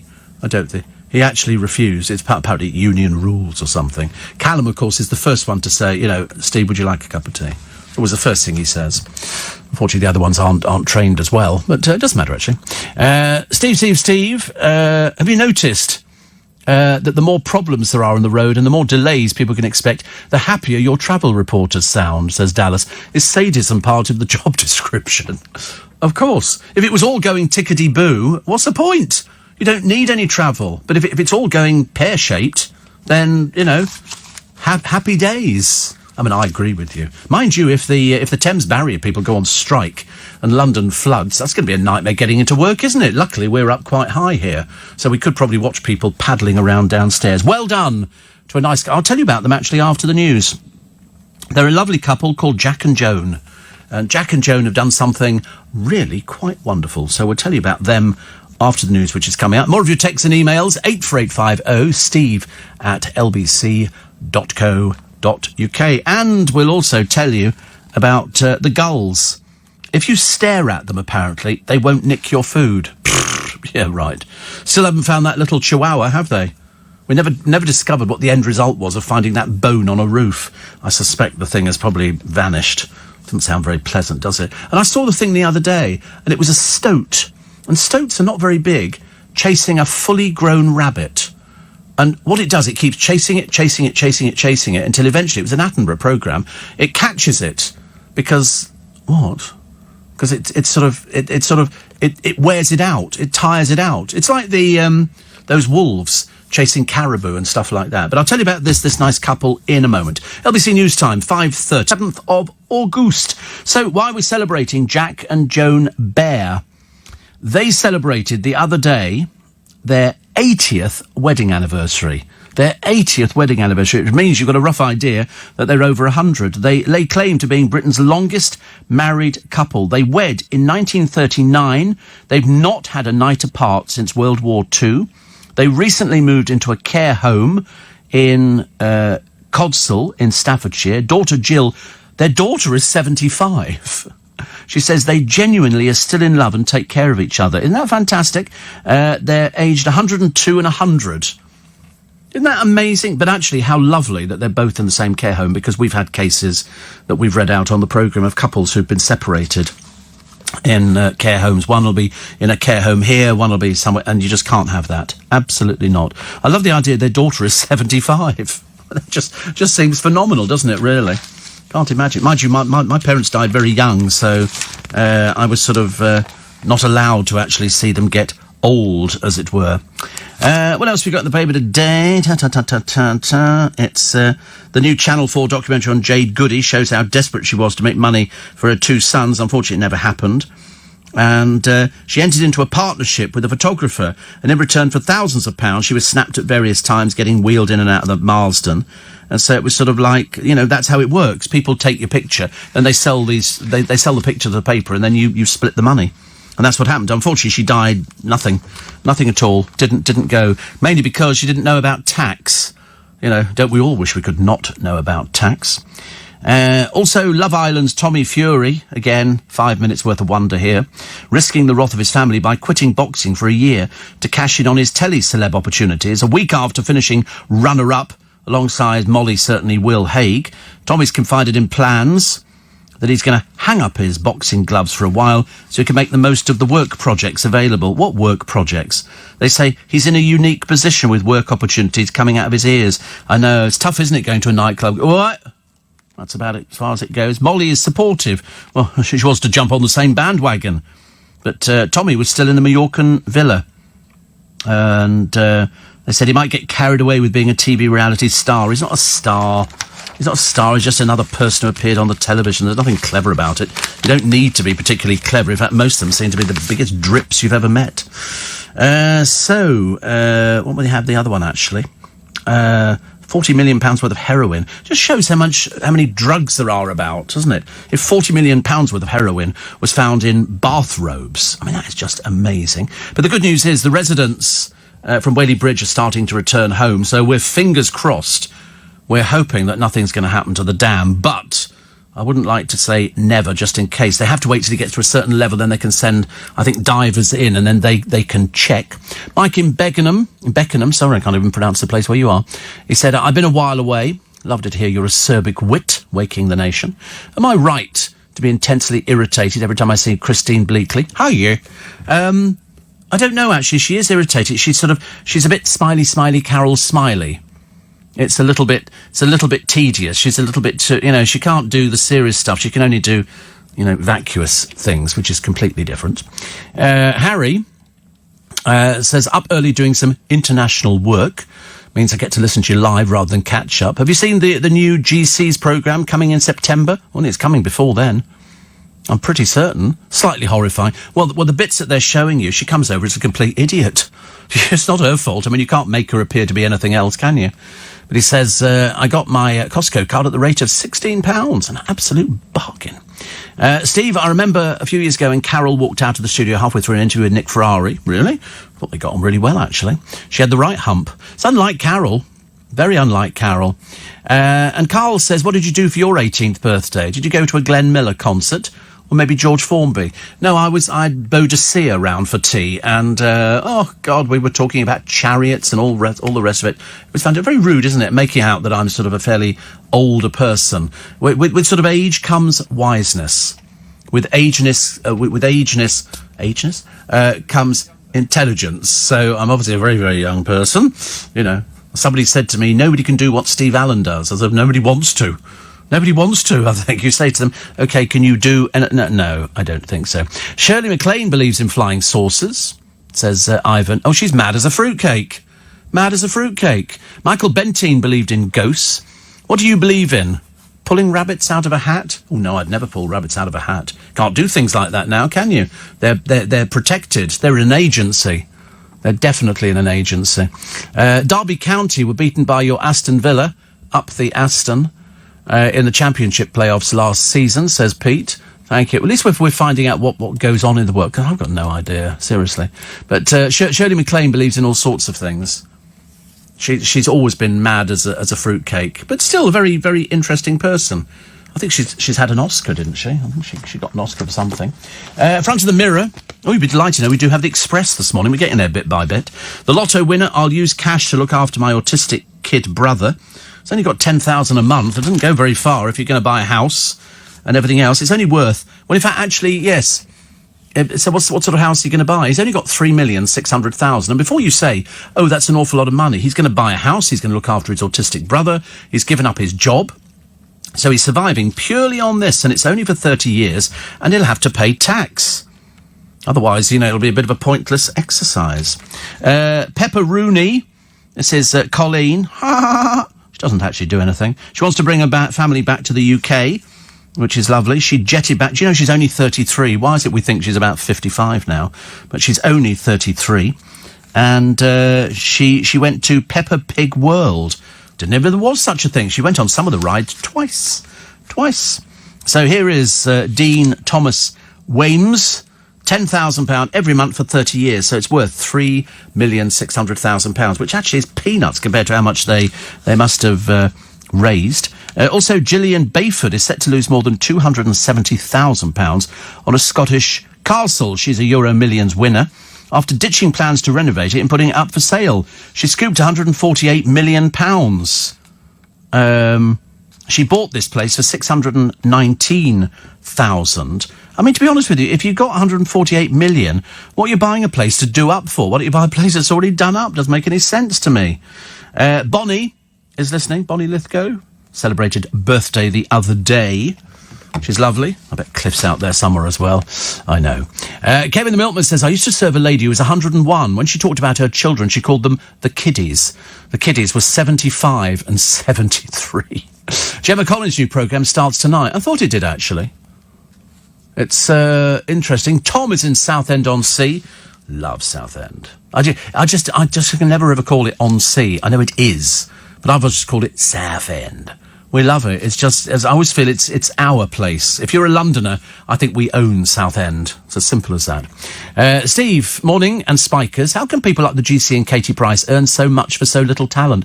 I don't think Katie Price is earning diddly squat. And she certainly doesn't have any talent. Or the GC. You've got more talent in your little finger than both of them put together, and yet you earn far less. You think so? Well, I don't know. Gemma Collins only picked up £100,000 last year. La la la la la. 20 minutes to 6. This bloke who's won the lottery, I'd keep it quiet, mate. It's only 10 grand a month for 30 years, and you get a huge cheque. How you pay that into the bank, I've got no idea. Of course you don't, do you? You don't. Picture of Boris. The Irish Prime Minister says no deal is not the end, and the residents back home. So they're obviously good, and also. Time for action before the bell tolls on our boozers. Well, the High Street, I mean, there's a pub in Hastings, closed. Site in Edinburgh, closed. There's loads of places that are closed. That's why the pubs that survive, and we go out to quite a few pubs, but for lunches.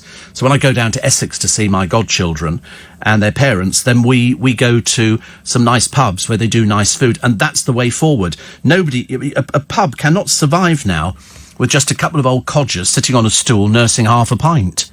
You're not going to make any money that way, so they have to do food. And we have 2 or 3 that we've been to where the food is excellent. I mean, it really is excellent. And every time we go there, it's really busy. You need to book for these places. Worst picture, a handcuffed black man led through the streets on a rope by 2 mounted white police officers is an image that has outraged America. The shot of Donald Neely's arrest in Galveston, made famous, of course, in the song called Galveston, was slammed as a throwback to slavery, and a relative said he was treated like an animal. He's he's a person who lives rough, and he's got mental health issues as well. So he's a homeless, mentally ill father of 8, and they didn't have a wagon to put him in and bring him back, and he was up, I think, on it was a charge of criminal trespass. But the image has gone viral around the world, and so the police at Galveston are trying to justify it. Bit of a difficult one to do. Emmerdale actor Mark Jordan has been cleared of unlawfully wounding a pensioner he bit following a row in a beer garden. The 54-year-old who plays Daz Spencer, he was in Heartbeat. He was a copper in there. I always liked him, actually. But we couldn't talk about it because it was in court. He was also found not guilty of a fray and assault by beating. He claimed he bit Andrew Potts in self-defence after being attacked as he celebrated his engagement to his co-star, Laura Norton, who's 36. Jordan claimed Mr. Potts called daughter Poppy a slag, which he denied. Oh, that went out with the arc. Laura, Kerry Wyatt in Emmerdale, wept at the verdicts at the Crown Court in Manchester. Jordan of Oldham says, I'm looking forward to getting back to our engagement and my career, which has been on hold. Let's hope it's able to be picked back up again. Telly insider on Summer being courted by TV bosses. She clearly isn't afraid of speaking her mind. She hasn't said anything. What stupid people are you? This is Paul Hollywood's ex-girlfriend has been inundated with offers to appear on reality TV. Oh dear. Obviously, little stage up from sort of standing behind a bar saying, do you want a packet of peanuts with that? They say she's not afraid of speaking her mind. She never said anything until she walked out the other day. Didn't exactly speak her mind. She's not exactly strong, is she? I'm not signing that thing. I'm going home with my 8 horses. Good, go home, stay home. Don't come back ever again. More people on Strictly. It's amazing, actually, how many of the critics have started saying, I'm sorry, who are these people on Strictly Come Dancing? Most of them, you have no idea who they are. You've got here Alison Phillips. She says, never have we had such an underwhelming lineup of celebrities taking part in a series. The brightest star in the firmament of non-entities is West Ham's 6th ever best goalie, David James. Then there's vlogger Saffron Barker. No, me neither. Drag queen judge Michelle Visage. Nope. And comedian Chris Ramsey. Thrice no. We've even got some woman who's married to the bloke whose dad used to be that odd character with the wiflets from Longleat Safari Park. Honestly, where's Anne Widdecombe, says Alison, when you need her. Very nice to have your company. Welcome to Wednesday. Welcome to, gosh, it's 12 minutes to 6. There's nothing worse, is there? You're lying there in bed and you're sort of going, oh, another 5 minutes. I used to do it. Even when I was going to school, you have the alarm set. My dad would bring in a cup of tea. You go, Stephen, cup of tea. I was very lucky. And he'd leave the cup of tea on the side table. It would go stone cold because I'd just go back to sleep again. For some reason, we slept more when we were younger. Yet we could stay up later. I used to stay up really late, but last night I slept like a top. Absolutely like a top. And so when I sort of bounced out of bed, you know, because I do bounce out of bed, a bit like Tigger. And you go and make yourself a cup of coffee and you sit there watching the television and you suddenly realise there's a right load of old rubbish on. It's only until I get to the bathroom with the radio that I realise that everything is hunky-dory. Neil is in Wigan. Wigan? I don't think I've ever been to Wigan. Is Wigan nice? Is it a nice place? Is it what's it famous for? What is Wigan famous for? Find out what Wigan's famous for. Go onto the internet. I'm not interested in that. Find out something else. I don't care. It's no good telling me football stories. I'm seriously, I couldn't think of anything where I'd rather watch synchronised nude swimming than sort of be interested in not that I think everybody should go nude swimming. Yes, everybody would probably want to watch that. I think that'd be quite entertaining, actually, wouldn't it? Wigan, here it is. Look at that. A former wharf on the Leeds and Liverpool Canal.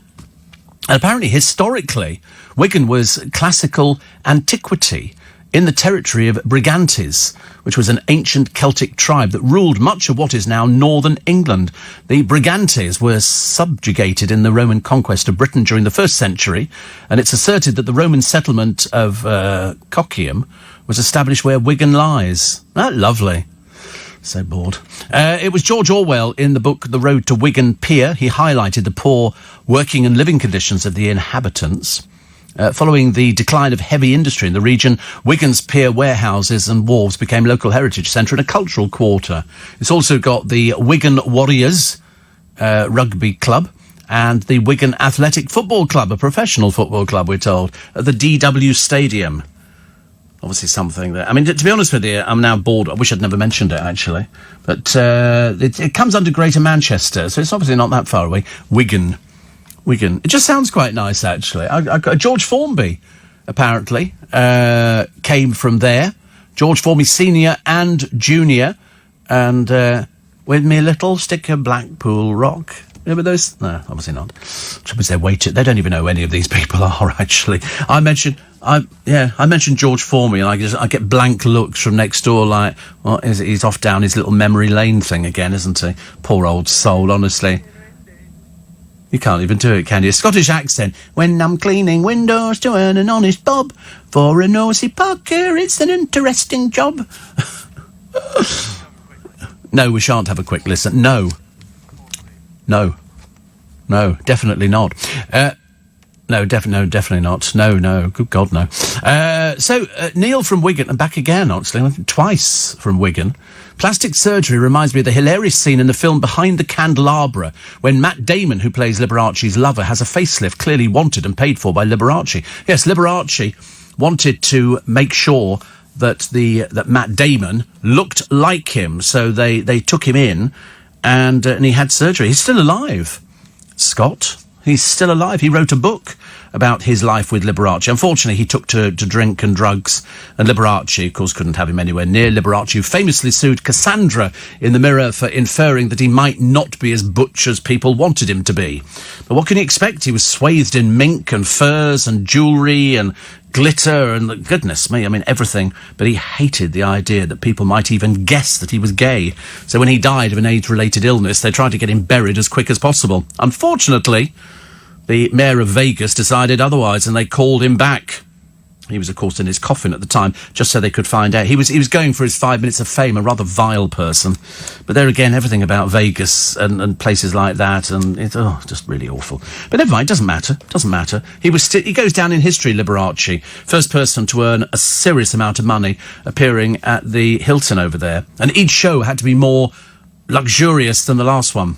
I don't know how we got onto him, actually, because George Formby had nothing to do with it. But when George Formby died, they sold all his possessions off. And it was just him and his little uke. And there's a big fan base now. Big fan base. All sorts of people from 3 years and upwards, I think. 3 years and upwards. And it's lovely. It's absolutely wonderful. They keep things like that alive. They keep it alive, and they have conventions, and they all get together and they play. It sounds brilliant. I've seen footage on DVD. And I've read the magazine that they have as well. It's lovely. Why not keep the memory of something alive? The only wrong thing about poor old George Formby was the wife. She watched him like a hawk. She didn't want anybody else hitting on her husband, which apparently was quite common in those days. Also, here we go. Barbara Windsor, according to Alison, is one of Britain's greatest national treasures. And she says here, because it's the Battle of the Blonde Bombshells, says Boris would do well to listen to this heart-rending plea from Barbara. Never can we have owed more to our national treasure than now, as she launches a fight for fairness in the care system as she slipped into the clutches of Alzheimer's. It's awful, isn't it? It is awful. You do notice these things. But as Scott will tell you, she has good days, and then she has not so good days. But either way, and she celebrated her birthday yesterday. But she's still our Barbara. She's still cheeky, and she can still raise the temperature of red-blooded males. Chelsea have apologised unreservedly to young players who were the target of a prolific sexual abuser. Charles Geeky, QC's report with evidence from 23 victims, said Chief Scout Eddie Heath had groomed and attacked boys aged 10 to 17 in the 1970s. The club chairman, Bruce Buck, has met with 17, but there will be no compensation fund like Manchester City. Instead, individual payments will be made to victims through insurers. The report said some Chelsea officials must have turned a blind eye to what they saw. Former Chelsea assistant boss Dario Gradi, 78, was heavily criticised for missing chances to prevent Heath's abuse. Gradi denies smoothing over claims. The report states that Heath had a close friendship with another paedophile, John Butcher, whose behaviour was exposed by the Mirror. Both men worked as scouts for Chelsea. Former Blues star Gary Johnson revealed the scandal in 2016. He was paid £50,000 in hush money after years of abuse. And Johnson wants the club to compensate the other victims. Man City offered six-figure payments to those who were assaulted by former coach Barry Bennell. So there you go. Eddie Heath was well dressed and like a gentleman to the families of Chelsea's future stars. He was a chief scout, died in 1983. He was a Frankie Howard character, routinely using sexualised innuendos. He targeted the vulnerable. And assistant manager, because there was one man who complained to the club his son had been grabbed and caressed. Assistant manager then, Dario Gradi, allegedly told the dad he got carried away. I'll have a word. You know, like you can just sort of disappear with things like that. Every time I read about this blasted grave of Joy Division frontman Ian Curtis being robbed, you feel heartily sick. I hope they find somebody. Perhaps they should have put a camera on it after the first time. Also, a Tory minister, Tory Transport Minister, no less, is furious that staff refused to delay a train for him. George Freeman was stranded for an hour after missing yesterday's 9:09am service from Cambridge. He said 4 others also sprinted along the platform after a connecting service was held up. He claimed the station staff saw them but instructed the driver to depart and then smirked. Oh, not the smirking. Greater Anglia have apologised. I thought trains now, they say the door's shut on South Western, 30 seconds before it departs. And they seem to be fairly on the button for trains departing on time. I never except for the other day. We had to sit there forever and a day. That wasn't very good, was it?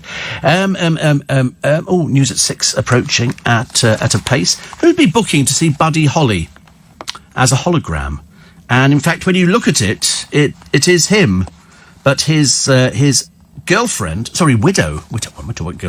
widow, says she expects to feel pain and joy when she's reunited with him as a hologram 60 years after he died.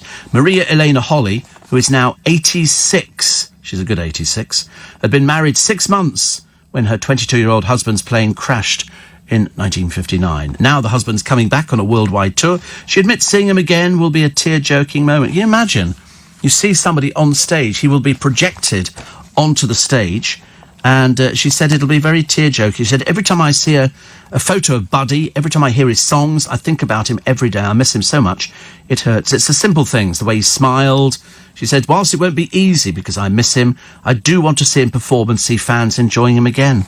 He died together with, you remember, Richie Valens, only 17, and the Big Bopper, who was J.P. Richardson, 28. They died in that crash. They never really should have gone up in the plane. The weather conditions were absolutely atrocious, and the plane came down. But Maria, whose second husband has since died, says the hologram will introduce Buddy to a new generation. It's very clever, isn't it? Tickets go online directly from venues. Just have to check your local press. Isn't that amazing that they can do things like that? So you can actually go and watch him performing on a stage. It's going to be the most oddest thing. I don't understand how it works. Very clever, though. Very clever. So we got more pictures in all the papers, actually. Jack and Joan's 80th wedding anniversary, bless their hearts. They celebrate their milestone. I mean, listen, they're in an old people's home. They're enjoying themselves, and they've reached 102 and 100. That's not bad, is it, at all? Still to come on the programme, the news at 6 o'clock at a pace. The residents starting to return home. That dam hopefully looks okay. Celeb's mum on a legacy 10 years after her death. This is pretty nice to be company. Welcome to Wednesday, the 7th of August. And the weather for this weekend, not looking promising. But I mean, I don't think anybody cares. Do you know I've not worn a jacket or a coat for weeks now? I used to wear one and I used to think, what on earth am I wearing this for? Seriously, it was just absolute madness. So I stopped wearing it, and I think by this weekend I'll have to put the thing back on again, which is much easier, isn't it? So after the sugar tax, so we're now set for a calorie tax. They're making a big thing about this Wonder weight loss jab, which I've been on, not on it now, but still have it in the fridge. It's designed especially for diabetics type 2, and you can shed weight, so all the people on the test were diabetic. Whether it works for other people, I've got no idea. But I think I bet you anything, people will be contacting radio stations and TV stations, and they'll be talking about it, but it's been around for years. It's certainly not new. Certainly not new, but they make it out as if this is the wonder drug and we're all going to be taking it. I mean, it didn't work for me. It worked for about the first day and a half. And then I discovered it. I got all sorts of strange side effects. So I wasn't too pleased about that. But I've still got the stuff. I said earlier on, I'm going to check on the sell-by date, because I don't know how long it lasts for, which will probably give me a rough idea of how old this stuff is. But you can't just throw it out. So I'm going to have to take it back to the chemist and get them to sort it out. Colleen's home win, apparently. Wayne's coming home. What a shame. We were so much happier when he was abroad. But anyway, she doesn't want to stay abroad, so she's here. But I thought she'd been back here for ages now. They've just spent 20 million building a house, or a house that's worth 20 million. And so I always assumed they'd be coming back here anyway. The Queen wants Sophie Wessex to take Meghan under her wing. To do what? I've got no idea. I mean, I shouldn't imagine you could probably tell Meghan anything. I really don't think that would be possible. I think she'll just have to... It's a suck it and see situation, isn't it? Where she'll have to sort of try things. Some things work, some things don't work. But I remember reading something the other week where I think one of the critics... one of the columnists in the papers was saying Harry needs to sort of lighten up a little bit and start thinking for himself as opposed to what she appears to be saying to him. How they know these things, I've got no idea. It's almost like listening to Lady Colin Dreary Campbell. Not her name, of course. She's only because she married somebody who was titled, and that was about it. And she sort of proclaims things in her books about the royal family as if she sort of has a fascinating insight into them. Whereas, in fact, really, she's been a bit of a disaster. She's having to do reality shows. How sad and tragic. Including that sort of trying to find somebody to go out with her. I would have thought that was a bit of a difficult one. What have we got here? Oh, yes, I've seen the moment that 11 supercars worth about $1 million are wiped out after a driver lost control because he was being chased because he was one of those speeding boys, another stupid person out on the streets. It doesn't take much, does it? You look at them. We've already had people injured and killed as these cars go out of control with stupid people whose brains must clearly be in their rear end. The Daily Mail this morning... the pill, no, it's the menopause that really sets women free. Lots of people have spoken about it. And, would you have an operation, or would you have all sorts of things to make sure you didn't get it anymore? And most people seem to be saying no, which I thought was interesting. Dementia is now the cause of 1 in 8 deaths. Nearly 70,000 lives were lost to the illness last year, 13% up on the 61,000 of 2015, which is not good. The England rugby star, whose wedding, after dating for just 2 weeks, and the little piggy, you'll love the picture because it's cute, looks like Babe, and it's a little piglet wandering by the side of the road. And vegan campaigner, of course she would have to be, wouldn't she, Lisa Buck, found the little piggy, so she took it as a sign she had to save its bacon.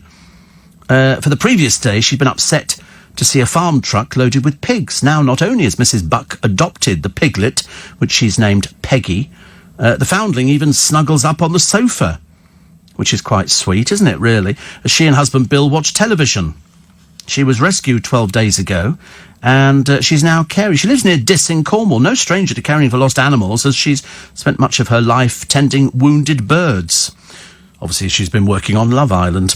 But anyway, here she is. She's the house hog. Now, whether or not this little piglet grows, I don't know.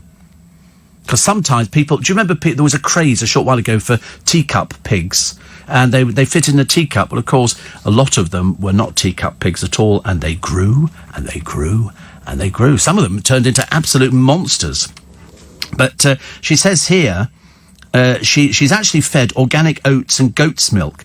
She will eventually... Oh, no, she's not a teacup piglet, this one. She will eventually grow to about 7 feet long and weigh up to 40 stone.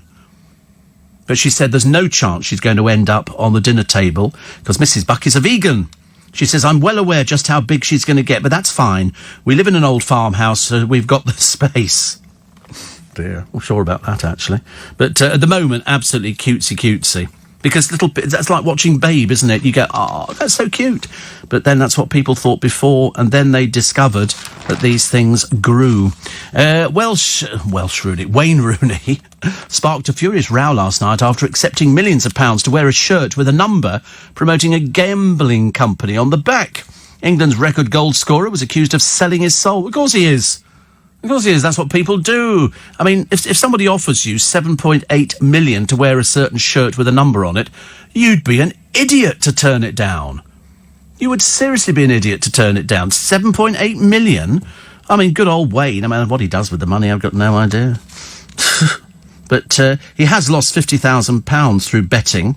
And in 2006, Football Association investigated claims that he'd racked up debts of $700,000 in an England dressing room gambling ring. Well, now he's got 7.8 million. It doesn't make any difference to me. Couldn't care less. But it's not very good, is it? Nice picture of Barbara out and about with Scott. She celebrated her 82nd birthday. Do you know, 5 years she's lived with Alzheimer's. But they were out the other day. I think she loves going out. She loves seeing people. She really does. She's very happy seeing people. And Scott looking very smart. He gets a very smart person. Very smart person. So that's always good. I mean, how he gets through day-to-day stuff is the miracle of all miracles, I think. The Dizzy Blonde is off. Sexist beer names have been axed. I didn't know that, because I don't drink beer, I didn't know that they all had different names. But brews with names like Dizzy Blonde and Village Bike, apparently, have not been allowed at this week's Great British Beer Festival. Organisers have also called time on beer pump clips and bottle labels featuring images of big-bosomed, semi-clad women. By Jove, matron, semi-clad women, big-bosomed. And yet, they used to have all these images on the side of aeroplanes in the war. What difference it makes now. All 1,000 beers, ciders and perries, on sale have been checked to make sure they adhere to CAMRA's new code of conduct. Huge bazookas. By Jove, we'll have a pint of that. I mean, do you think people sort of do that? And they go, I mean, do people really buy a beer because it's got a picture of a woman on the front? One of them is in an aeroplane. So obviously, picking up on those sort of old wartime images from the Second World War. I mean, one of them, woman in stockings and suspenders, bazookas and everything else, and featuring Elsie Moe as a heroic pilot. It's amazing what you can find to sell things, isn't it, nowadays? The Queen, off up to Balmoral. She'll be there for the summer. What she does, I've got no idea. I think she does a little bit of riding and just generally relaxes. I wonder what she eats. How do you get to that age? I mean, what sort of food? I mean, obviously she doesn't cook. Can't see her in the kitchen, can you, really? Georgie Fame came from Wigan, says Chris. Did he really? Georgie Fame. So there you go. And Shane says, when you used to read the news, what would you do if you couldn't pronounce a word? I could always pronounce the words. Well, I would get to see the bulletin beforehand. I struggled with Navratilova. Seriously. And so what you have to do is that there is a pronunciation department at the BBC. You could phone them up and say, how do you pronounce this? And they would tell you. Although I've heard some dreadful voiceovers on things recently where somebody really can't read the script. And obviously nobody was checking it at all, which is a shame. But no, I didn't have any words. I used to hate reading the sport.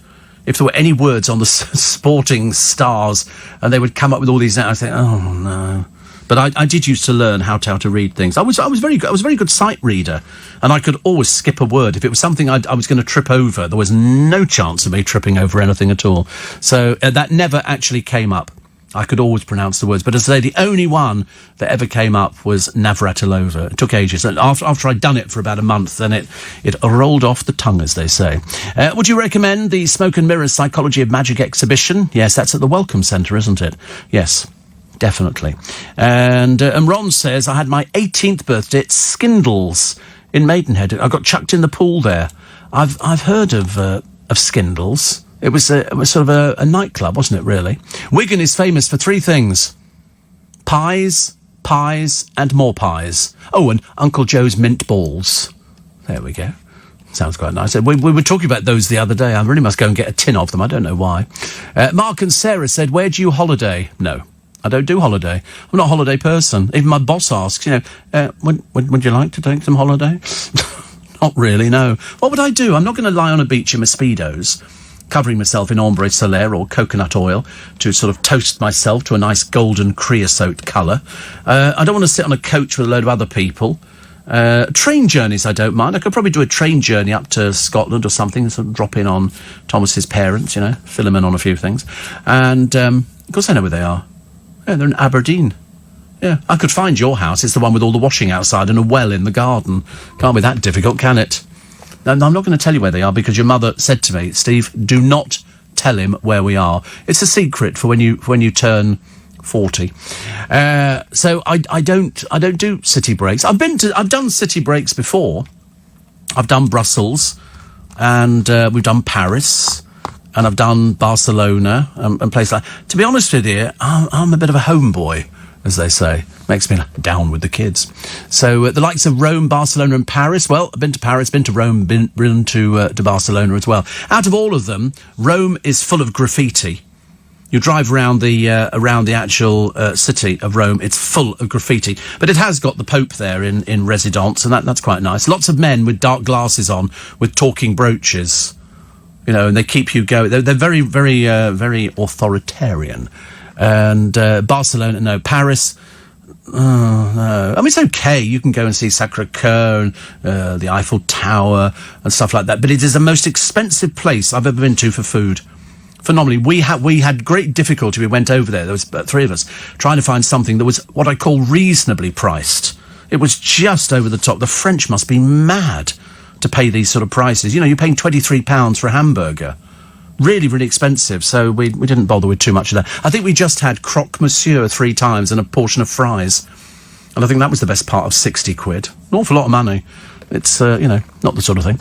Re your gloomy forecast, says Sandra. It's our agricultural show this weekend. I've just bought a selection of sun hats. The field is dire when it rains. Also, the racing camels might not like it. Well, it's going to chuck it down. Absolutely chuck it down. Trevor says, according to Errol... Roland Rat's friend, Wigan is the place they make pink buckets. Pink buckets. What are pink... I don't know what pink buckets are. LBC News Time, 6:16, with the latest headlines now. Simon. Morning! 6:20 is the time, he says, trying to sound as cheerful as possible on a Wednesday morning. Because that's what happens, isn't it? Wednesday morning, you're lying in bed and you're going, oh, I don't want to get out of bed today. I really don't want to get out of bed today. And I'm sort of thinking, come on, get out of bed. Get out of bed. Get yourself ready. Sometimes you can do sort of quick washes in the bathroom. Michael says, you obviously remember Celebrity Squares. I do. This was a programme hosted by Bob Monkhouse. He might have been one of a couple of people who presented it. But they used to have celebrities in all the boxes and a couple of contestants. And they go, oh, so-and-so, Bob Carroll-G's or whoever it happened to be. I mean, nowadays, there aren't enough celebrities to fill the boxes. They'd have to put all that dreary dross on from reality shows.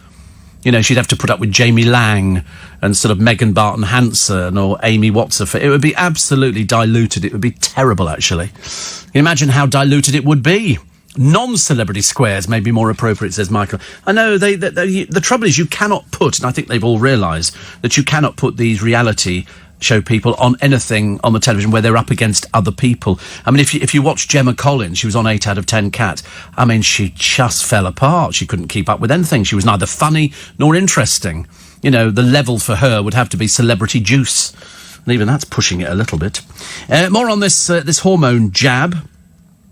People were slowly injected for 12 hours a day. People of 12 hours a day of injecting. That seems like an awful lot to me. I just did one sort of injection a day, and that seemed to sort of solve the problem. But it doesn't work for everybody. He's been the much-loved radio host for all of its 52-year run. Nicholas Parsons, though, who's 95... was absent from a recording of Just a Minute last night for only the second time in its history. So Giles Brandreth, I mean, seriously good. Seriously good. Giles Brandreth, really good. Was called in to ensure that Paul Merton, Lucy Porter, Ed Byrne and Fred Macaulay spoke without hesitation, repetition or deviation. Brandreth joked that Parsons, who was said to have been struck down by a bad back, was with a masseuse. He's quite good. So 939 episodes he's done. You have to speak for 60 seconds, as you know. Some people do it, some people can't do it. Some people do it and they go, bing, repetition. Got to be very quick. The BBC didn't want Nicholas Parsons. They wanted Jimmy Edwards, but he was unavailable. You might not remember Jimmy Edwards. Nicholas Parsons reluctantly took his place.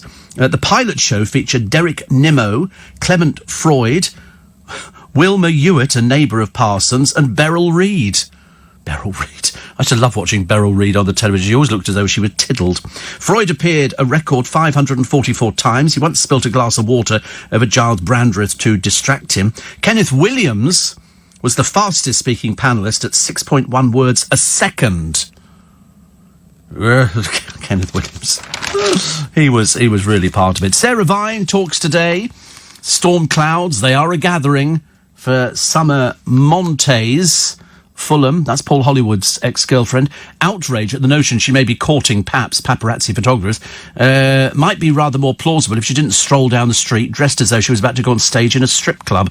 A boob tube and micro mini, not exactly an outfit that screams, don't look at me.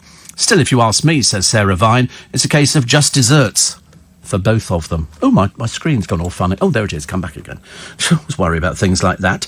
And so that's good. And my brother's got this new job. He said, all I want to do, he says, because he hasn't worked for a little while, he says, I'm on my feet all day and quite physical. So I get in at night, have something to eat and want to go to bed. I do exactly the same. So that's good. But he has to wait till the end of the month before he gets paid. Not the easiest thing to cope with, is it? Not the easiest thing, but at least he's doing. That's the trouble. If you go from a job where you were sitting down and all of a sudden you're standing up and it's fairly physical, that'll get him fit. If nothing else, it'll keep him going. 'Cause he's getting married in December. Which is lovely. So we're looking forward to that. What else we got here? Another season of Strictly Come Dancing, says Sarah Vine, which apparently seems to pull people in. She says another slew of made-up controversies. Who cares if James Crackner's being paid more than Challenge Annika, or if nobody's ever heard of half of them? It's all such predictable, stage-managed drivel. Yeah. See, she knows exactly what I've been saying all the time. She said, I can't help thinking there are better ways to be spending licence payers' money on than a bunch of sequin-clad celebrities who only end up snogging each other anyway. See, exactly the same as everybody else says. And is it just me, she says, or is it just a bit weird to wish your wife a happy birthday, as Prince Harry did this week, via your official Instagram page? Or is the Duchess of Sussex now such a saint that a bunch of flowers and a peck on the cheek would be considered blasphemous? I agree with her. On all of those. It's just one of those stupid things. On an official site, as if he was some ordinary member of the public. Anybody knows he's not an ordinary member of the public. Steve, I'm from Wigan. It's a dump. LOL, which is laugh out loud. I actually live about 100 yards from where George Orwell stayed while he was there. I work very close to where Formby was born. So say hi to Neil for me, says Carl. Kevin the Milkman says, even ageing punk-rocking milkmen are George Formby fans, mentioning no names.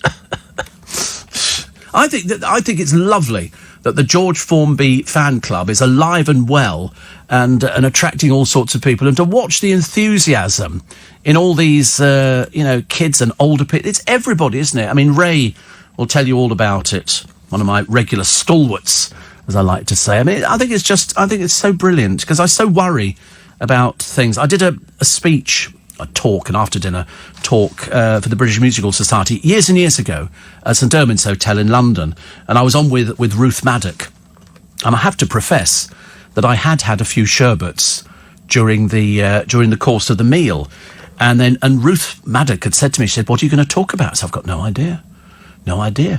And I stood up, and I think I did about 25 minutes. In the end, I did the whole bit. I did the crying, I did everything. And it was basically saying that I don't want things like that to disappear. I think that's part of our make-up in this country, the music hall. So many people came out of it. Ask Barbara Windsor. She was still doing music hall up until a few years ago before she got the EastEnders gig. And people love going to it, and I think people could rediscover it again. And so I don't like to see things disappearing. So when you get all the people who are George Formby fans going out there playing, I'd love to be able to play a uke. Loved it. Ping, ping. It always looks so simple, but I'm sure it isn't. I struggled with the recorder. Steve, I know Saffron Barker. My 15-year-old niece follows her online. David James, great goalkeeper years ago. That's it. Yes, I mean it's what do we say? I mean, whoever is booking these people hasn't got the faintest idea who they are. I mean, the one that, as I said, and I'm quite a fan of hers as well, because she's been through it, Annika Rice. And they go, oh, we've been trying to get her for years. Well, why couldn't you get her for years? It's because you've only just invented it today. Most people who will watch that programme will not have any idea who she is. Because the people who are watching the programme are aimed, it's a certain age group. They're hoping to get younger people in. But they're not, because they're going to go, who's going to appeal to us here? One person, Saffron, who's apparently a YouTube vlogger. Whatever that is, I think it means flogger. And that's why it's sort of popular. So they think young people are going to watch it. Then they're going to get a bunch of people they've never heard of or even care about. Who was it who was saying the other day? They were talking about... it's Peter Andre. I seem to manage to catch some dreadful interview with Peter Andre, who's playing the teen angel, one of the tiniest parts in Greece. And he tried to get his kids interested in the movie. And they weren't interested. They thought it was dated and old-fashioned. Gives you a rough idea what goes on in the Andre household. What else we got here? What else we got? Oh, lots of pictures of lovely things. Royal children. The trouble is that they're royal children. Do you think they know when they're at an early age, royal children? They've got Princess Beatrice, and who is 9th in line to the throne. In other words, it's a case of never. Princess Anne is the eldest member of the contingent to have Elizabeth as a middle name. They've all got that. They've all got the name Elizabeth. I mean, some of them are absolutely gorgeous, some of them are cute, and some of them just look like kids, which is what they're supposed to do.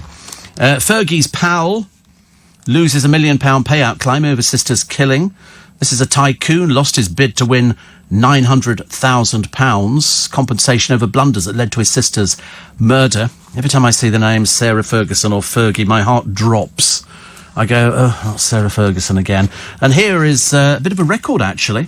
This car is a quarter of a century old.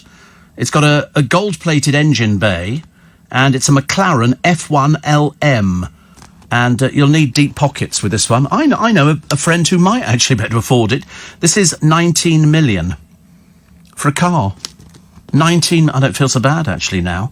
19 million pounds. I mean, the most expensive car ever sold was a 1963 Ferrari 250 GTO that changed hands privately last summer. Guess how much? Come on, guess. If this one is, they say an auction record at 19 million, how much did this Ferrari change hands for? 1963 Ferrari 250 GTO. 57 million. I mean, seriously. You'd be frightened to take it out. Don't get too close. Dangerous. I got very close to somebody the other day. It was White Van Man. Plus the handyman's daughter from Peckham, who's lost a school friend to knife crime, and yet Britain's first hijab-wearing jockey. She only did this one thing. Let's grow up about it, shall we? And it's just one talent, they go, this astonishingly talented person. So she was up against Vogue Williams, so you don't expect her to be able to ride a horse, do you? Can't have been that difficult. Brian Connolly celebrates birthday today. I'm late for the news. 6:30. Nick Ferrari with you at 7 this morning for breakfast. Do the retailers know the law on e-scooters? LBC brings you an exclusive investigation after a woman died in an e-scooter crash last month. In fact, not just that. We had a young man who crashed into a bus stop. I see one every day here. I thought the police were supposed to be stopping these people. Michael Gove says the EU's refusal to negotiate a new Brexit deal is wrong and sad, but says the UK is ready to leave on a no deal. Is the government's stance on no deal a bluff, or is it the government's preferred outcome? And we need a new tax on calories. We all dread that word tax, don't we? Tax on calories. So in other words, we're all being sort of treated by snowflakes because we can't look after ourselves. And so somebody has to tell us what we can eat and what we can't eat. And now because obviously we're going to become a nation of fatties. It's not too difficult, is it? Because the high streets are just full of fast food. Bad quality fast food. I could understand it if it was really good quality fast food, but it never is. That's why they make so much money on it. So Brian Connolly celebrates his birthday today, 58. He's currently starring in 9 to 5 in the West End, Dolly Parton's musical. Best known for the catchphrase, "It's a puppet." And in fact, actually, I saw him... a couple of years ago at Robin's party, the way Cliff and everybody else, and he was there as well. Gorgeous children, really. A former Pontins Blue Coat, he proposed to his wife Anne-Marie in a suit of armour, and their wedding car was from Chitty Chitty Bang Bang, in which he later starred on the stage. So he's 58 today. So happy birthday to Brian Connolly. Also on this day... in 1971, the solo sailor Shea Blythe was ashore again yesterday after his record east-west voyage around the world in a ketch called Scotsman. Blythe, who completed the 30,000-mile trip in 292 days, said, "The worse the situation, the funnier I find it." He was the first person to sail the world non-stop in the wrong direction against the prevailing winds and currents. I think you'd go round the bend, wouldn't you? Talking to yourself. He, when we were down in Berkshire years ago, he came down to do something. People were going, "Shea Blythe, You know, when we had all sorts of people who were doing these marvellous things. Born on this day in 1931, but he died in 2017, was Jack Good. The legendary TV and music producer created the 6-5 Special and Oh Boy. He read philosophy at Oxford, and when asked about the style of television he pioneered, I prefer vulgarity to the excessive refinement that has long stifled British society. Mata Hari was born in 1876, executed by firing squad, age 41, having been accused by the French of spying for Germany, as a result sending 20,000 Allied soldiers to their death. She was the Dutch courtesan turned spy. Real name, Margarita Geertruida, I think, MacLeod, a synonym for female seduction and betrayal. So, firing squad for her. Plus, the Quarrymen in 1957, you might have to rack your brains on this one, gave their debut at Liverpool's Cavern Club. After performing Elvis Presley's Hound Dog and Blue Suede Shoes, the club owner gave John Lennon a note that read, "Cut out the bloody rock." Little to realise. And happy birthday to Charlize Theron as well. 44, the South African actress was 15 when she saw her mother shoot her alcoholic father dead in self-defence. The Oscar winner was criticised after saying pretty actresses struggle in Hollywood.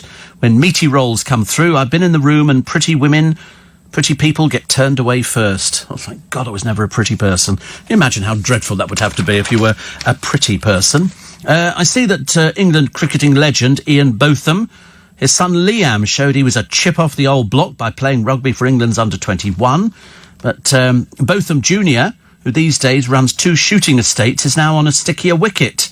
Because Ian, anything that Sir Ian ever encountered, he can, they disclose in the paper today, tell you he's been declared bankrupt. He owes £50,000. The sorry development stems from an unpaid bill for 7-week-old pheasants supplied last June to Liam's acclaimed shoots. One on Scotland's northwest coast and Wisperdale in North Lincolnshire. We supplied the birds to him, a spokesman says. We got a deposit, then we got another lump sum, but payment for the balance remained outstanding. Good God, is that birds cost that much nowadays? No idea. After receiving assurances the money would be forthcoming, the farmer owners went on holiday. We came back expecting to see the remainder of the money. There was nothing. So he sent him a formal letter saying we're going to take you to court.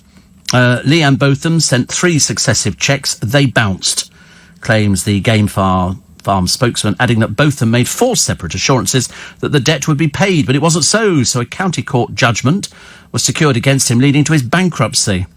Disgraceful, isn't it, really? He stopped. Botham, who married his second wife, former beauty queen Lisa Harrison in Mustique, admits to feeling hit for 6. I'm devastated, he said, quite clearly. He insisted he'd stopped 2 of the cheques and ascribed his financial difficulties to the loss of a huge amount of money in 2 business deals. It's been a bad year for him. He received a 6-month driving ban in February. He was caught speeding in his Range Rover worth £100,000. Some people just don't know when to stop, do they? Some people don't know when to stop. Also, another one biting the dust. Anthony Andrews, who played Sebastian Flight in Brideshead Revisited, is the latest celebrity to spurn an invitation to appear on Strictly Come Dancing, which might actually explain this year's very disappointing lineup.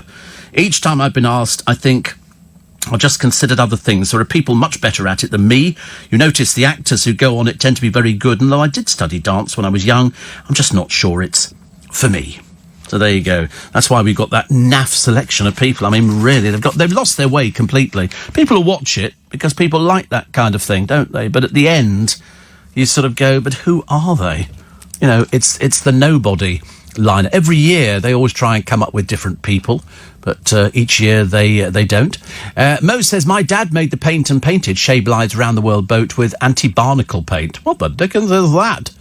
I love the idea. Hubby Robert and I are celebrating 26th wedding anniversary today, says Maxine, and working as per usual. It's always the way, isn't it?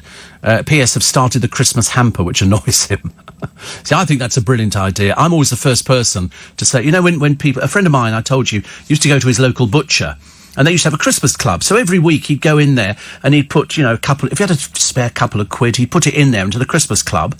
And then at Christmas time, he'd have amassed, you know, quite a few £100, and that would go for his meat and tins and all sorts of things. And so it paid for Christmas, as opposed to it just being landed on your doorstep.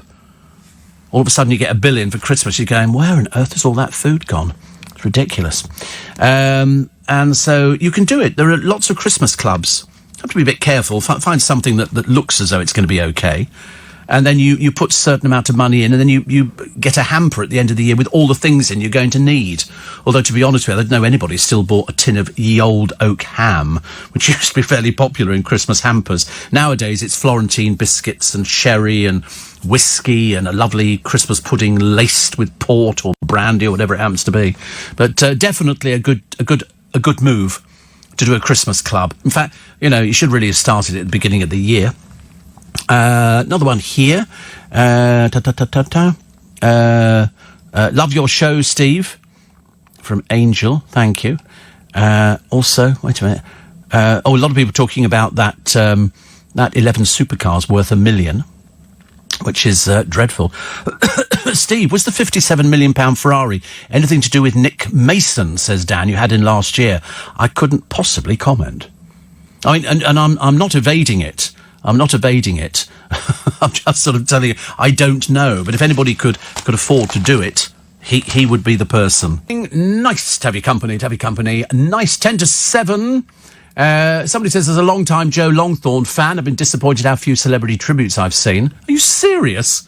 The papers were absolutely full of it. You must be blind. Absolutely full of it the other day. I'm surprised. Most people would know who Joe Longthorne was. Oh, dear. Honestly, he had tons of stuff in the paper. Steve, my friends and I are still doing a penny a day that you told us about 5 years ago, says Joyce. I think it's a great idea to save a little bit. If you've got loose change, take it, and give it to your local butcher. You find most of them will run Christmas clubs now. It's a brilliant idea. Another one here. I told you about Domino's. They've spent £7 million stockpiling pizza ingredients like tomato sauce in the event of a no-deal Brexit.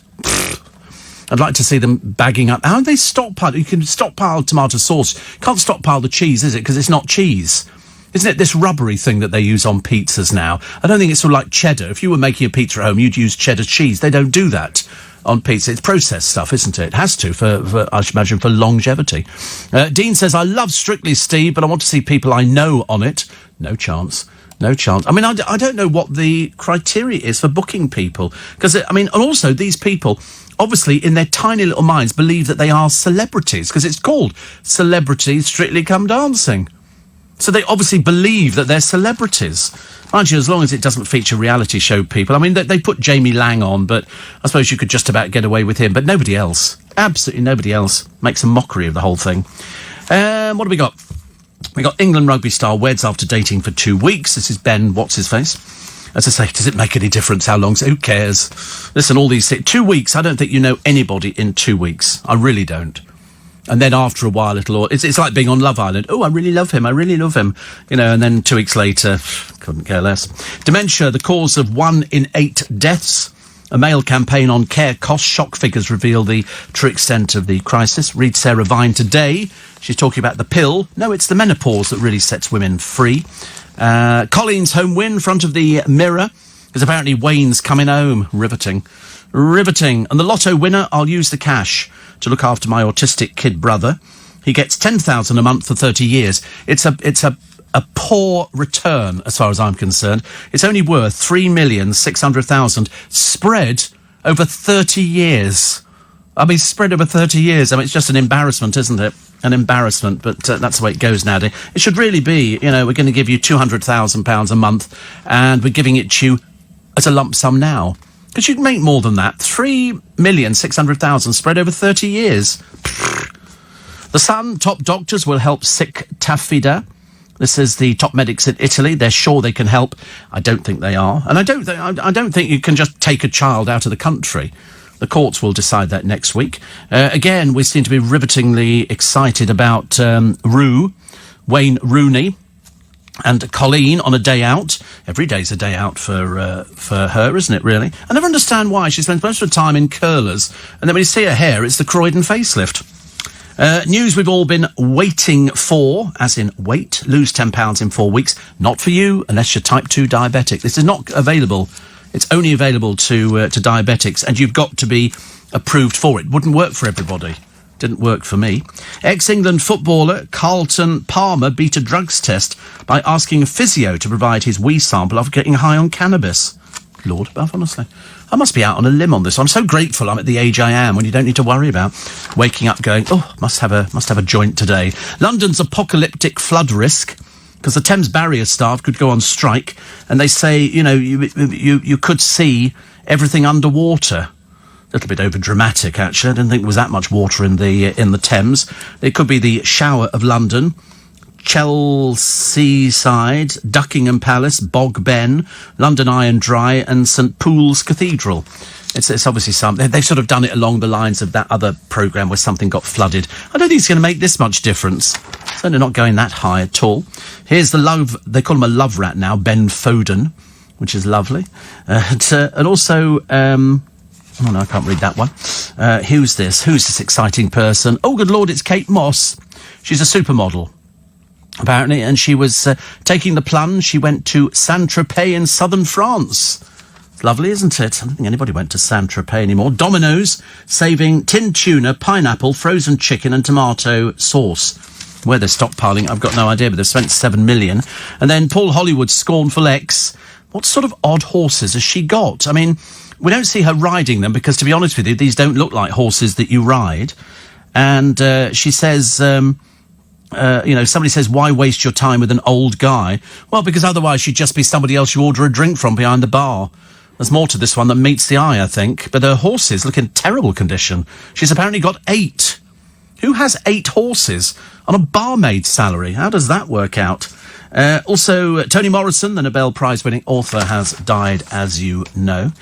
Jane Moore today. We've already covered a lot of her column. And you can avoid all publicity, Paul. Ask Dame Judy. Yeah, I mean, people crave publicity now, Jane. You know that as well as I do. People they're obsessed with it. They'll do anything. One of the blokes on Love Island walked out of his job as a fireman, didn't tell them he was going on Love Island, just turned up on the television. I'd have kicked him out of the fire service immediately. No messing around there, thank you very much indeed. What an idiot. Swapping beef burgers for chicken burgers cuts the risk of breast cancer by more than a quarter. I don't know anybody who does chicken burgers. Who does chicken burgers? Can you get those in McDonald's and places like that? Can you? Oh, I don't know. McDonald's, Burger King, KFC. Oh, they all do chicken burgers, do they? Oh, right. Oh. What little I know.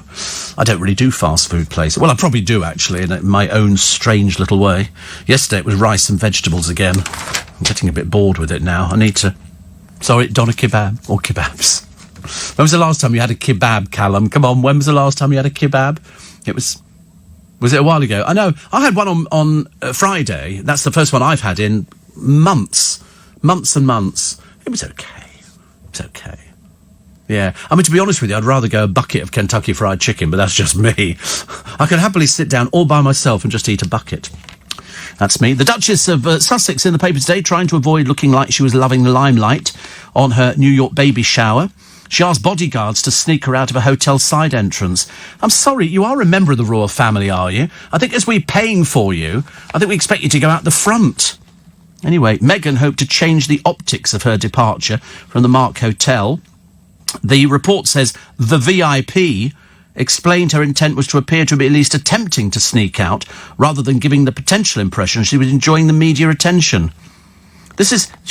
Blimey, I can't believe this one. The switch was telegraphed because the vehicles had to be moved to the side door of the hotel where she stayed in a £60,000 a night suite. £60,000 a night. I didn't think such things were possible, especially as we've discovered only the other day that a couple of people from Love Island, obviously at the cheaper end of the market, are staying in a penthouse suite in a London hotel, which is £400 a night. I mean, seriously, might have given you a blow-up mattress. You can buy those on the telly, can't you now? Give seagulls a hard stare, it'll save you chips. And that's front of the Times this morning. Also, the Met paid another police force, they tell us, £1 million to investigate the abuse fantasist. Top officer on the Telegraph says Muslims need not assimilate. And the Express today, Boris tells us you must back down. Plus 5 million at risk from pension scams, how not to be a victim. That's it for this morning. Thank you so much. For argument with somebody on the door when they go, can I just search your bags? Do I look like a shoplifter? Obviously, yes. A huge rise in unmarried couples living together. And the shoplifting pair using a Muslim robe ruse. It's interesting. I'll be sunning myself in Saudi. says Warren, because it's 45 degrees there, 60-mile-an-hour winds are due. Actually, there's a lovely picture of the paper, Warren, you'll like. It's in a couple of papers today of Cliff and Bonnie at her party, and Des O'Connor and Bradley Walsh and a few other. It's lovely. It's a lovely picture, actually. It's in the paper, so I'm pleased with that one as well. And I think, actually, Des O'Connor is 87 now. 87. Amazing, isn't he? Bless his heart. Also, home and dry, the Whaley Bridge people go home. Believe you me, it can't happen quick enough for them. They've all been desperate to get back to their places. And also, there could have been the danger, if it went on much longer, of looting. And so we don't want that, do we? The Ryanair pilot strike adding to the flight hell, because loads of people who were booked on BA, there's loads of pictures of people in the papers, and they're all looking a bit sort of miserable. They've got families, they've got weddings to go to. The usual one is funerals. I'm supposed to be going to a funeral. There was one woman on an old programme. Do you remember they used to do this programme which was based on EasyJet up at Luton? And if you turn up late for the flight, unfortunately, once the flight has closed and they've signed off, they can't put you on it. It's as simple as that. It might not have taxied out, but once the captain has signed off all the things that... Because if somebody's a no-show, they've got to stop the plane, unload all the luggage to find somebody's luggage. But if you turn up late for it, and people can... I've seen them arguing with the people up there, and to be honest with you, you've got to have the patience of a saint to actually put up with some of these rude people. Well, there was a hold-up on the motorway. Unfortunately, it's not our problem. Well, I don't have any luggage. Can't I just go to the plane? There was one woman. I've got to be there. I've got to be. I can put you onto the next plane, and I won't charge you for the transfer. I need to go on this plane. Please help. And it went like, seriously. I thought this woman was having a breakdown. It was quite amazing. And she said, listen, I'll speak to the ground crew who are waiting. And they said, any chance you get? No, because once they've shut the doors and they're going for pullback, then that's all you can't do anything about it. This woman, I thought she was going to scream the place down. It was so embarrassing. But, it's not their fault. And in fact, one of the girls there said, I'm sorry. She said, perhaps it might have been at Liverpool on this one. She said, I'm sorry, she said, I don't appreciate... I can't do it, there's no point doing the accent. I don't appreciate somebody swearing at me. And this woman then carried on swearing at her. And so she went, I'm not going to talk to you whilst you're swearing, which of course annoys people even more. Annoys them even more. So last night we had on the television, you knew I'd talk about it, the Jade Goody programme, where they're trying to deify Jade as some sort of saint, albeit a racist saint, together with Joe O'Meara and Danielle Lloyd, who were both complicit in the racial abuse of Shilpa Shetty on the programme. It got so bad, and Shilpa was trying to be very gracious about the whole thing, and she didn't swear, whereas Jade Goody let fly with a torrent of filth that you can't even imagine. And so that effectively sealed her fate. They were burning effigies of her over in India. And she eventually had to go over there, and all was forgiven. But she was a very nasty piece of work. And unfortunately, that's the way some people are. They kind of lose it on television. And that was the good thing about Big Brother in the early days. Now, people, and I'm glad it's been axed, and I hope it never returns, because it just makes people go round the bend. Unfortunately, if you're a bit thick and you don't have any way of making money apart from actually getting a job, you rely on shows like Big Brother. You rely on shows like Towie, where the language is getting worse. I'm watching old ones at the moment. It must be because Chloe Sims looks relatively young in it, and we know she's not, even though she's claiming to be under 50. And I was watching and listening to the language that was coming, and I was thinking, this is why can't people actually? I can do a 3-hour programme without swearing. All right, I've said the word bottom occasionally. And boobs and things like that. But, I mean, these people are coming up with the F word and the C word and all the other things. It's not very pleasant at all. So we had the Jade Goody programme. Unfortunately, they're dragging out this torturous career. Anyway, it's a career where it's painful to watch. And mainly consisting of the, here's some footage of her as a child. Her mother was a junkie. And apparently Jade, at the age of 5, is pictured with a spliff in her mouth. I mean, at 5 years old, because the parents were sort of both doing it. I mean, ghastly parents. But what can you do? You can't pick your parents or you can't pick your relatives. So she had to suffer with it. The only reason she became famous on Big Brother is because she started being a bit stupid. Unfortunately, Jade was more than a bit stupid. She wasn't bright or intelligent. And she then, when she got out of the Big Brother house and realised what they'd been writing about her, she then started playing up to it, which made it a bit embarrassing because you could see through it. She didn't. She thought that when she talked about East Anglia, that was quite genuine. She wanted to know if the Americans spoke English. All these sort of little stupid things, which if you had half a brain cell, you would probably know. But she didn't know these kind of things. So when she came out, and her agent obviously said, listen, they like this idea that you're a bit thick. So she played up to it. She played dumb and stupid, bit like Joey Essex. And it's sort of, yeah, we've seen it all before. It's not very exciting. I never thought we'd be watching it on the Gemma Collins show. I never thought that the diva, of course, she's not a diva. She never was a diva. She was just the fat bird in Towie who was desperate to find somebody, and the only person she could find to have sex with was Arge. There wasn't anybody else on there. Nobody cared about her. The person she was chasing turned out to be swinging from the other side of the chandelier, so he wasn't interested. And the only person was Arge, because he's another simpleton. Now, he's twice the size of the person he was. He's getting even bigger. Anyway, so her show launches, there's loads of huff and puff. Now, let me explain the premise. This is the idea that ITV are trying to create a celebrity. So you take somebody like Gemma, who they go, oh, she's really gobby. No, she's not. You could shout her down in about 5 seconds. She's really simple. And so on this programme, they've said, right, we're going to bill you as... I mean, what else? You're not going to bill her as a fashion model, are you? So we're going to bill you as a diva, which basically involved them giving her key phrases to say, like, I'm a diva, and sort of setting up various scenarios. It was the worst acting I think anybody had ever seen. The country became divided. Most people thinking it was the biggest pile of rubbish they've ever seen. Unfortunately, got 4 more of this drivel to go. It didn't work. As one of the critics said, wandering around Essex going, I'm a diva. And then at one point, she couldn't get out of the car. You've got to lift me up the stairs. That's not being a diva. That's being a pain in the arse.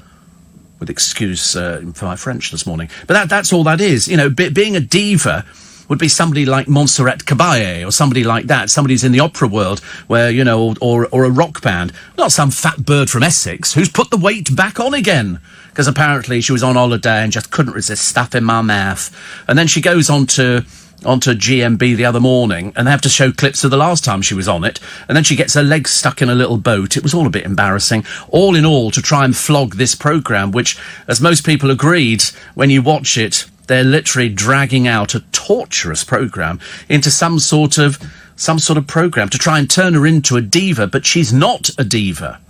Being a diva is... I mean, I'm trying to think, actually, who you could do it. You can't actually think of anybody on a reality show who's a diva because they don't even know what it means. You know, being a diva is going... I'll give you a classic example. Somebody who works with a group of other people but doesn't want to be looked at. Do not look at me when I'm working. Somebody who maybe turns all the television screens off or something like that. Somebody who sort of makes people sit down so that when they look up they don't have to see somebody. That would be diva-ish. Not just walking around going, I'm a diva, you've got to lift me up these stairs. She phones up her little PA called, it could be anything, and because she got a flat tyre, come out and sort it out. So he scuttles over there. All set up, because they've got nothing to go on. Nothing to go on at all. So what they're going to do for show 2, I've got no idea. It depends which way round they've actually filmed them. But she's been, you know, letting hints, so it's this and that. Are you going out with Arge? And you have to watch the programme to find out. The answer is, he just pops round when she hasn't had it for a while. That's what it is. And then they go back out again for a few days, and then it finishes, and he toddles off with other people. When you consider he used to go out with Lydia Dim, and the reason we call her Lydia Dim is because she really was as thick as 2 short planks. In fact, the 2 short planks were more intelligent. She went on to Celebrity Mastermind, didn't know a thing.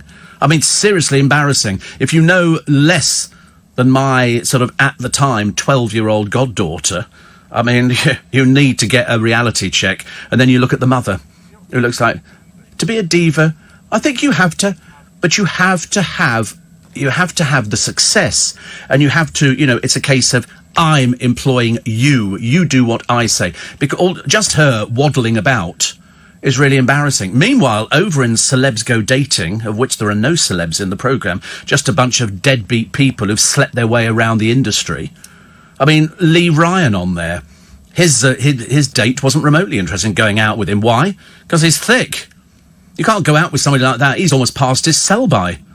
And then Lauren Goodyear, the one who dragged out the fact she went out with Mark Wright for ages and ages and ages and wouldn't let it go. You know, I want to go out with you. He wasn't interested in her. And having seen her on that programme, you now know why.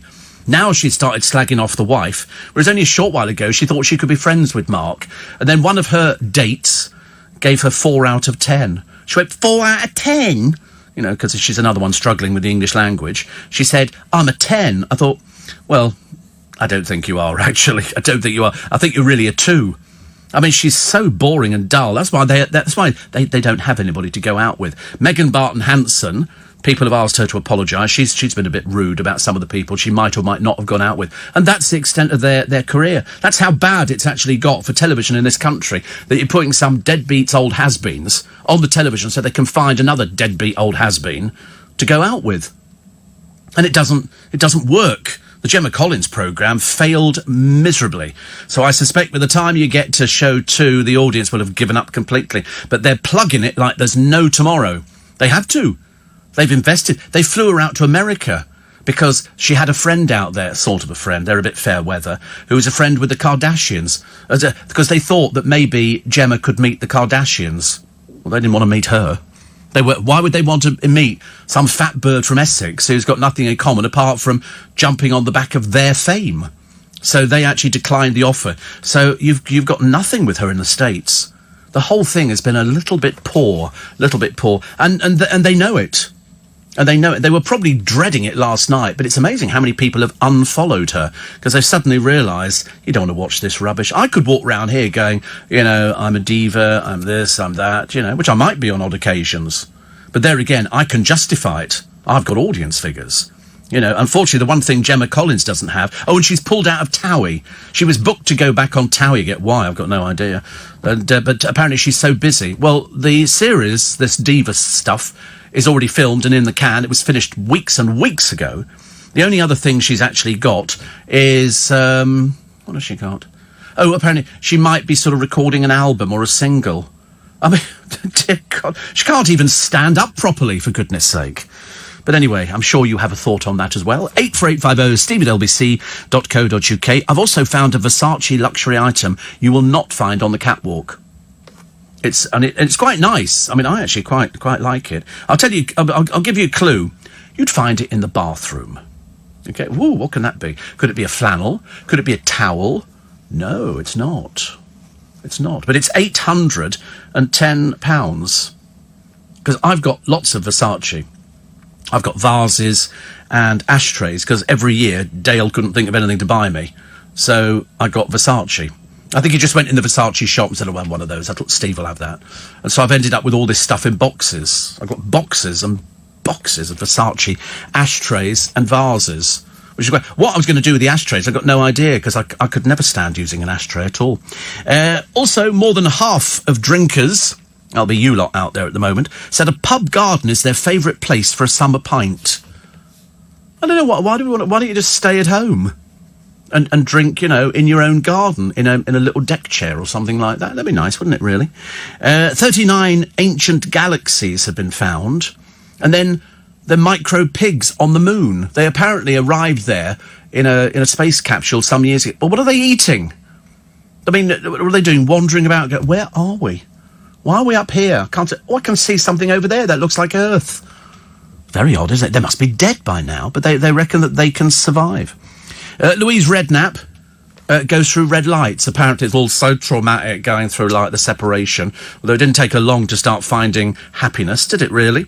And she blames the separation for the headlight fine, so she jumped red lights. So they've given her a fine of £666 and given her 3 extra points, I think. She's already got 6 points on her licence. She's obviously not to be trusted on the road. Quite dangerous. Quite dangerous. And a Waitrose shopper, you'll love this one, just before you go to the break. The Waitrose shopper who made the most middle-class complaint when returning a loaf of bread. What do you think the complaint was? It's only in Waitrose. You wouldn't get this in Asda or Lidl, or even in Marks and Spencer's you wouldn't get it. The crust is too thick. That would be a good one. That'd be a good middle-class thing. No. Too soggy. What sort of bread are you buying? Too soggy? No, I don't think so, Corey. No. What do you think it is? Come on, give you another two guesses. Can't be that difficult. So it's a loaf from Waitrose. So they do lots of nice loaves. But why would this one have been returned? I mean, I can't believe somebody would actually traipse all the way back to Waitrose. Sorry? To what? Wrong shape? No, they're all made in... Too flat? No. Too many seeds on it. too many seeds on it. I mean, this purse must be as thick as a brick.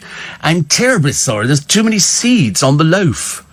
It's a poppy-seeded loaf. Well, there's too many. Far too many. We used to love that. I used to love the poppy seeds. Caraway seeds we used to get on our little rolls years ago, and I would eat the roll on the way back home, having been up there to buy them. I don't think my mother ever noticed the fact there was always one short. Or a stick. You know when you buy a, what do they call it, a French stick? You always break a baguette, yeah. Well, bigger than a baguette. A baguette sort of about, what's that, about 9 inches? A baton. It's not called a baton, it's tall. It's called a French stick. No, it's a French stick. And that's about that big, isn't it? They're quite, and they do smaller ones, which are called baguettes. They're very nice, though. But those you always eat on the way home, don't you? If you're sitting in the car, you break a little bit off. Alan. I always like listening to the... It's so funny, because you sometimes listen to the jingle, and you take it for granted, there's a jingle. But I used to know somebody who worked for LBC years ago, and he used to do some of the voiceovers for some of the programme. And if ever he was on the radio, he would turn the volume up and wind the car windows down, so that other people could hear it. I thought, well, they're not going to know it's you, are they? Well, I don't think they are, anyway. Stephen Mulhern's up early this morning. What on earth are you doing up at this time? He says, just wanted to say hello. Loving the show, as always. So it's 22 minutes, but what the dickens are you doing at 22 minutes past 4? I don't mind Andy Peters waking up at the crack of dawn when they send him off to give away money and stuff like that, and Phil Vickery and all the other people, and Jamie Oliver and stuff like that. But, I mean, what on earth is Steve Mulhern doing up at this time of the morning? Last time I saw him, actually, when did I see him last? I can't remember. Well, in here. It was in this very studio. Very studio. Warren said, sad you weren't there. This was for Bonnie Lithgow's birthday party. The pictures are in the paper today. It's a lovely picture of everybody. It really is. Very nice picture. Very, very nice picture. So Andy says, I watched the GC programme last night for research purposes. Absolutely horrific, utter drivel. Fakest thing ITV have spewed out in a long while. Exactly. I mean, it was done so badly, because quite clearly she can't act for toffee. In fact, there's not anything she can do, really. She just sort of lounges around like sort of some giant jellyfish. And she can flail. But it was stupid scenarios, because obviously the people putting it together don't really know what a true diva is. And that's why it failed, because she can't act and she can't do anything else. And now she's had to... Oh, Phil Vickery's up as well this morning. What's going on this morning? Everybody's up. Just gone, 20 foot. Why are you all going? Well, he must be... Well, Phil Vickery did baked potatoes yesterday. I nearly had a baked potato, but unfortunately the car that they've given me, whilst mine is in having a service, is too embarrassing to be seen in. I don't generally complain about it, but it's a Suzuki. A very small Suzuki. I mean, you could pop it in your pocket. It's like a little pocket car, and it's white. And if there's one thing I hate, it's a white car. But the last ones I used to get were red. And somebody said, do they not give you an equivalent of your car? I went, no, I wish. Can you imagine? Because you might also come back and go, actually, I like this one better than my one. I think I might change it, which I might do before the end of the year. And, that kind of thing. Steve, I was reading that the oldest phone show host in America is 84. Would you work at LBC up until that age if you had the chance? Well, I don't think I'm going to live, Stuart, till 84, but it's a very nice thought. It's highly unlikely. Diabetic with heart complaint and burns and all the... No, I'm not going to make 84. I'd be quite grateful if I make it to 70-ish. 70-ish. But I mean, and also I'm not a phone-in host. I think phone-in host can probably last until 84. I don't know who the oldest presenter... Well, Nicholas Parsons, still doing radio at the age of 97, isn't he? 95. Thank you for the correction. Making me look stupid, trying to come up with... You don't need to correct me every time I get something wrong. You just need to, just sort of gently say, actually, I think I checked and he's had a few birthdays since you mentioned him last. That's all you need to do. You don't need to go 95. Are you sure he's 95? Yeah, okay. I'm not sure, actually, that you're right. I thought he was 97. He did. He missed one. He's only missed 2 in his life. But there again, I've hardly missed any episodes of this programme, if indeed it could be classed as episodic, which I'm not too sure if it could be classed... How old is he? Go on, here we go. He's 97. Fantastic. So there you go. At least we've sorted that one out. Thank you very much indeed. I'm not lying at all. I just can't read. I've got cataracts. I've had cataracts, okay? Can't read properly. Steve, you talk of women turning into statues. There's a couple of blokes do the same thing in Kingston High Street. No, she really is turning into a statue. She has a very, very, very rare illness. And at the moment, she's almost frozen in an upright position. Her legs have fused together. I mean, it's actually really serious. Very serious. She can't do anything for herself at all. If she wants to lie down, they have to lie her down. And so her body is... I mean, I've never heard of it before. Never heard of it. You talking of Arj and the Diva having sex, I'm surprised they have a bed big enough. As for Lauren Goodyear, she's put plenty of weight on, says Matthew. Yeah, but also, you know, when she was told she was only a 4 out of 10, I would have thought that was a gross exaggeration. 2, a dreary old bag at the best of times. I mean, seriously, all she droned on about was Mark Wright and how his wife's a bit odd and all the rest of it. Yeah, well, it's never going to be you, was it, love? Never going to be you. So I want to know if you watched the programme last night about the Diva. And so Nicholas Parsons, 97, Steve. Thank you very much indeed for that. What you've tweeted it? You've actually tweeted that. I found that absolutely shocking. Shockingly embarrassing. So Phil Vicker is up. Stephen Mulhern, we're yet to find out what he's doing at this time of the morning. Perhaps he's just arrived back in again, actually. Perhaps he has just come back in again. That'd be late night on the tiles, as they say. I like the idea of late night on the tiles. He's on tour. Stephen Mulhern's on tour. He said, and I travelled through the night, but I listen early anyway. Also, how do I buy tickets for the Christmas show? Sold out. We've sold out. Even I find it surprising, but then you know all about sold-out shows, don't you, Stephen? You know about things like that. So he's travelling through the night. I mean, there's a thing called travelling through the night, and there's a thing called getting up at the crack of dawn. Although, actually, if ever I had to go off anywhere, I found leaving at this time of the morning was so much better. Who wants to sit in traffic?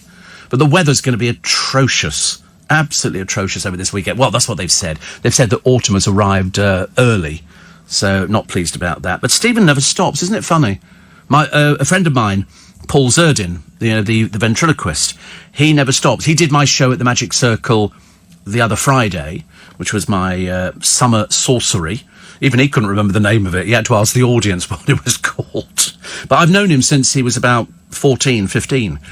And he's just off on a 40-date tour of the country. So if you get the chance to go and see him, as in the case of Stephen Mulhern, do go, because you can't beat a live show. You never get the same effect watching it on television as you do watching a live show. Anyway, he has a 40-date tour, and then he's got pantomime, and I'm assuming Stephen Mulhern must have pantomime as well, because that's the kind of thing he's been doing for a long, long while.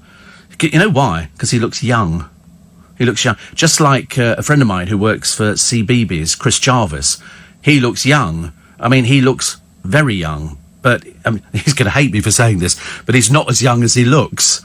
He's like a Stephen Mulhern kind of face, and Paul Zerdin as well, because I asked Paul how old he was. It just goes to show how long I've known him. But Chris Jarvis, they've got him down here as he's just coming up to 50. Seriously, he by the time he's done in pantomime, he could pass for 30.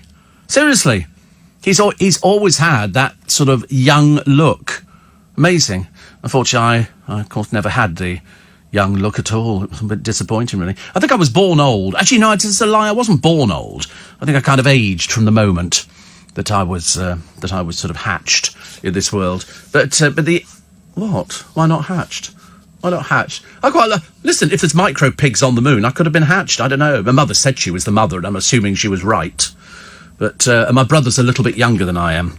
Quite a bit younger. But he started this new job. I won't tell you where it is, but he's finding it quite tough because it's a fairly physical job. And Josh Cooper just said what? A bad egg if I was hatched. He's very bitter, isn't he, really, for somebody who's ginger. And I think I've just spilt my tea down myself. It's not looking good, is it, this morning? I was so happy to get my cup of tea this morning. But I can always tell if Josh is in, because I embarrassed him this morning into doing the washing up. Because there were all these cups in the kitchen, and I didn't have a clean mug, so I had to wash it myself. Now, that's being a diva. I don't make, my own tea or anything like that. I have staff that do it. Thinking of divas, Mariah Carey springs to mind, says little Julie. Is Mariah Carey the one who, when they turned up at the BBC... Actually, I'll tell you who else could have been a diva. Elizabeth Taylor.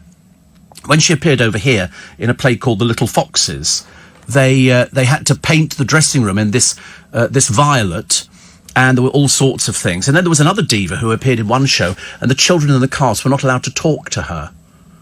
If she wanted to talk to them, she would talk to them, but they weren't allowed, and there was a specific instruction went out. It's like the royal family. You can't talk to the Queen. You can't go, "You all right, Liz? Okay?" You can't say that.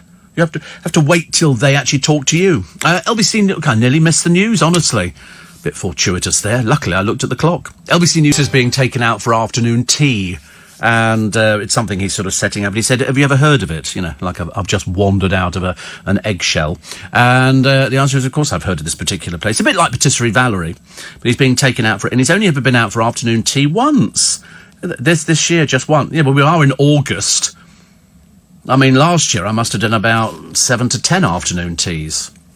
Which was lovely. I like it. And we're going to a place because we're going to see the ballet on Saturday. We're going to see the ballet up at Sadler's Wells, Matthew Bourne's Romeo and Juliet. The good news is it only lasts 2 hours, which I think is quite long enough for ballet. But if you remember last time, we have to buy seats now, so I'm on the aisle so I can get out if I need the toilet quickly, because we had the disaster last time. And what do people do in the theatre? When they're sitting down, they put all their coats on the floor. I was treading over coats. I couldn't get out quick enough. Perdita says, "I'm thinking of giving up alcohol for a year to raise money for cancer research. Seems like a tough enough challenge. Fancy it?" No. Absolutely not. A year? Good Lord above. I've given up for 3 months before now. Given up for 3 months, but thought quite long enough.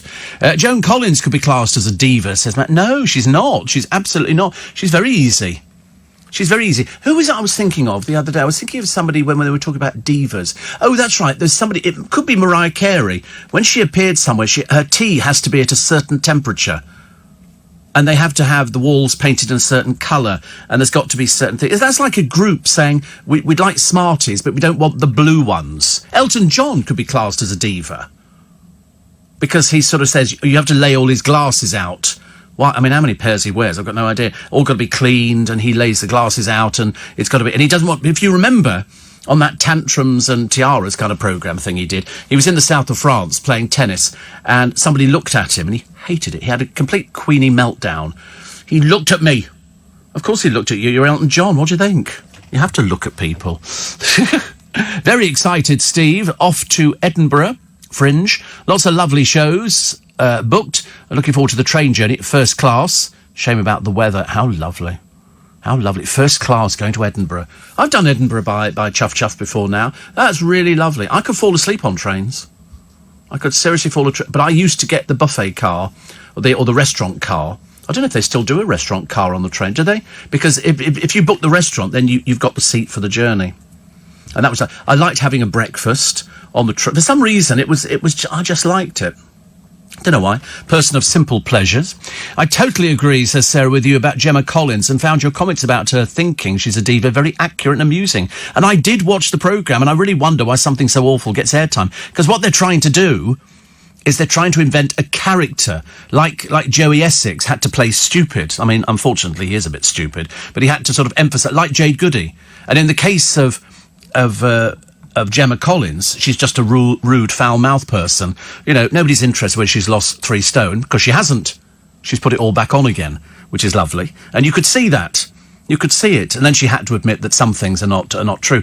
But she started believing the publicity, and that's when it went downhill yesterday. You know, she didn't do anything that warranted diva behaviour. Just saying it's like me sort of sitting here saying, Corrie, tea. You know, that it would be that kind of thing. You know, the AP goes to get my tea because I can't do things like that. Well, I can, but I choose not to. I'm the talent, and they're the workers. That's how it always works. No, I don't want a tea. No, I've still got my half a cup of tea here. But that's how it works, isn't it? When we did the show for Channel 5, we had runners, and the runners would always come, knock on my dressing room door. I would sort of leave it suitably, throw on something, some casual outfit, and then they go, "Oh, Steve, I brought your sandwiches." And you could decide what sandwiches you want. You always got a big tray of sandwiches, like a finger buffet. Teas, coffees, fruit. They would get all this for you. And then you'd say, "Oh, I need that shirt ironing. Can you get that shirt ironed?" And they would do it. And that's what they did. They were called runners. I don't know why you'd ever want to be a runner. A bit like being a servant to somebody. But that's how it works in radio. You can't expect Nick Ferrari to get up halfway through the breakfast show and go, "I'm just going to get a cup of tea." You wouldn't get that. I think the only person who actually makes their... I should imagine Eddie Mayer probably makes his own cup of tea, doesn't he? He was tweeting about a couple of presents I had delivered, which was very nice, actually, because one of them comes with a letter. And it's an album. It's an album, and I got some porridge. Sorry.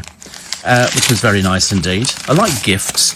I'm big into gifts. This one from Yvonne, who says, I have this old-time music hall album and some songs on it with Barbara Windsor singing. I would like her to have it, so I'm sending it to you, hoping you can pass it on for me. As you know her. Hopefully she'll remember the good old days from it. And if you can't pass it on personally and have to post it on, then, no, I can probably drop it off, actually. I can drop it off. It's an old-time music hall thing. There's all sorts of people on there. To be honest with you, Yvonne, I don't think she's got a record player. I don't think she's got a record player. But it's a very nice album. It's on Parlophone. Old-time music hall. Tony Osborne in the orchestra. And Leonard Sachs introducing, among others, Barbara Windsor. And she sings here, Daddy wouldn't buy me a bow wow, bow wow. I've got a little cat and I'm very fond of that, but I'd rather have a bow wow wow. What else did she sing? Soldiers in the Park. I don't know Soldiers in the Park. And I Don't Want to Play in Your Yard. And then she was one of the early birds, down at the old Bull and Bush, Bush, Bush. And beer, beer, glorious beer. I think that's how it goes. Rita Williams singing Don't Dilly Dally on the Way.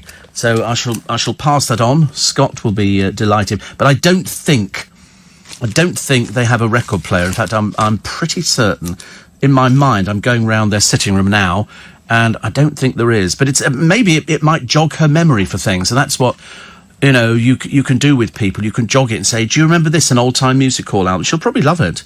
She'll probably love it, I should imagine. So thank you for that. Martin says, would you like to be in a pantomime? I am in a pantomime.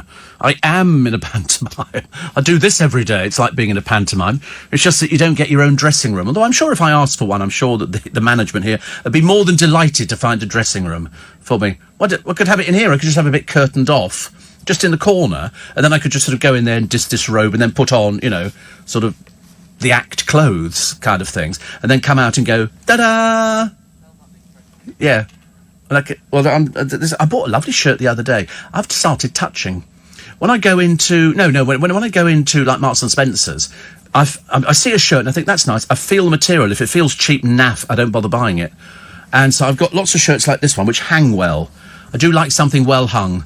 And this shirt is definitely a well hung shirt, because it's made out of that sort of material. But the other one's even nicer. Even nicer. It's so soft. And just, as I say, it hangs. It's almost like the Tommy Bahama shirts, which actually, this is the first summer I've not worn them. But they wash well. They look as good as ever. Oh, by the way, do you remember I told you I had the injections for the weight loss? These things which are made for diabetics. And I said I've got them in the fridge. I've got three boxes of these injections. Which they come with 2 injections in each one. And what they are is they act as an appetite suppressant. I mean, that's the easiest way I can describe it to you. Because yesterday, they did this story on the front of one of the papers saying there's this thing here now, and everybody going, oh, it's really fantastic, Steve. Where do we get hold of it? You can't, because it's only for diabetics.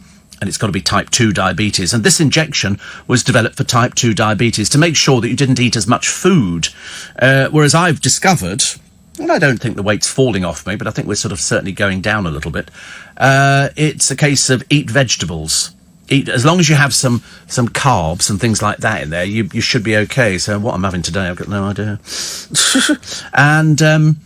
And it was quite nice, actually. Quite nice to have these here. Anyway, I opened up the fridge, picked up the box. Guess what the sell-by year was on these things, on these injections. 2017. I've had them in the fridge for that long. I had them 2015. That shows how long ago. And unfortunately, I got side effects, so I had to stop taking it. But I checked the box and went, good Lord, even further back than even I imagined. Jeremy in Manchesterford. He says, I saw about 20 minutes of GC the Diva. What a vile tub of lard. She needs a big slap to bring her back to reality. She's not a celebrity and certainly has no talent. Well, it isn't the case she's not a celebrity. She's well known enough to be a celebrity. But you're right, she has no talent, and she's not a diva. She's not a diva. I can point out, various people in the business who I would class as divas. People who sort of... and you put it down to the fact... put it, I tell you who is a classic diva. There you go. At Pride down in Brighton, Grace Jones. Grace Jones, a career that went nowhere, really. And she's now in her 70s. She would be classed as a diva. Turning up late for the... Elizabeth Taylor was fatal for turning up late. If she was booked to do something at... Same as Naomi Campbell, another stuck-up diva who turns up late and people go, oh, she is Naomi Campbell. You think, she's just rude. That's not diva-ish, that's just rude. Whereas Gemma Collins is acting diva. If she behaved like... Because a diva would go into a restaurant and go, what's this? I'm not eating that. Take it away, get me something else. And they'd be going, yeah, right, whatever. So that sort of diva-ish behaviour, hers is such bad acting that you can, and she's going to end up eating herself to death. She's started piling it back on again now. And I noticed Lauren Goodger in her photograph for the Going Dating programme, she started piling it back on again. But didn't she have something done to her bottom? As if she had something injected into it, like another person. That's what it looked like. She's huge, and legs and everything. And you think, you're wearing there was a woman I passed in Kingston the other day, and to be honest with you, I wasn't sure how she'd even got out of the house. She's wearing hot pants. Okay. She's wearing a crop top, which she had to keep pulling down because her stomach was so enormous. She was about 60, if not older. And I'm looking at her and I'm thinking, that is definitely the wrong outfit. Definitely. And so I always like to be polite to people. I go up to them and go, excuse me, you really should go home. Because I think it's quite nice. There's no point in them wandering around with people sort of looking at them and pointing. And every time, and I was sort of quite near her vicinity, people were looking at her. You could see what they were saying. They were going, what in God's name is she wearing? If you're that fat, you don't wear a crop top. You look like those, is it the Chawners? The Chawner sisters, those two blobs who turned up on the television and started fighting on the television, and they're a ghastly family. They're just all revolting. But two of them were enormous because they overate. I could understand it if it's a medical condition. That I understand. Because we had a woman who, she fell ill at home, only young, and they had to take down half the wall to get her out. And they were going, how is she getting fat? She can't even get out by herself. And it turns out that all the local takeaways in the area were delivering. What she was eating from the local Chinese would have fed a family of 6. And you think, if you're going to eat that much, then you're going to get fat. It's like I've said to Thomas, you've got to watch it because you're at that age now where it's very easy to put on weight. It's very difficult to lose the weight, as Gemma Collins proved. But at least she's admitted she's piled it back on again, which of course she would. And she was using an injection, because she can't be bothered to do exercise. She's far too bone idle for something like that. So it's not a good look. And they're trying to develop new clothes. But as I would say all the time, for what size? If she's not happy being fat and she's losing weight and she makes such a big hullabaloo about, oh, I've lost 3 stone, which turns out to be a load of old rubbish, are you making clothes for people who have lost an awful lot of weight, or is it still the fat stuff? Because there's no good going on a diet like Scarlett Moffat, the fraudulent diet, because she went to one of those boot camps in Switzerland. Now she's piled it all back on again. So she can't have been buying loads of clothes. That would be a pointless exercise. Because nothing would be fitting anymore. The same for Gemma Collins. But it was just that there wasn't enough in the programme to make it a programme. And they must have I should imagine the execs must have watched it back going, oh, we were wrong. She can't even play a diva. She can't do anything. She couldn't ice skate. She kept falling over. She fell down the trap when she was doing the Teen Awards. Hilarious. And then, of course, she blames everybody else but herself. It's such a good mood this morning. Such a good mood. Some days you think, what sort of mood am I going to be in today? And it's a bit cyclical. If it's miserable weather, then that kind of makes you feel a bit, doesn't it? You can't really you psych it up. But then I tended to find, when we were at the Magic Circle the other day, it was you popping in between all the acts who were appearing, like at Christmas, which is sold out. And you just sort of seem to get second wind. We had Callum the other day, and he'd been out and done a gig before he came in here to do it, and he was still bright as a button, wasn't he? Still bright as a button. Quite sickening, really. But then actually the producer puts it down to the fact that he's young. And he said, if you're young, you can do things like that. It's quite, well, you can't do it now, no. Well, you've never managed it. You're now 26, aren't you? So sort of getting on a bit. 25 still. Oh, right. You're going backwards now. You've decided already. All right. What did you get for your 25th birthday? I never know what to buy people for their birthdays. You got holiday? Oh, right. Oh, that's lovely. Oh, of course you went to Krakow. How lovely. Was that nice? Well, did you buy any souvenirs? Things like that, you know, from Krakow? Did you buy anything of interest? You brought back sausage. Are you allowed to bring back sausage? No, you're not allowed to transport meat, are you? Oh, dear. What sort of sausage is it? Polish. So it's it's garlicky, isn't it? It's very garlicky. I know, you've only got to undo the wrapper and you're overpowered by the garlic. I know.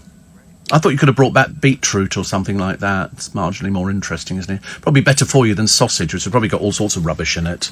But was it a big sausage or a little sausage? A few big sausages. You like a big sausage, don't you? I've noticed. Very expensive? Not very expensive? Cheap? Cheerful? Their vodka's unbelievably cheap over there. You love Poland, I know, and Poland loves you too, Thomas. It really does. In fact, we also love Poland, so perhaps we can sort of marry the two up together. Perhaps we sort of, you know, Steve Allen live from Poland. Hubby and I, says Hannah, are off to Cyprus on Sunday. I'm trying to get excited about it, but I'm dreading the mid-30s heat. Plus, I didn't drop a dress size, and I couldn't give up chocolate mini eggs. Well, you just have to stay in then, won't you? You have to make sure that hubby locks you in and you can't get out and go down to the beach.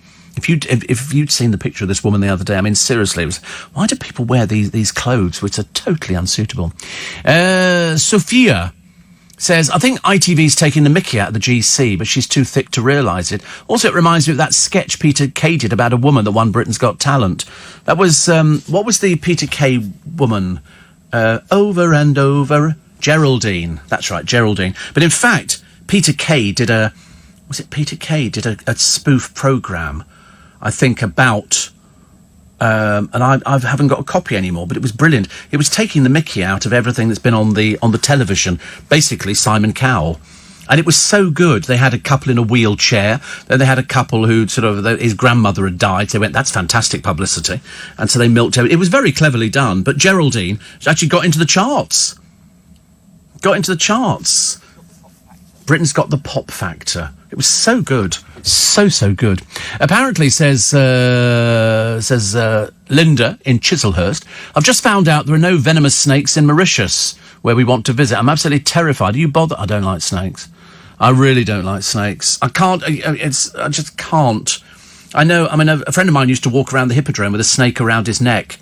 A huge, thick, I mean, you know, about 12 foot long, and he would walk around because they're deaf.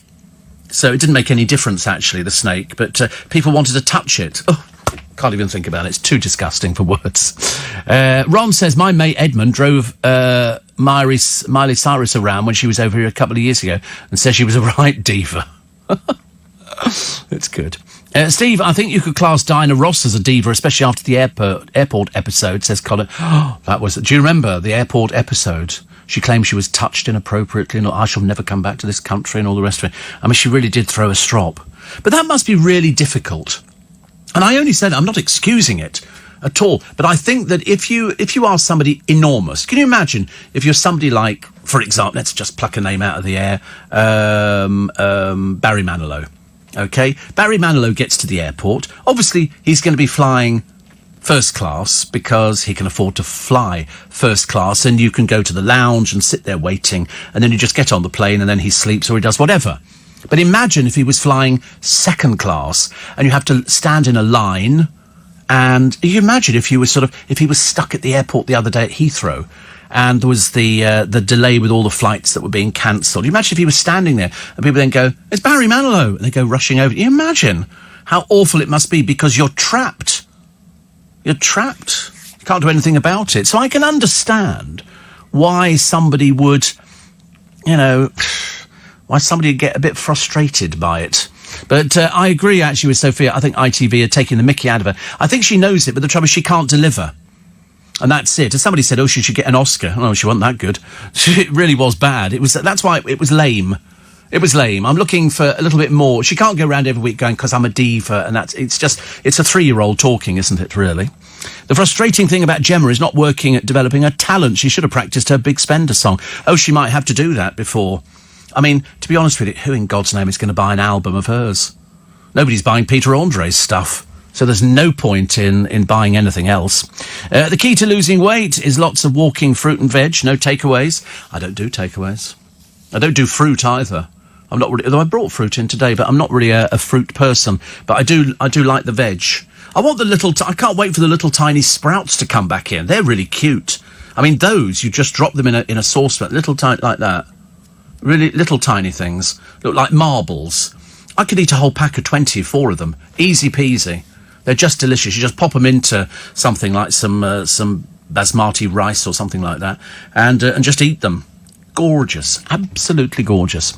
So, yes, any other divas you can think of after last night's very disappointing programme? Very disappointing. Also, they've got Slaughter Safaris. This is a former gamekeeper who's flogging sickening trophy hunting trips for rich Brits to slaughter big game. This is Derek Stocker. He's got a company called Pro Stalk. They offer African safaris killing vulnerable wildlife. It bills as conservation. And client Steve Bull posted a snap of a dead antelope and boasted, "We hunted all the species I asked him to."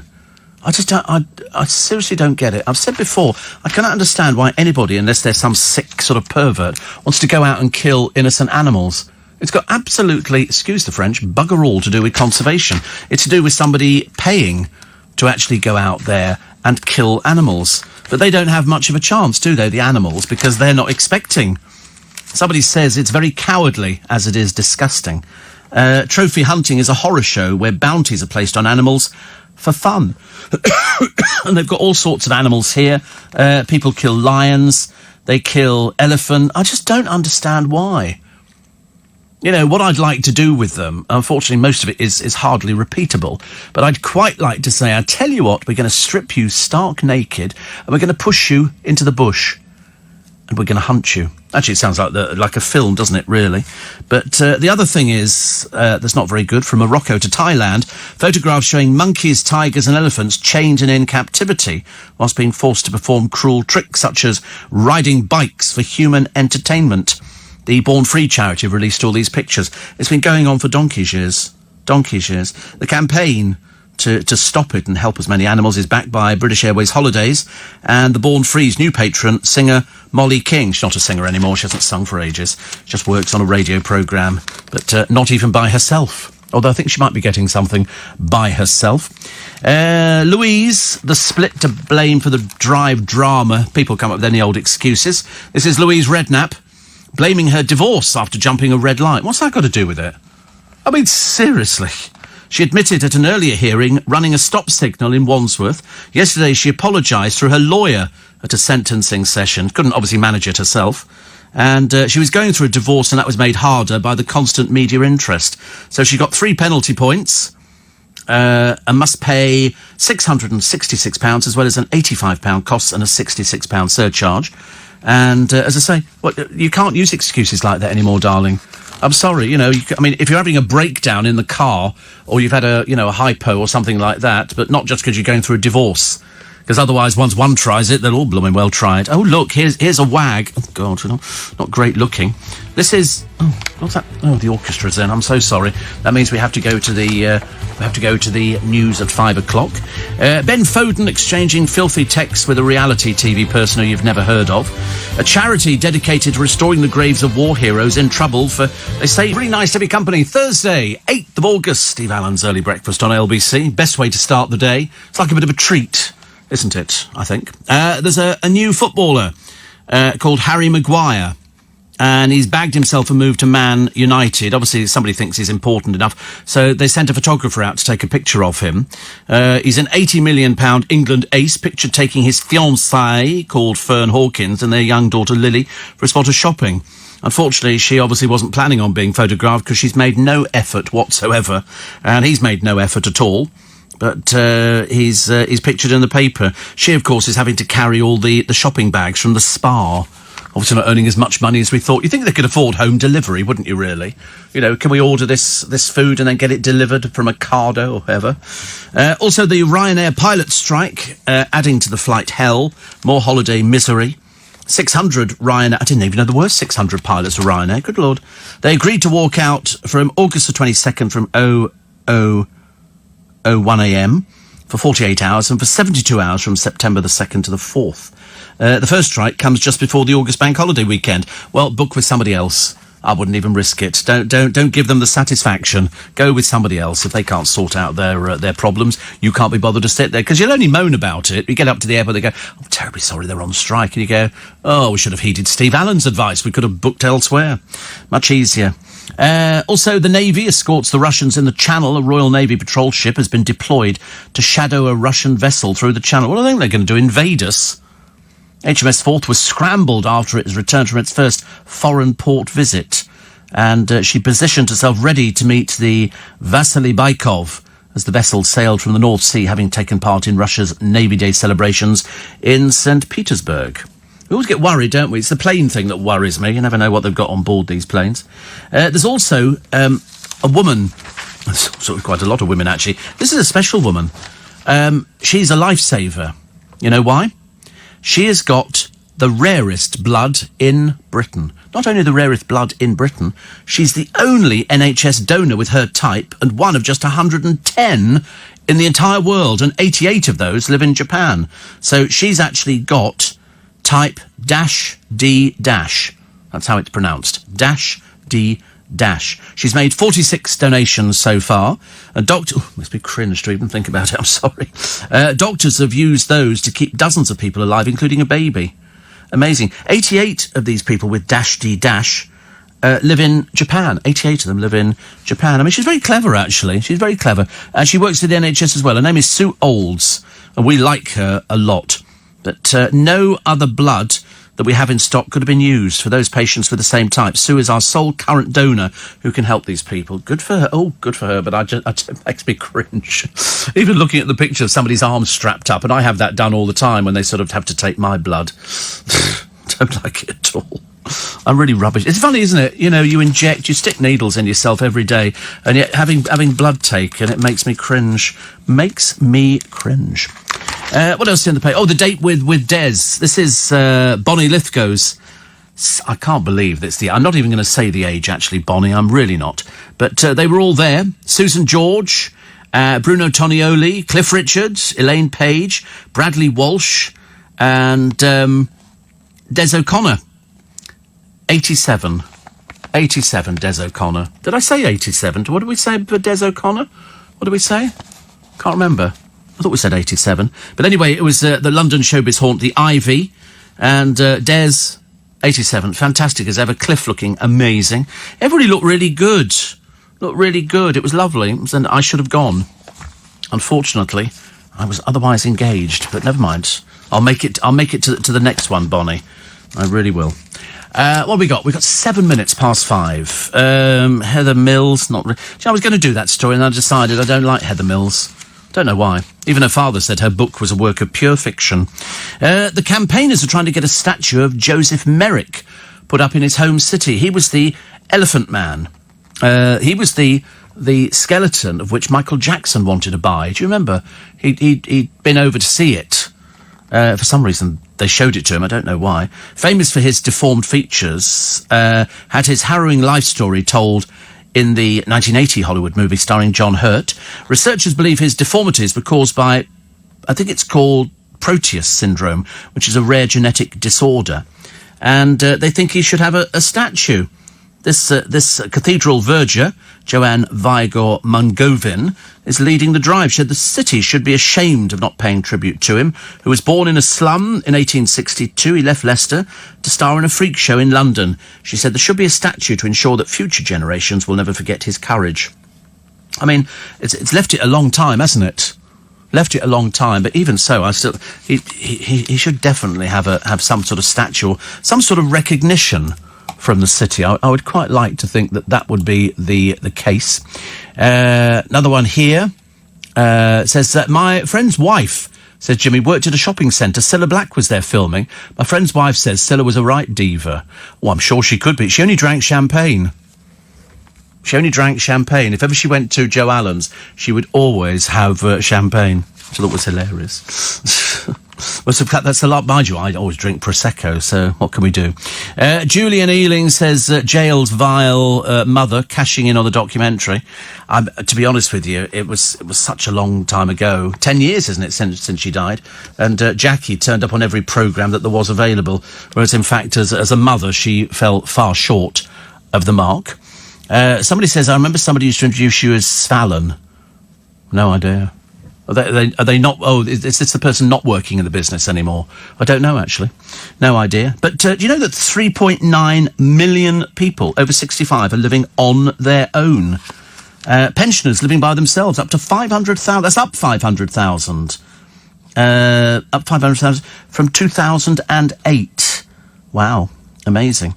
And a man who used slaves to build a pub in his garden has just been jailed for 5 years. Michael Joyce groomed 2 drug addicts at a traveller's site in Oxford. The judge called him a bully after he was convicted at Oxford Crown Court of modern slavery. 5 years. Obviously thought it was serious enough. Let me read you Ian Hyland's take on Gemma Collins' Diva Forever, which of course, biggest pile of rubbish. He says, television was busy eating itself again on Good Morning Britain.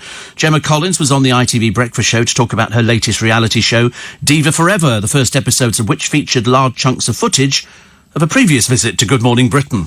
All we need now is for yesterday's visit to feature on an upcoming episode of Diva Forever. Judging by last night's opener, there's a very good chance. Unlike the Indian meal Gemma enjoyed with TV boyfriend Arj, it was woefully thin on content and spice. Also a lack of genuine diva behaviour. Gemma channeling Little Britain's Emily Howard by walking around Essex saying, I'm a diva. It's just not going to cut it, I'm afraid. Still, the episode did provoke some questions. When Gemma said, I don't really want to see Piers Morgan pre-makeup, did she mean her makeup or his? When Gemma asked whether her debut single could be played in space, was I the only person thinking of launching a fundraiser to buy a one-way ticket for her to go up and perform it live? After Arj admitted he needs to lose weight because he's too big for aeroplane seats, why doesn't he just fly on one of those special EasyJet planes instead? And when Gemma said she fancied going into politics and then admitted she just lied on national television, did that mean she'd pretty much passed the entrance exam? Yes, a poor programme indeed. And you've only got another 4 to go. It can't be as bad, can it? Watch that audience drop. Because there's no point. You know, if you're going to make rubbish programmes, make rubbish programmes. But don't sort of pretend that you're sort of making something serious because she's not a diva. As he points out, it's just a case of bad acting. She couldn't be a diva if she tried. So they've sort of given her what they think are scenarios for what a diva would be. Carry me upstairs, do it. And you think, no, that's not being a diva. That's just being a bone-idle, lazy person. Meghan Markle seems to be a diva. Really? Why would you think that? Why would you think Meghan Markle appears to be a diva? I mean, depending on what you believe that you read in the newspapers, I suppose you could interpret some of it. But I think she's just having to follow form. I don't think she really realises the implications of joining the royal family. I don't think she realises what a dreadful family they are. I don't think there's anybody, with the exception of Prince Edward, who's managed to keep their marriage together. The rest of them, they've all been total disasters. Oh, except William and Kate, obviously, but they went, you know, they were together, then they weren't together.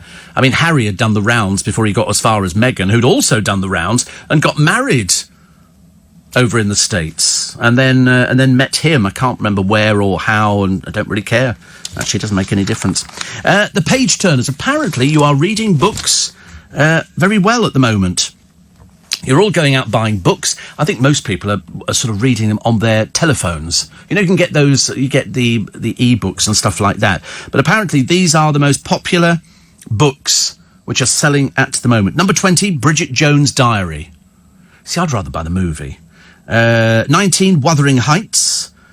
18, Lord of the Flies. Then Lord of the Rings, Jane Eyre, The Girl on the Train by Paula Hawkins, The Hobbit, The Wind in the Willows. You see, there's a nice classic there. Coming in at number 13, Treasure Island by Robert Louis Stevenson, number 12. Harry Potter and the Deadly Hallows, number 11. Harry Potter and the Half-Blood Prince at number 10. George Orwell's 1984 at number 9. Harry Phoenix and the Order of the Phoenix. Harry Potter and the Order of the Phoenix by J.K. At number 8, Harry Potter and the Prisoner of Azkaban at number 7. Number 6, Harry Potter and the Goblet of Fire. Small wonder she's worth a small fortune. Also, Harry Potter and the Chamber of Secrets at number 5. Lewis Carroll's Alice's Adventures in Wonderland. Harry Potter and the Philosopher's Stone at number 3. I think she's actually got about 10. 6 places inside the top 10. Da Vinci Code, number 2, by Dan... I thought the film was rubbish. That was just me. And number 1, the most popular page-turner, believe it or not, is C.S. Lewis's The Lion, the Witch and the Wardrobe. I mean, it's classic, isn't it? Was that Narnia? The Narnia Chronicles, okay. But J.K. Rowling, unbelievable, isn't it? I've never heard of so many things. So she's got 1, 2, 3, 4, 5, 6, 7 books in the top 20. I mean, that's why you imagine if you'd been the one who'd actually thought of that concept and done it yourself. You imagine how rich you'd be. But I never begrudge anybody anything like that. She's worked at it. She didn't need to be a diva or mess around with sort of fake rubbish. Bit like Love Island. Bit like Love Island. Bit fake, isn't it? It's all sort of, oh, I really love you. 2 of them are now having... The 2 people who won, I'm now predicting, I don't think they will be together in a month's time. Once the work starts drying up, there won't be a lot going on. And there'll be a few others who'll hang around for a little bit, then they'll disappear because they have no talent. No talent at all, apart from wearing bikinis. And if you'd seen them in this building, and I've seen quite a few of them in this building, it's... put it this way, they do them up. It's Thursday, which means ever nearer the weekend, which means ever nearer gale force, which Scotland's going to bear the brunt of this. Poor old Scott. What have they done to deserve it? What have they done to deserve it? Also, the shopper's Waitrose rant. There are too many seeds on my loaf. The disgruntled woman, said to be in her 50s, bought the seeded bloomer from the local Waitrose in Cirencester. But hours later, she was back at the till with the half-eaten loaf and a handwritten note to lodge what onlookers called the most middle-class and fitting Waitrose complaint ever. The note read, quantity of seeds has increased over the last 2 months. Character of bread has now changed. Not as good. Already eaten half of it, though, hasn't she? She proceeded to complain to the customer service desk for the next 15 minutes before eventually being granted a refund. Oh, don't pander to the old bag. God in heaven. Somebody says, I don't think you could ever get a more middle-class complaint. I've never seen anyone take such a firm view on seeds. She'd apparently been buying the loaf for years. She said, I'm quite bemused by the fact she ate half of it, to be sure. Couldn't be a more fitting Waitrose complaint. People thieve, don't they? I mean, she said, Waitrose, I mean, seriously stupid, said, you know, we were very sorry to hear we had an unhappy customer. Ah, shove her out the door. Shove it, go away. Go away. I shall make a complaint. Well, make a complaint. Go away, we're not giving you money back. I'll tell you what, the loaf costs £1.49, you've eaten half it, we give you £1. All right? Give you £1, cut off the bit that she might have touched, and then go for the other bit. Have you ever heard of anything so stupid? I love the idea of a bloomer, though, don't you? I think bloomers are quite nice. I like toast being made from bloomers. I love it, making my mouth water, actually, even thinking about it. We're not going on a summer holiday. Yes, at Gatwick, at Heathrow, and there's all these families, the Howitts, the Chapmans, and the Conways. They were all looking to go away, but unfortunately they can't. And then, frustration, a passenger confronts the BA staff. What's it got to do with them? I mean, these people are so thick, you know. We're supposed to be going on holiday, and well, go and buy a plane then. Dear me. Ryanair pilots who earn about 180 grand a year want a rise. Well, they probably want it, you know, in keeping with all the other places. Bank manager Simon Chapman was due to travel from Heathrow to Barcelona with his children, Violette, 14, and Jack, 11. He paid £350 for their tickets on the flight, only to realise it had been cancelled after they went through security. He was told he could fly from Gatwick, so he forked out £160 on a taxi, spending a total of £900 on flights and travel. Staggeringly, he was then told by staff at Gatwick they were not listed on the 2:40pm flight after queuing for an hour and a half. He said, it's unbelievable. He said, we got through security and it was only by chance I looked at the information board and it said, our flight was cancelled. I forked out £900 more than I needed to spend and I'm not even seeing anything for it. We're not very good at doing things like this, are we? We're very good at moaning about it. So they managed to find all these different families and people will now have to sit there. Many of them nowhere to even sit down, and they'll have to find out whether or not they are going on their long-awaited summer holidays. I've said to you before, if you are going up to the airport, for God's sake, check beforehand. But it's if you lose your temper with staff, and it doesn't matter which airline it is, could be BA, could be whoever, diddly squat airlines, it makes no difference at all. But the moment you're rude to them is the moment they will turn their back on you, and so they should, because they don't have to listen to that kind of abuse. Not their blooming fault. Caroline says, I remember Scylla and Dale in Puerto Banús. They only ever drank Veuve Clicquot in the piano bar. Well, he never drank when he was in Puerto Banús. He was a non-drinker. He didn't discover alcohol till he went to Sarasota. I know, because he just wouldn't he wouldn't touch anything at all. He was very funny about that. I think because it sort of interfered with his medication. But in Puerto Banús, I don't remember him drinking at all. Definitely not. The Nick Cops This is the serial paedophile liar Carl Beach, a man so delusional, I don't even know why they bothered listening to him. But the cops in this one flew to Australia to ask a victim, are you alive? It cost 4,670 quid. Two detectives from Scotland Yard, shambolic VIP child sex abuse. They flew to Australia to take a 2-hour statement from a supposed victim to confirm he was still alive. They could have done the same thing on a phone for 85 pence, but they decided to fly over there. It's fantastic, isn't it? Laughing off the £4,000 taxpayer-funded jaunt, Scott Masterton, now 49, declared, I'm very much alive and well. The saga started when serial paedophile liar Nick, who was Carl Beach, told officers on Operation Midland that a boy called Scott, thought to be from his school, had been murdered by the establishment paedophiles in a hit-and-run incident in southwest London. Just lie after lie after lie. I mean, seriously. I mean, you can't believe, actually, that they even bought into this convicted paedophile. But he was jailed for 18 years. I suspect he probably won't ever come out again, which would be quite good, actually. Don't think we really want people like him around, thank you very much indeed. But the official cost, about £2.5 million. And then the Met also paid Northumbria Police nearly £1 million for an independent inquiry into Beach's fabrications. On top of that, the Mets paid £100,000 in compensation to Lord Bramall and Lord Britain's widow Diana over bungled raids on their homes. I mean, it's just absolutely unbelievable, isn't it? I mean, you can't believe that somebody who's supposed to know about these sort of things bought into this liar. You've only got to look at him. It makes me feel physically ill, actually. I'm sure if I bumped into him somewhere, I think we would be we'd probably be looking at a charge of assault. Also, what else have we got today? Oh, the Rome tour. If you're going to Rome, you might be going to Rome. It's very nice. Don't go in the summer, boiling hot. Seriously, I mean, it's so hot in Rome. But the good news is that they've got all the old stuff there to see, and loads of graffiti. They are the dirtiest people in Rome for graffiti. They really are. And also, just remember, all the people dressed up as gladiators outside the Colosseum, they charge you for taking their picture. We've got the same over here. Although you can take pictures of our living statues. They're a bit poor, actually, the living statues, especially the ones we get in Trafalgar Square. They're all doing Yoda or whatever it is. It's the same one all the time. It's absolutely ridiculous. You've never seen anything like it. Don't ever give them a penny piece. Yeah, they at one time they used to sort of stop. Now they just stand there and they chat to people. Don't give them any money. It's a waste of time. But anyway, Roma, has banned tourists from sitting on the famous Spanish steps with fines of up to 370 quid.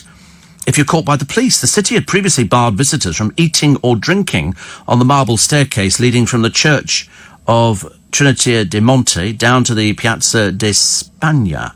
Criticising the move, president of a local hoteliers association, Giuseppe Roscioli, said tourists should be allowed to rest a bit after walking around the city. There are 174 steps, which featured in the film Roman Holiday. They underwent a £1 million renovation in 2016, financed by the upmarket jewellers Bulgari. The marble had become discoloured by pollution, caked in chewing gum and stained from wine and coffee spills. There you go. I mean, I agree, actually, you shouldn't be allowed to sit down. But then provide seating. People like sitting down. I look around for places. Do you know what I looked round for the other day at Waterloo Station? Rubbish bins. I tried to find no rubbish bins anymore. No rubbish bins. Very annoying, isn't it? People drop rubbish round our way. They probably do round your way. Bus stop people are the dirtiest ever. They just dump stuff wherever they are. They're sitting next to a bin and they can't be bothered to put it in there. If I was running the buses, I'd be going, right, turn the engine off, driver. Right, you, off the bus, pick up that rubbish, put it in the bin. And until you do, this bus is going nowhere. But they don't. They seem to let people on all the time, which is not good. Angie says, could they not have liaised with Australian police and used Skype? You would have thought so. But they didn't. They decided they had to go out there on a holiday. Sorry, on a junket to try and sort this out. I mean, nearly, £5,000. Dreadful. I found some other books in my list. I only gave you the top 20. Catcher in the Rye is at 21. 22, A Tale of Two Cities. Gone Girl, 23. 50 Shades of Grey. Have you ever read that?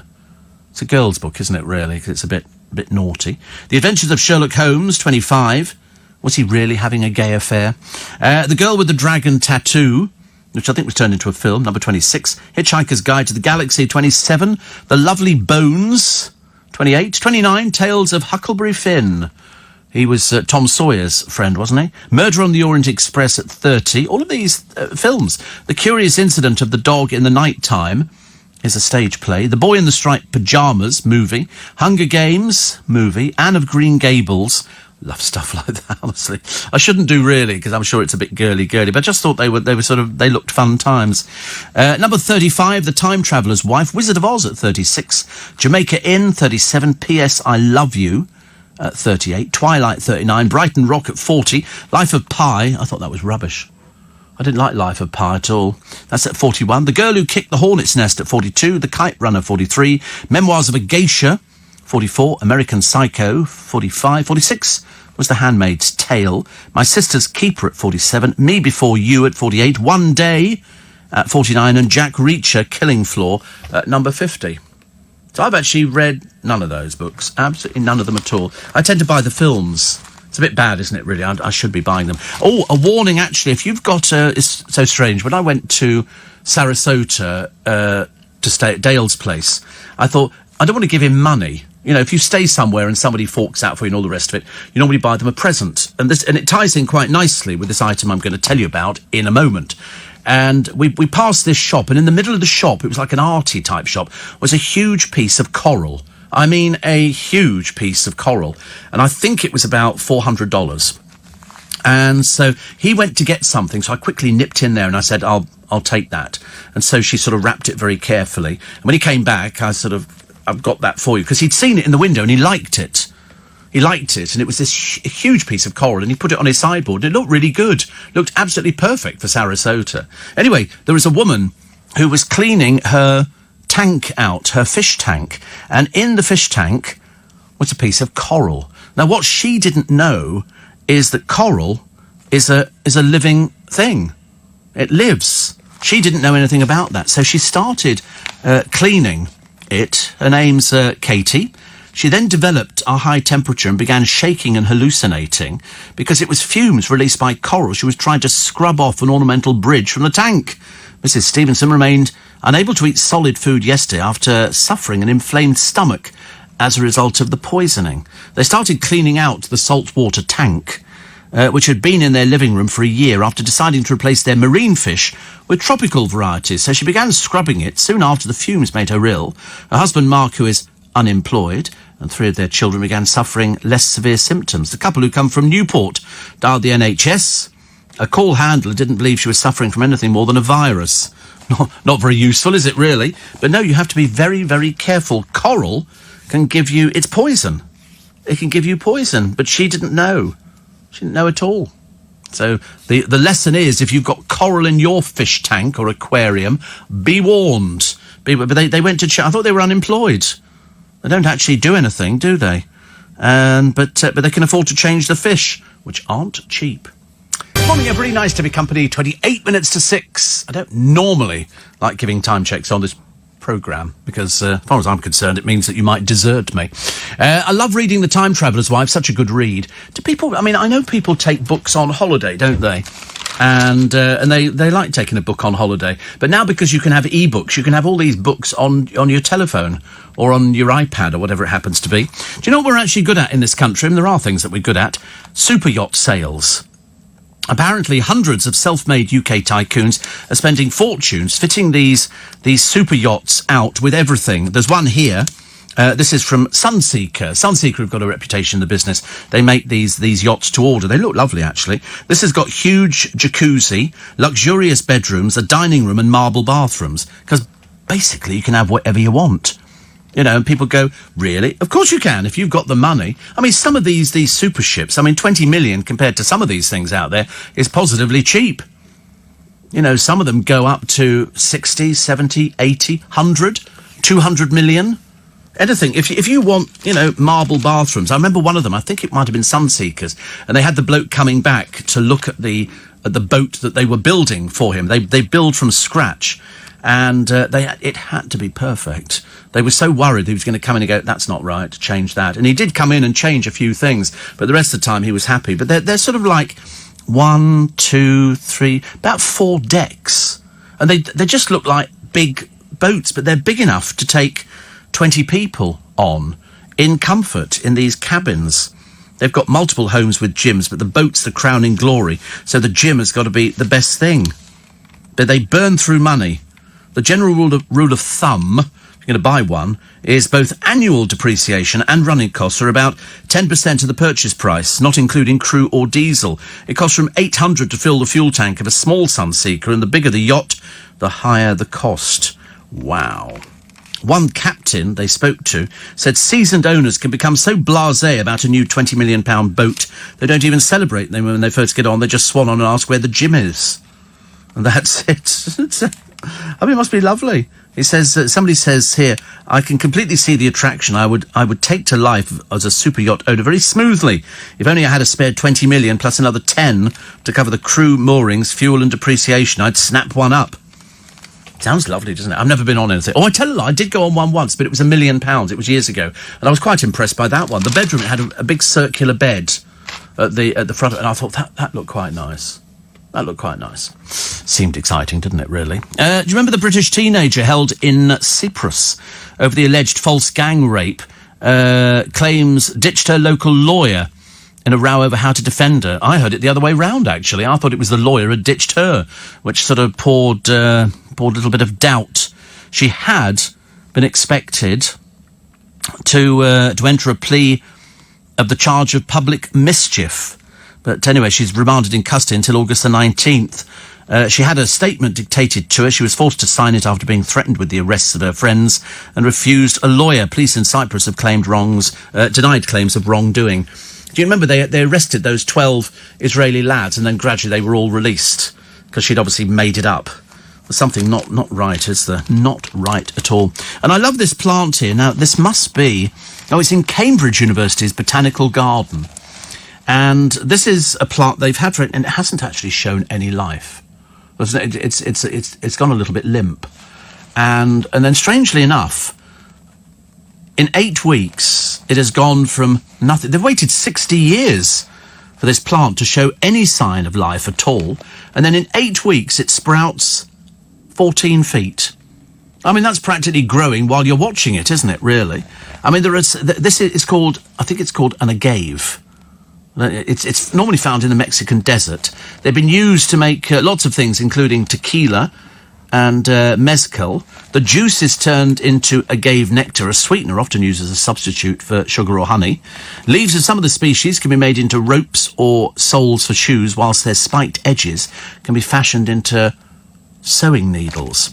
There are hundreds of species of agaves, some reaching 30 foot tall. Most wait decades to flower just once and then die. Afterwards, their roots can be used for fuel. The succulent draws in gallons of water, and so it can survive arid summers and winters.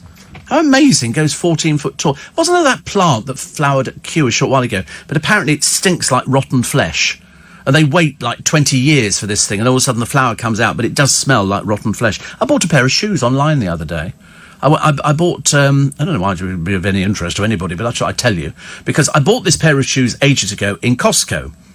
I buy shoes occasionally. I don't like to spend too much money. As far as I'm concerned, 60 quid, that's about my top whack. And anyway, so I bought this pair of shoes, and they're quite comfy, but the shoes I can't do now, a bit like Eamon Holmes, a bit orthopaedic. They've got a Velcro strap that goes over them, and because I can't do laces, I can't get down there. There's no point at all, so it's got to be something I can slip on. And so I bought these shoes, and I forget what make they are. Anyway, I thought, well, they don't have them in Costco anymore, and I thought, well, if I can get hold of some more. So I type in the name on Google. Ta-da! There they are. You just type in shoes with Velcro, and up it came. So I paid 59.95, and I put them on this morning, and they're exactly the same as the last pair. Well, obviously they're new, and I'm really pleased with them. I might actually go back and buy another pair if they do them in black. I've got them in brown. They're really nobody's commented on them. Nobody's meant. Isn't it funny? You wear some shoes. I remember having a pair of shoes a while ago, which I bought in a very expensive shop, Russell and Bromley. They were so expensive, even I nearly went. And everybody commented because they were a bit fashionable, and I'm not known for my fashion sense. Nobody's ever. Oh, all right. Nobody's ever said, "Oh, Steve Allen, you're not a fashionable person." Some people say, "Well, at least you've made an effort." Not much of an effort. So I bought these shoes. They arrived this morning. My neighbour Lynn said, "Oh, you've got 3 parcels," which I was very excited about. It's like Christmas every day if you order from Amazon or wherever you order from. And so I opened them up and I put them on. I thought, well, I'm going to wear those today. So I'm wearing them today, and I've thrown the other ones out. Because I don't think you should wear shoes. I don't think you can give second-hand shoes to charity shops. Somebody told me that. You shouldn't really do it because the shoe is moulded to your foot and it could give them all sorts of problems. So we don't. Just in case you were thinking of writing in and going, "Oh, you should have given them to a charity." No, we don't. Happy birthday to Roger Federer. How old do you think Roger Federer is without cheating?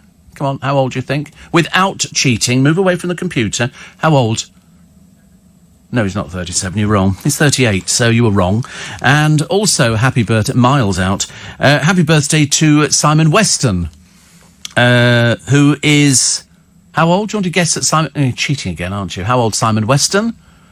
Yeah, Roger, yeah, well, I'm never wrong, I'm just telling you what it is. So how old is Simon Weston? You don't know who he is? Oh, Lord. He's the Welsh Guards veteran who sustained burns to 46% of his body in the Falklands War. Do you not remember him? Gosh, I remember him really well. You're cheating, I can tell. Do you know, even the look on your face, I can tell you're cheating. You went on the computer, didn't you? Yeah, right, whatever. Why do I not believe you both? Because he's 58. Wrong again. Wrong again. Also, Keith Barron.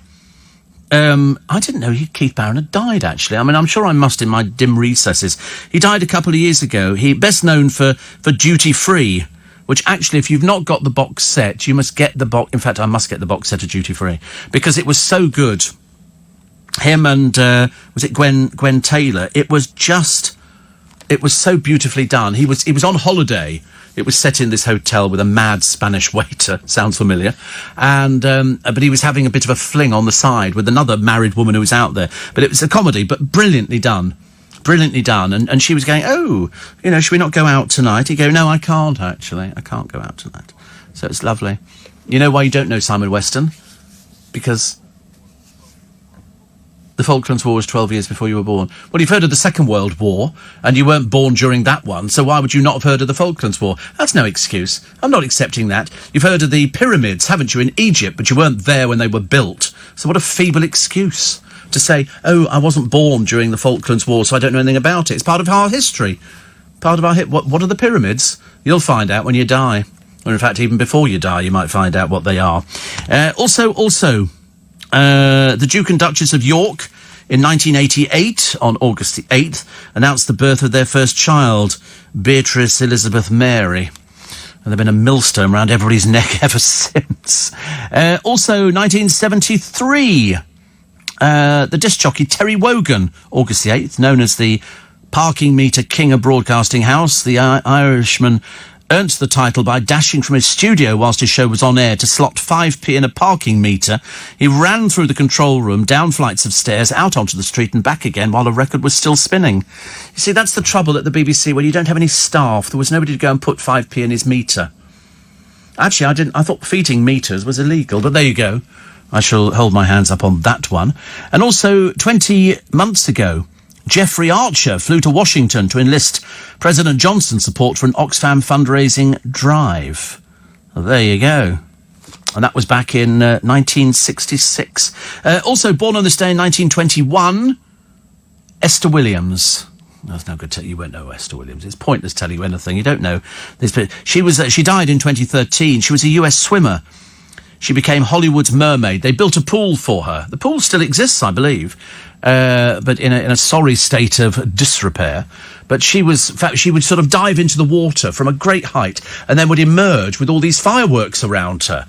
I mean, if you've seen any Esther Williams films, they always involved her jumping into a pool at the end of it.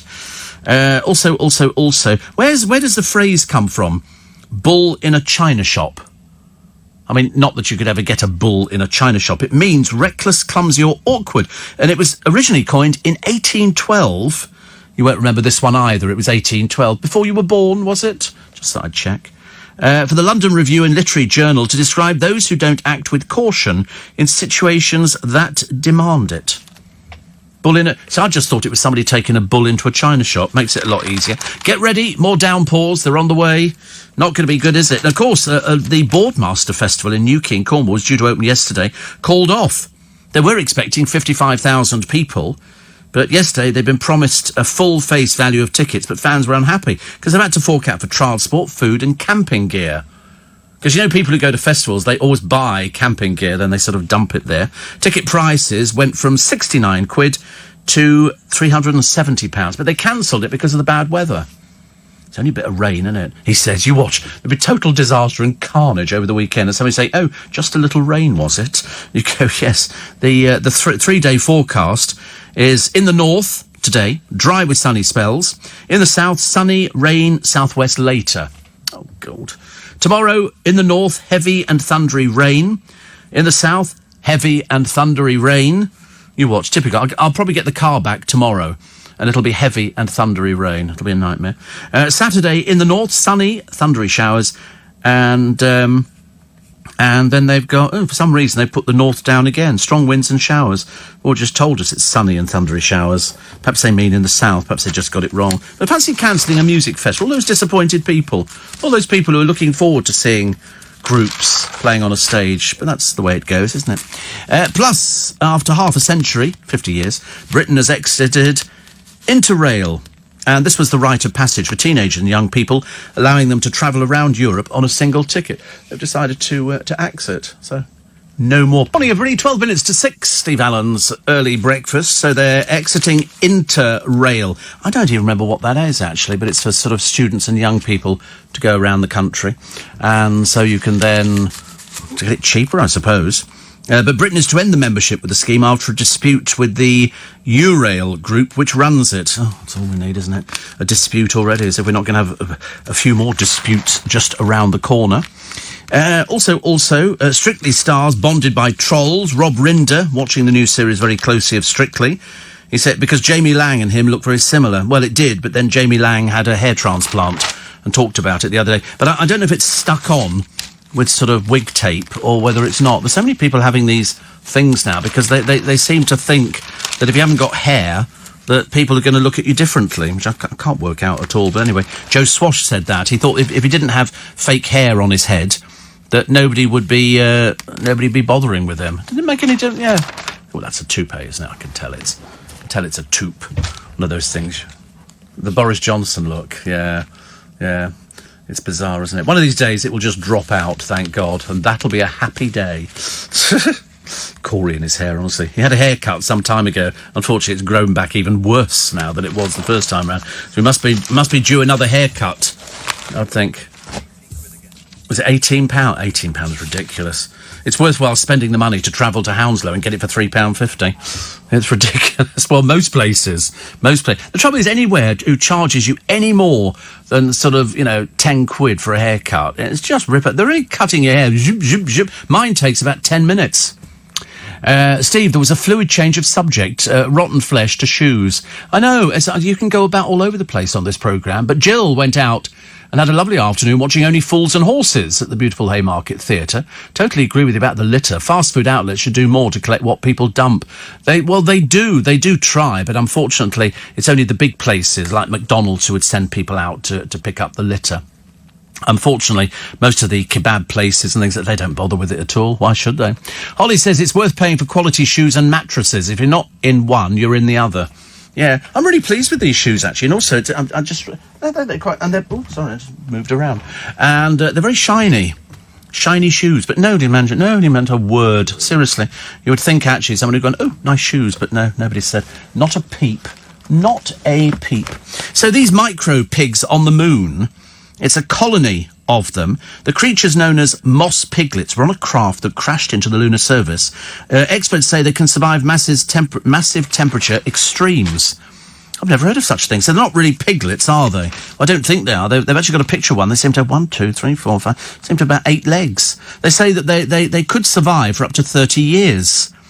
Several thousand were in an Israeli lunar probe which crashed in April. Scientists believe the microscopic invertebrates are still alive, as they're one of the most indestructible species known to man. Unfortunately, they don't look as you imagine.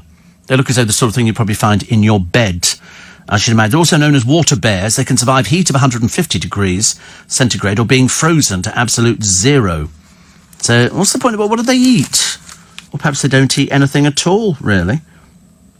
They could live up there for 30 years, but there is a danger, says Dr. Francisco Diego Quintana, a physics lecturer at University College in London.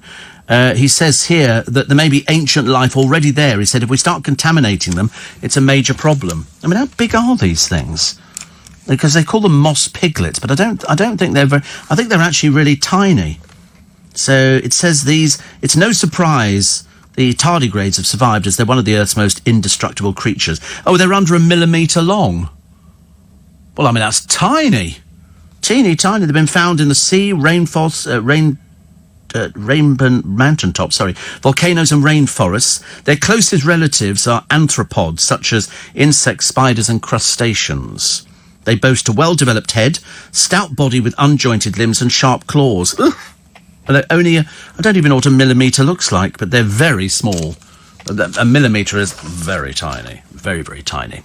Lothario Ben Foden, that's the one who's going to get married. Well, he has got married, actually, to Jackie. Been married for... he's known her for 2 weeks, and they've decided to get married. Something the matter with him. But he apparently exchanged texts about filthy sex with a reality TV person days before hooking up with the woman he married. Ex-Big Brother contestant, somebody called Rebecca Jane, whoever she is. I've never heard of... Why are we supposed to have heard of this person? They just call her a contestant. In the other bit, they actually call her a TV star. I don't think so. But he started tying the knot and started sending these things. But he also hinted to Rebecca that their relationship might become a bit more serious. And so it goes on. He told her he was done with his sex and all the rest of it. Mum of two, Rebecca, who appeared in the 2017 series of Big Brother. Never heard of her. Obviously, that didn't work out well, did it? Was shocked to read his wedding announcement. Everybody's shocked nowadays. Oh, I was so shocked. Why? He made an announcement on his wedding. Really? Why would you be shocked? Ben, who will return to the spotlight on ITV's Celebrity X Factor, claimed he'd married the greatest human I'd ever come across. But he did cheat on his first wife, Una, and then her bandmates rallied round her. They've been separated for ages now, and they've rallied round. She must be a right old snowflake, these people. Can you cope? I can't go with it, awful. I mean, I've noticed that little Amy, the trolley dolly, still hasn't managed to find a partner. I wonder why. And a charity dedicated, this is a bit disturbing, isn't it? Dedicated to restoring the graves of war heroes, awarded the VC, Victoria Cross, is being investigated over possible financial mismanagement. The founder stepped down as chief executive of the Victoria Cross Trust. Sources say he was dismissed after the trustees carried out an internal inquiry and uncovered an alleged trail of general and financial mismanagement. I mean, that's a bit disturbing, isn't it? But what they do is they sort of tart up the graves of these people. And, it looks quite a good thing, actually. The Sun launched its own campaign to save $544 from decay, prompting the government to donate £100,000. According to the Charity Commissioner's records, the Trust got a further $250,000 in July 2015. A year later, it got $695,000. In 2017, it received a further $91,000, taking the total donations to $1.14 million. And the figures show that the spending during that time came to $823,000. This guy claimed over 60 VC graves had been restored, but a source has now claimed the cost is no more than the travel to the cemetery. It's a bit embarrassing, isn't it, really, when something like this? Because it was Queen Victoria, odd woman, who introduced the Victoria Cross to honour acts of gallantry in the Crimean War. It's the highest decoration in the British Armed Forces and is awarded to those whose rank, plus civilians under military command, doesn't make any difference. It's been awarded 1,358 times. 3 men have received it twice. Since the end of World War II, it's been awarded just 15 times, and in fact, many of them have been bought by one person, and they reside at the Imperial War Museum. I've never seen so many VCs, because a lot of people realise that they're worth a bit of money. And a lot of families say, what's the point of having it just sitting in the drawer when somebody can put it on display and you can see it and it looks lovely? And I've been there and I've seen them. I can't remember who it is who does that, who actually buys all these VCs, but he's a former MP, I think, actually. Steve, the transfer window shuts today at 5 p.m. Do you think the Villa, up the Aston, will buy any more players? I don't think so. I don't think so. I don't think it's necessary. I love that, actually. And another one here. Which says, oh, I can't find it, actually. I've lost the blooming thing. Oh, very excited to be going to Joe Allen's Covent Garden for Sunday lunch. Any recommendations? No, just any food, you know. I always get Keith Barron confused with Barry Foster. No, Keith was in Duty Free. Barry Foster was in Van der Valk. So now you know. Talking of super yachts, I've started a business building yachts in my loft. Sales are going through the roof. Thank you. I love it. I have just ordered it, actually. I've just ordered Duty Free. It's only about 13 quid for the series. You know, for the whole series. I think it's three DVDs. Can't wait. That's my entertainment sorted out in the afternoon. Oh, look, if in doubt, for the Sun, they always put a picture of a Victoria's Secret model. Seems to be going a bit down the Swanee, doesn't it, Victoria's Secret? They cancelled the fashion show. And this is a Dutch person. All they are is they're models who will wear underwear. Okay, they're not necessarily catwalk models at all, but they say here she has a long-term boyfriend, this one. Her name is Romy Strucht, but she starred in the lingerie brand's annual show. Riveting, isn't it? It's so exciting.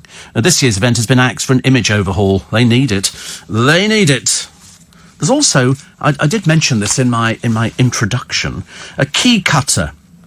This is Paul Jones, who was sacked by Timpson when he stopped turning up for work. So what does he do? He goes back in there again in his old uniform to raid the shop and rob the safe. Obviously a bit stupid. He returned to steal 750 quid from the safe and £500 worth of stock. He later went back to the store in South Wales to steal another 600 quid. Arrested after trying to rob another branch in Newport. But anyway, he's admitted criminal damage and burglary, and we've sent him to prison for 12 months. Fantastic. Honestly, what on earth do you do with £500 worth of stock from Timpson's? I've only ever been in one. Have I been in yes, I must have been in a Timpson's. We have places like that, which is lovely. And also, I've got this lovely story about the video footage of two suspected shoplifters pulling out goods from beneath their Muslim robes has now gone viral. Who would do such a thing, ladies and gentlemen? We shall tell you just after the news, which comes up very quickly. The news at 6 o'clock this morning, this Thursday on LBC. When in Rome, don't sit on the steps. I don't know how they're going to enforce it. And how they're going to tell people, don't sit on the steps. And if you do sit on, you get fined 370 quid. They don't mess around, do they? It's like the Portuguese police. They don't mess around at all. Company Thursday, the 8th of August. It's Steve Allen's Early Breakfast on LBC. It's all kicking off. It's all kicking off in the Paul Hollywood war with his ex. Of only a very short space of time. Apparently, laughingly, she's thinking of writing a book about it, even more tragic. And apparently she's been inundated with offers to be on reality shows for whatever reason, I can't imagine. But yesterday, her and her sister, Crystal, were due to skydive to raise money for an animal charity in Canterbury. But Paul tried to cancel the charity skydive. He spent an hour on the phone asking for a refund on the £560 he said he paid for the jump. Where they get this story from, I've got no idea. Probably from them, actually. It was a charity skydive, so it would be the animals they were raising money for who would be punished, not Summer and Crystal. Can you really, what sort of family do they come from where somebody's called Summer and the other one's called Crystal? What is it the other one's called? Lettuce? Would that be more appropriate? I've never heard anything like it. But anyway, he then tried to get the money back. Somebody said it's a bit low to drag a charity skydive. No, it isn't. Of course it isn't. He obviously hates her. And quite rightly, if she's going to write a book and sort of try and milk every little bit of publicity. Her only claim to fame is she slept with an old man who's on the television. But they're also in dispute over their pets, including a chicken called Karen. Who has a chicken called Karen about? But it's one of those things. It always turns nasty because she sees this as money. Give me money. That's all she's after, really. And he's going, why don't you just go away? Make it a lot easier for us. Lord Ashcroft, thank you, Yvonne, thank you. Lord Ashcroft, who buys these medals. And there's a whole room at the Imperial War Museum with all the VCs. which is it's quite fascinating. Quite fascinating. But thank you very much indeed. I'm very grateful. I knew that people would know these things. Steve, I can't be bothered with shoes with laces. Everything's a slip-on shoe. Just can't be bothered with doing laces up, says Matt. I mean, I agree. I don't. Why should you bother? How many times do you look at people's shoes? I mean, I don't. I'll tell you where I look at people's shoes on Waterloo Station. Corey's wearing boots. Okay. That's all right. All right. Sorry? Timberlands. Is that good? Okay. They're dry. Oh dear, yours are just cheap Nike things, aren't they? Yeah, cheap Nike thing. Put it this way, if you have to wear something with a big tick along the side of it to sort of proclaim what brand you've bought, yeah. How much were they? Go on. 40. You can't have paid any more than 40 quid, can you? Paid £1? You paid where did you get shoes for £1 from, for goodness sake? Oh, you bought other stuff, and they were sort of thrown in. How lovely. Oh, well, there you go. I don't possess anything like that at all, but I do see people getting off the train at Waterloo Station, and they're all wearing trainers. You get somebody wearing a nice, suit or a frock or something like that, and you look down at their feet, and they've got trainers on, so they obviously can't walk in their normal shoes. But we shall watch the Paul Hollywood war with Summer. As I say, if she's seriously writing a book, who in God's name would be interested in reading that? Who's interested? Nobody. He's far more famous, but she's now got the fame by association, which is terribly tragic. Terribly tragic. Here's the shoplifting pair. Bit embarrassing, really. The video footage of two suspected shoplifters pulling out goods from beneath their Muslim robes has gone viral. This was in Dagenham. The women drop around 24 items onto a supermarket floor. A security staff look on. One woman then holds up her garment, showing she's nothing else, and walks out of the Asda with her knickers and bra on display. Another shopper at the store in Dagenham can be heard saying, Last night, Asda told The Sun, we're in contact with the police. We do not tolerate any form of shoplifting. How amazing. They're nicking from... people do it all the time. People do it all the time. Remember I told you in Brentwood there is a jeweller, very famous jeweller, and they make goods to order. And some time ago, they were the subject. Two people turned up with complete burqas on, completely covering their face. They came up the stairs, but it's a buzzer entry. They can only let you in if they sort of decide. They're on camera, and so they can, we want to buy jewellery, and all the rest of it. And the jeweller, being a canny person, decided not to let them in. And he said, no, sorry, you need an appointment. And as they were heard down the stairs, well, we'll have to go somewhere else now then. What they do and just put on these robes, they were seen driving off in a car. I mean, seriously. But this pair here using their Muslim robes to conceal goods, it's disgusting. It really is. People do it all the time now, shoplifting in this country, knowing damn well that nobody's going to bother actually prosecuting. How many cases, when you go to a court, if you've got courts in your area, you go there, how many times would you see nicked a piece of ham or nicked a packet of bacon or something like that? It just doesn't happen. They don't do it. It's not worth it. Angie says Paul Hollywood should know better at his age. Yeah, well, she's milked it, hasn't she? She's absolutely milked it. I mean, more fool him. More fool him. All cops in London should have guns. Oh, God, I don't think so. Definitely not. I don't want to go down that road, because you actually see, if they're going to have guns, then all the other people are going to have guns as well at the same time. So we're going to have open warfare on the streets. Not the best, is it? Also, what was the other one I just saw, actually? That Boardmasters Festival, due to storms and weather, has been cancelled. So 55,000 people. It isn't just the ticket price, it's all the stuff that they bought that goes along with it. And that's why they're a little bit disappointed, to say the least. Darren said, I did Interrail yonks ago. Fantastic scheme. Travel Europe on one ticket.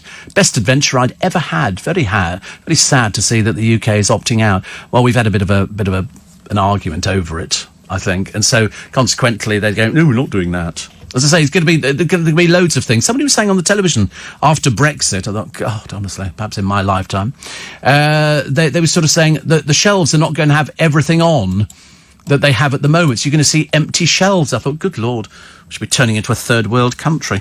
Also, a family have issued a warning after their tumble dryer caught fire. Firefighters say it's probably accidental. But they had to flee. They've moved in with the parents. They've got to wait for 6 months for everything to be sort of put back together again. We hear more about this, don't we? There's been all sorts of people worrying about tumble dryers that burst into flames. I used to have a combi. It was a washer dryer. And so it would finish doing the washing, and then it would go, and it builds up the thing, and then it sort of blow dries your pants and stuff like that. And I remember thinking, that's okay. Never crossed my mind the thing could burst into flames. Luckily, it didn't. Huge shoulder pads, hilarious memes. Trapdoor falls. Gemma Collins is the ultimate modern-day innovator. Sadly not. Programme, possibly the worst thing we've ever seen on the television. She says, I lost 3 stone with a fat jab. No, you didn't. No, you didn't. That's just blatant lies. She's put it back on again. And in fact, you only have to look at her to realise it's no good buying different sorts of clothes as opposed to wearing tents. So she said, the lady who does it opened up a shop near me, so I popped in and went, what's all this about then? What's all this about? So they gave her the miracle flu jab. There is no miracle. There is no miracle. She's put it all back on again. And lay off the damn cops mop. This is the dam, as in the dam that could have exploded. This is Deputy Chief Constable Rachel Swan. I have to be honest, I've never seen a hairstyle like it. She looks a bit like Jedward, but the female version. Somebody asked if the police image has changed for the better or for the worst. Ex-officer Joe Bethel said she should look more professional. I have to be honest, it's a most... Oh, sorry. Oh, goodness sake, honestly. Probably phones come to life now. And you look at her hairstyle, and I have to be honest, I did sort of look at it and have to do a quick take to go, what on earth does she think it looks like? It looks dreadful. But does it make any difference? Let's face it, I mean, we're now used to seeing cops, aren't we, on the television, with tattoos all the way up their necks. That seems to be quite normal. And there was one copper the other day on one of these teleprograms. He's got the biggest beard you've ever seen. Biggest beard. And I thought, I didn't think that was so good, actually, either. Healthy dessert, single words combination of words in the English language by Alex James. There's all sorts of desserts. Isn't it funny, all the things that you want to eat and you know you shouldn't? Things like rhubarb crumble. A rhubarb crumble is just like yummy, yum, yum. Gooseberry fool. Gooseberry fool, I just love that. Ice cream wafer sarnie. They're nice. Trifle. Yum. Cheesecake. Never bothered about cheesecake, actually. I always think it's the most boring thing under the sun. Jelly and cream. Just jelly. Very bad. It's just sugar, isn't it? It's all just sugar, isn't it? Chocolate fondue. No, don't want one of those machines. Getting all the naff parties. Baked Alaska. Yeah. Love baked Alaska. Eton mess. Yeah. But again, sugar. It's all just... The meringue is just all sugar. And treacle tart. No, thank you. Hate it. And also, I used to hate sponge puddings. At school, we get sponge pudding, treacle tart and sponge puddings and jam roly-poly. I didn't mind the jam roly-poly so much, but some of the other ones were dreadful. Poor girl in the papers today, she's 11. She's got a bright, miserable cob on. Here, seriously burnt. You know why? I know all about burning. This one spilt a few drops of Primark nail glue on her leggings. Lily Worsfold was engulfed by the fumes when the 60p product marketed at children touched the cotton and lycra garment. She needed hospital treatment for the deep burns and has been told she might need skin grafts. I know all about it. Mum Louise says she was screaming in agony. I pulled the leggings off as quick as possible. They were red hot. She spent £1 of her pocket money on a set of nails and 60p on the glue, dripped it on, and this stuff here, if you've got sort of lycra garments on it, I should imagine this stuff could be quite lethal. Nursery manager Louise and husband Peter have sent the glue to Primark for testing. Louise says Primark needs to take it off the shelf. They've apologised and said they were investigating. Because obviously they must sell tons of it, and it's the first time I've heard of anything going wrong. So it could be an isolated rogue batch. We don't know. Got to wait till we see the end of it. It's always something, though, isn't there? There'll never just be the one bottle. As we pointed out before, people who die of taking ecstasy, it would just be, they say, a rogue batch. You go, no, they just had an allergic reaction to the ecstasy, because otherwise there'd be thousands of other people. Saw a poster outside the Churchill Theatre in Bromley. It said Biggins is doing Aladdin at Christmas. Are any of the LBC team doing pantomime? No. I don't think so. I mean, who on earth could you put on... It's not going to be Nick Ferrari, is it? He's not going to be doing pantomime anytime soon. I don't think James O'Brien will be doing his Widow Twankey ever again. Sheila Fogarty? No, I don't think so. The Good Fairy. And then you could have Ian Dale. I could see Ian Dale as Abanazar. He'd be quite good at it. Eddie Mayer, no, he wouldn't be doing pantomime. No. Who else? Clive Bull? No, definitely not. Darren Adam? Oh, he'd have a go. He'd have a go, definitely. Matt Stadlen? Yeah.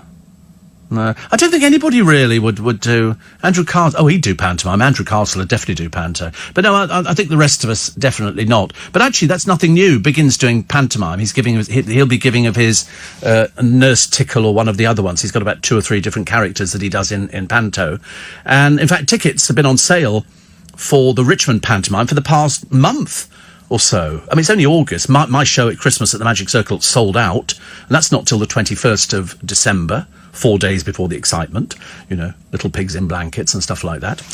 Quick check on the news and the headlines with you at 6:16. Have your company. Nice. Steve, I've got all the Harry Potter books, but I prefer to read true crime and biography / autobiography books. I might be the only one who has a biography of Martin Shaw, because the bookshop told me the book's out of print, but the publisher phoned me telling me they got 1 copy and they sent it to me. There you go. That's quite nice. Yes, you can always find these. If you hunt around, Angie reckons Nick Ferrari could play Prince Charming. I think not. On that one. Somebody wanted to know whether or not any of the LBC presenters have tattoos. Well, how on earth would you know that? You'd have to go round and check. I don't think so. We're all quite sensible here. I don't think anybody... I'm trying to think who would have tattoos. Ian Dale could have one as a rebellious side of him, but I don't think anybody else has got tattoos. Oh, James O'Brien's got that one. Yeah, that's the one on his back, isn't it? A road map, apparently, of the Sahara Desert. It's very popular. And I don't think anybody else has got tattoos at all. I mean, there might be people in the office who have tattoos, but I don't think any presenters... I'm trying to think, actually, going through them. I don't think anybody has. If they have, I've never noticed them. It's no... I mean, it isn't that they don't want them. It's just that it never sort of cropped up. Some people want tattoos, some people don't. They're talking to Ross Kemp in the paper today. He says, and he's asking the question, he says, why do kids pick up knives? And he's talking about this epidemic turning Britain into a bloodbath because 285 people have lost their lives in England and Wales to knife crime in the year to March 2018. A 45% increase in victims aged 16 to 24. 3 10 to 19-year-olds admitted to A&E with knife wounds in the UK every day. And Boris Johnson goes, you know, by 2022, we're going to have 20,000 extra police officers on the streets. Jackanory. It'll never happen. Never, ever happen. So you've got to wait for, you know, a few more years before we get 20,000 extra. Why are they leaving? Why would they want to go? But I should imagine by the time you get to 2022, the situation will be even worse than it is now. We're running a story on the news, which you've heard of a police officer does a stop and search, gets attacked with a machete, if you please. That's how bad it is. Hopefully it'll be... I mean, really can't even imagine it. I can't even think about things like that. But Ross Kemp's documentary and Living with Knife Crime is on television tonight, and you can download the interview because it's on podcasts that I did with Ross a few weeks ago. It's worth watching. It really is worth watching. Nicole Scherzinger has finally confirmed her split from tennis ace Grigor Dimitrov. Don't even know who that is, actually, but presumably it's sort of a boyfriend, which is okay. And Louis Theroux has come back to Britain to explore the state of prostitution in the 21st century after being blindfolded and smeared in cream as he investigated this in America. He's also looking at the lives of sex workers. So he's come back to Britain. Wasn't there a block of flats down in Chelsea? It turned out that most of the rooms were rented out to hookers. People going around there, which I thought was sort of pushing it a little bit. The BBC has added a 4th dance captain to the primetime show, The Greatest Dancer, which is another pile of rubbish. It really is. The new faces alongside Cheryl I Can't Dance Tweedy, Oti Mabuse and Matthew Morrison won't be familiar. He's called Todrick Hall. He's best known for appearing in RuPaul's Drag Race. What is it about that programme? The BBC, have they just discovered it or something? OK, can we have this sort of woman? She can come and dance on the street. For goodness sake, honestly. I thought it'd be bad enough when you book Cheryl Tweed for anything. Quite ridiculous. London is full of parasites carrying blades. Well, that's the trouble. I don't really understand how you're ever going to stop it. Somebody reckoned that they could. It's just not physically possible. Toby Tarrant had a tattoo on his bottom that he let Pippa do live on air. I've seen it. He did seriously have a tattoo live on air. which I thought was quite brave of him. Very brave of him, actually. Another one here. The safety campaigner has told LBC he fears Parliament isn't legislating on e-scooters because they're too busy dealing with Brexit. Yes, I mean, I thought that they were arresting people. That's what I thought. I was told they'd arrested 200 people. Well, I see the same bloke every day going down the road here at the back of the building. It's amazing. Why are you blaming Boris for the police issue? They should never if been dropped in the first... What does that mean? Never if been dropped in the first place. They didn't. They resigned. They resigned. He's the one who's saying by 2020... Oh, God, I can't be bothered to explain it to you, seriously. You need to listen more carefully. So the LBC investigation, they ran this yesterday, didn't they? Looking at the shops selling e-scooters and some of the lies that they tell people of how you can use them. I'm just waiting. We've already had one death, one person driving into a bus stop, and there's going to be more. There'll absolutely be more. They're too dangerous. And at night, they've got no lights. They're dangerous, these things. I mean, they really are absolutely terrible. So the BBC meltdown hitting how many? 70,000. 70,000. Heathrow ground staff still set to walk out. Now the Ryanair pilots want to go on strike because they want more money. There are only about 180,000. Not all of them, but they've decided that they want to go on strike for more money. That's what people used to do years ago. It's a case of, want more money? Well, we haven't got any more money. Well, we're going on strike. You know, it was. I've often said actually, it'd be so much easier if everybody was freelancing and just lose people. I never told you at the beginning of the programme. I should have done about my £810 Versace luxury that you will not find on. Excuse me. I know I was going to sneeze. That you won't find on the catwalk.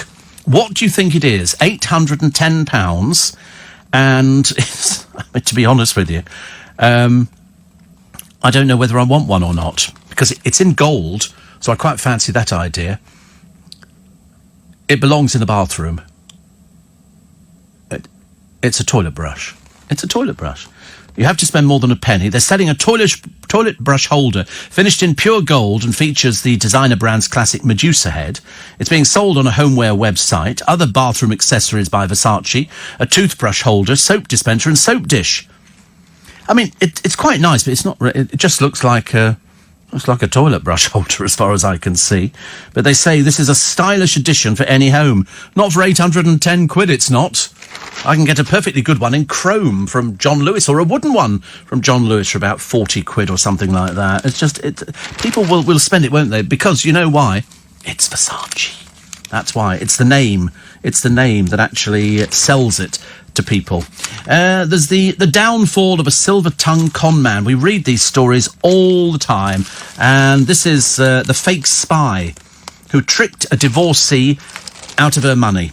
Life savings. 810,000 quid he got out of her. Seriously. And he posed as a Swiss banker and a spy. He spent years on the run. He's a lifelong fraudster. Mark Acklam. He admitted duping a mother of two, Carolyn Woods, out of nearly 300,000, whilst pretending he was going to marry her.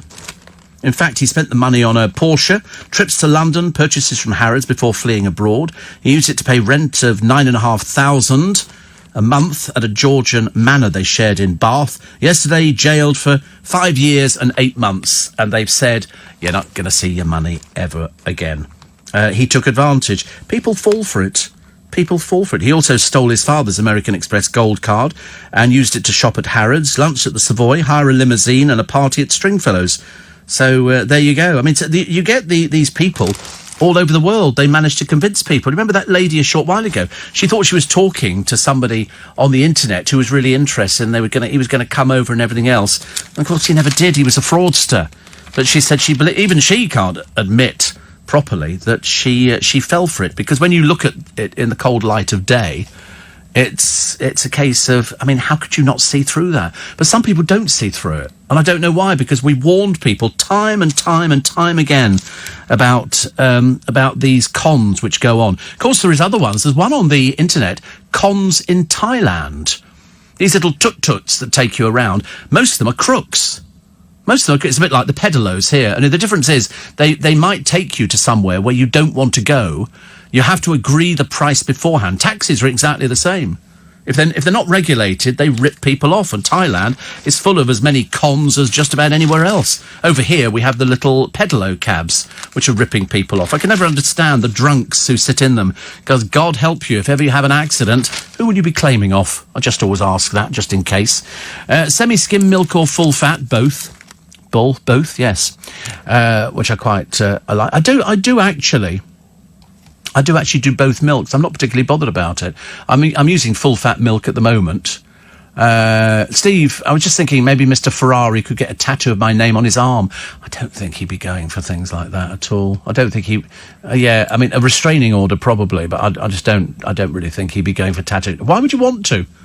Why would you want to? I'll tell you what, Nick Ferrari with you at 7 this morning for breakfast on LBC. Donald Trump has landed in El Paso, Texas, after visiting Ohio last night, where he met people traumatised by mass shootings. Nick will bring you up to speed on how residents reacted to his visit. Mass disruption expected for holidaymakers after the Ryanair pilots announced they're going to strike in a dispute over pay. Nick will bring you the details. I think there are 2 dates. One is 24 hours and the other one a bit longer. And when was the last time you went to a pub? I mean, round my way, they still seem to be very popular. Mind you, of course, I mean, I'm at a slight disadvantage, or advantage, because we have the rugby ground, well, sort of, and so our pubs get full up during the rugby season. I mean, really full up, especially with the Army and Navy. Nick Ferrari at breakfast from 7 this morning on LBC. Why is it that people spend an absolute we were doing a joke, weren't we, the other week about the Loch Ness Monster and how it's a tourist industry in Scotland for something that doesn't exist, never has existed, never was there. There's no pictures of it. It's like the Beast of Bodmin. But here, this is a bridge. This is a very interesting bridge because it was said to be so narrow that 3 knights could have defended Tintagel Castle against an entire kingdom. More than 4 centuries after that bridge collapsed, visitors to the supposed birthplace of the mythical King Arthur can gaze in awe at the views from its ultra-modern replacement. It's about a £5 million job here. The new bridge of steel, oak and Cornish slate, which sounds lovely, over a 190-foot gorge means tourists are no longer confronted with a demanding trek up and down a steep path. Anyway, it's unveiled today, and then it'll open to the public. It'll bring a sigh of relief from local businesses. Tintagel Castle's been closed since last October, and work was not finished in time for the start of the busy school holidays. There are also concerns about the impact the new structure would have on the natural landscape. I mean, why are they wasting so much money on something that's mythical? Which means it's not true. And so, inspired by the legend of King Arthur, I never got into that at all. They built a castle on the jagged headland in the 13th century, a rock bridge linking one part of the castle to the mainland. To the rest inspired its name, which comes from the Cornish Din Tagel, meaning the fortress of the narrow entrance.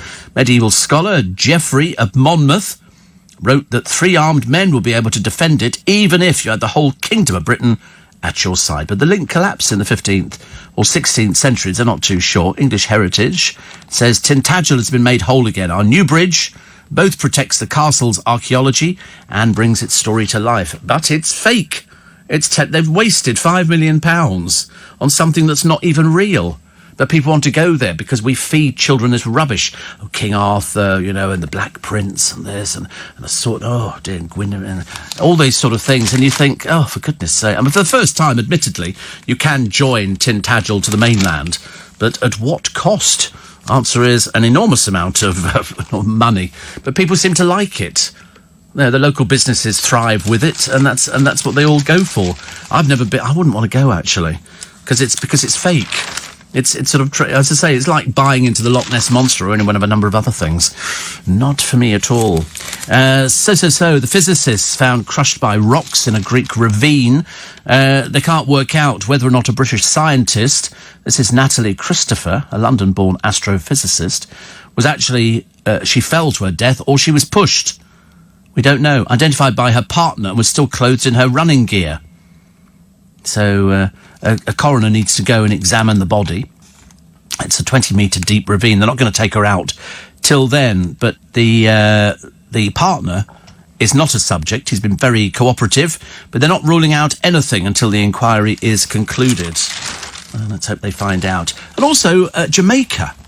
demanding the return of a pair of wooden sculptures from the Caribbean that have been in London for more than 200 years. These are carvings of a rain god and a birdman, both around 3 foot tall, currently in storage at the British Museum, because I believe, actually, 85% of the stuff that they've got is in storage. They can only put out a small amount, believed to have been made by the Taino people, the indigenous inhabitants of the Caribbean, when European explorers landed in the 15th century. And due to war, famine, and the introduction of previously unknown diseases, they were largely extinct a little over a century after the settlers arrived. The statues, because it's a rain god and a birdman, the statues were discovered in a cave in 1792. They're quite awe-inspiring, I think. And they went on display in London 7 years ago. The treasures are among a number of historical artefacts originating in Jamaica that the island's government is demanding the repatriation from the UK of. They are significant to the story of Jamaica. They belong to the people of Jamaica. I wonder now, why now? Perhaps they've sort of brought them out again or something. They're working through the National Council to have them returned. Both sculptures were kept in the South London home of the art dealer William Oldman until his collection was split up after the Second World War and sold off after his death. That's what they do with all these things, isn't it? You spend all your life making a collection and it's stunning, and then the moment you die, they can't wait to get rid of it. The family can't wait to sell it or whatever else. Well, it's starting in the Saturday's Daily Mail. They've got solving the clues to find royal treasure.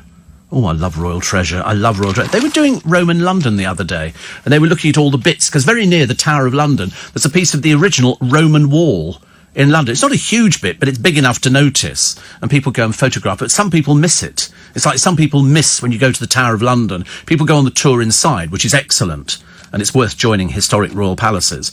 But they miss the execution spot over the road.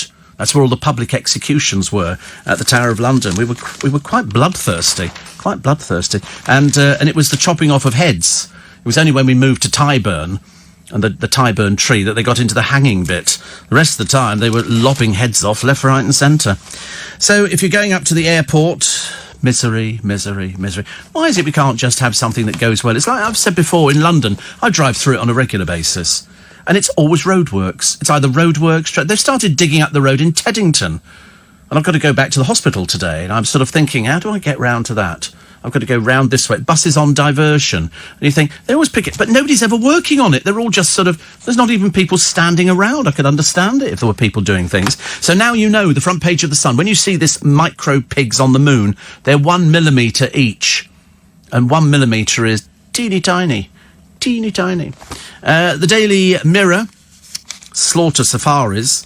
Obviously people want to go on these. I don't understand why. You can't bring these animals back unless they bring them back in pieces or they have them shipped over. What is the purpose of killing something that hasn't done any harm at all? So people go out there and they spend what seems to be an extraordinary amount of money to me actually killing an animal that's doing nothing. There's an antelope here, they're slightly bigger than our antelopes, but they've got a picture of Derek Stocker, who's the boss of this company called Pro Stork, and they offer African safaris killing vulnerable wildlife. It bills as conservation. That's how they justify it. We are conserving the animal population. What do you do? Yeah, but I mean, can't you do it a bit better? I mean, because it makes it look a bit naff if you're actually saying, you know, you can come and kill these animals, but you've got to pay us to do so. Millions are at risk of losing life-changing sums via transfer frauds. Almost half, apparently, of the UK's major banks and building societies do not yet adhere to vital new protection. Although they are getting it. It comes in September. Do you remember I told you? You can't just access accounts now. You're going to have to prove things, and you're going to need this secure key, especially on First Direct, which we got the other day, which is very nice. So, I mean, some of the service from the banks is really exemplary. I mean, I remember when I phoned up, because when you set up a First Direct account, and I only use it for paying a couple of bills, it was set up years ago, you write down all your passwords. You know, the question, what's your favourite address? What was the name of your first cat or pet or something like that? Mother's maiden name, we can all do. And I hadn't contacted them for about 25, 30 years, if not more. And so she said, I'm going to ask you some questions. And I'd only got one right. The rest of them, how can you remember something from 30 years ago? I can't remember last Tuesday. And so in the end, I phoned her. I said, listen, I said, you don't think I'm really mad? I said, but you probably get it all the time.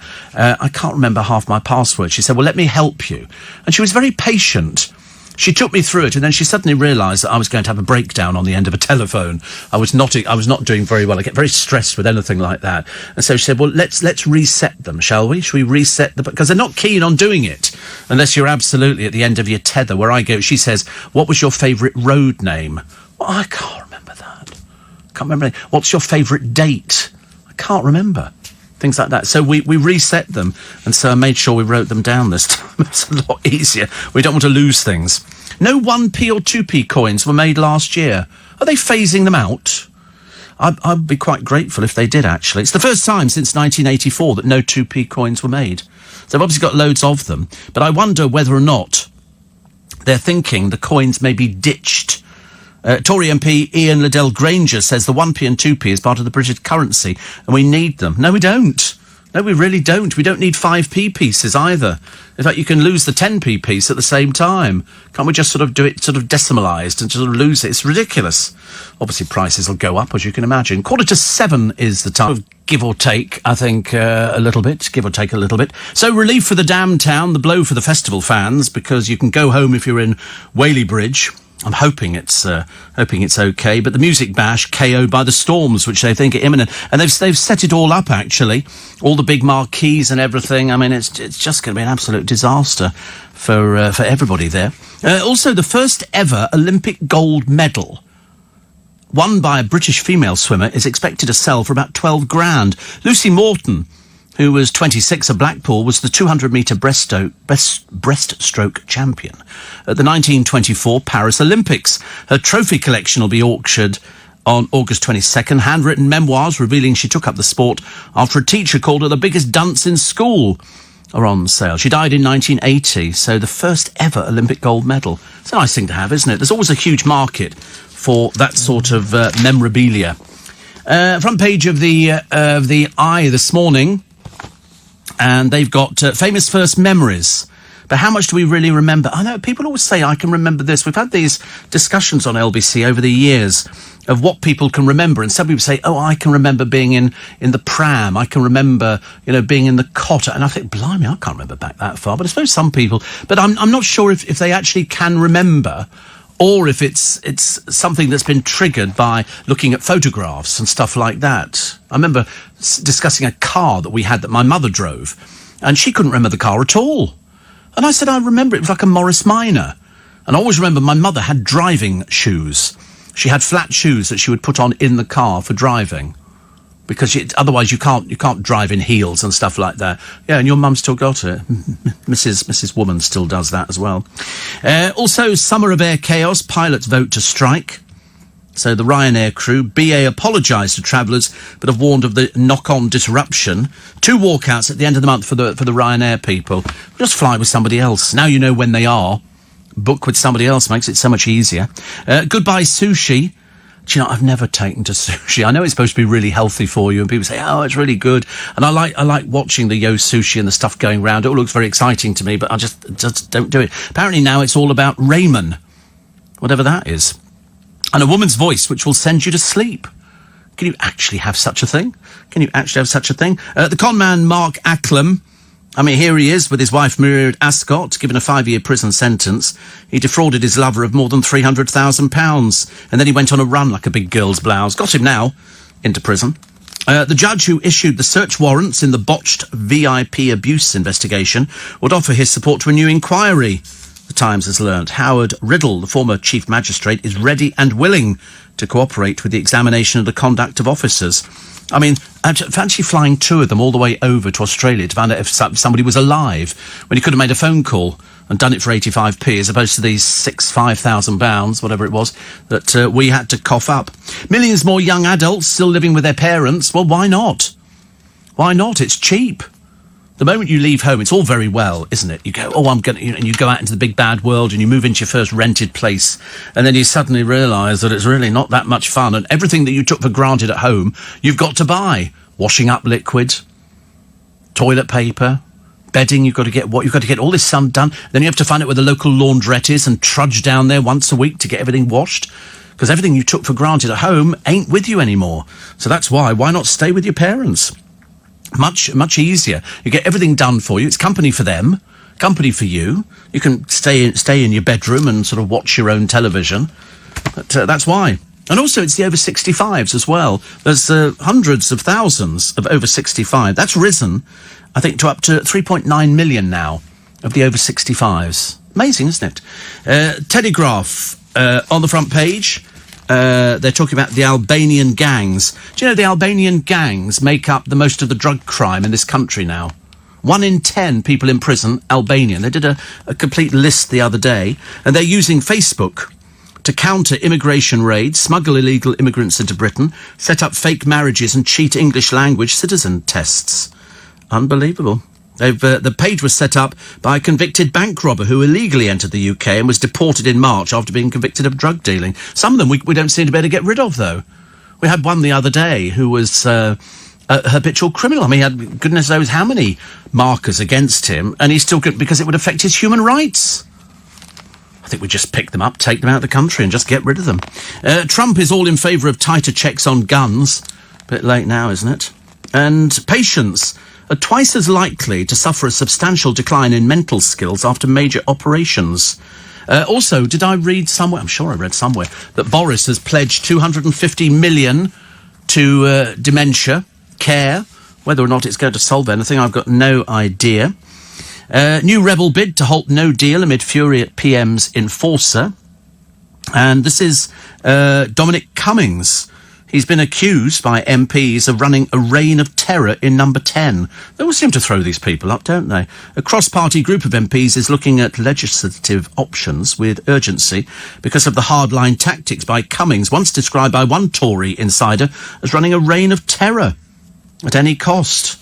Well, I'm sure he'll be thrilled to find himself on the front page of the Guardian this morning. Also, Cillian Murphy says, I think James Bond should be a woman, which rules me out. Could James Bond be a woman? I don't know. I mean, it was written as a man, but they've exhausted all of those, haven't they? More on the high-tech link to the Arthurian legend, which is made up. OK, it doesn't exist. And Trump met by angry protesters on the tour of 2 cities, left reeling.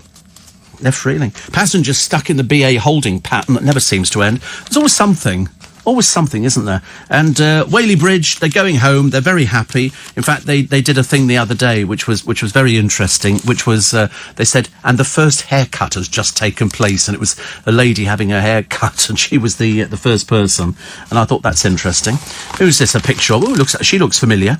Monica Lewinsky is among the producers on a new true crime US television series focusing on the Bill Clinton sex scandal. I did not have sexual relations with that woman.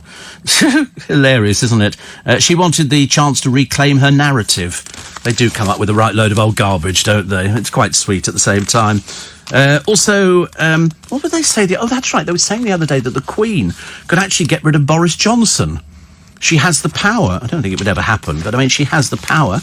And there's a man here who is harvesting shrimps and shipping them to UK restaurants. They harvest them in tanks in Lincolnshire and then ship them to restaurants. I wonder where they all came from. I'd never ever thought about it before, but now I know.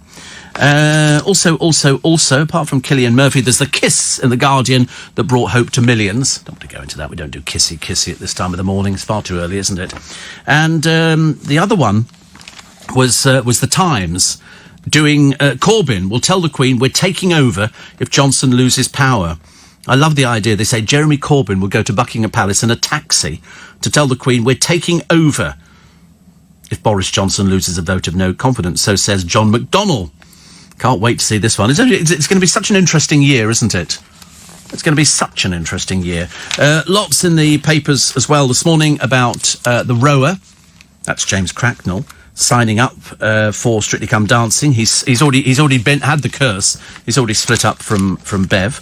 And the other one was newlyweds Steve and Laura Canning cutting their wedding cake, but this is an unusual wedding cake. It's made of 3 tiers of pork pies. 3 tiers of pork pies. The couple, both in the military, went for the savoury celebration years after Laura's mum, June, did the same.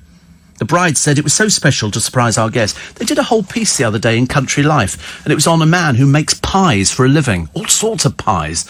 They look delicious. Sadly, that's it for this morning. Thank you very much indeed for your company. Tomorrow, Friday, start of the weekend. Whoop!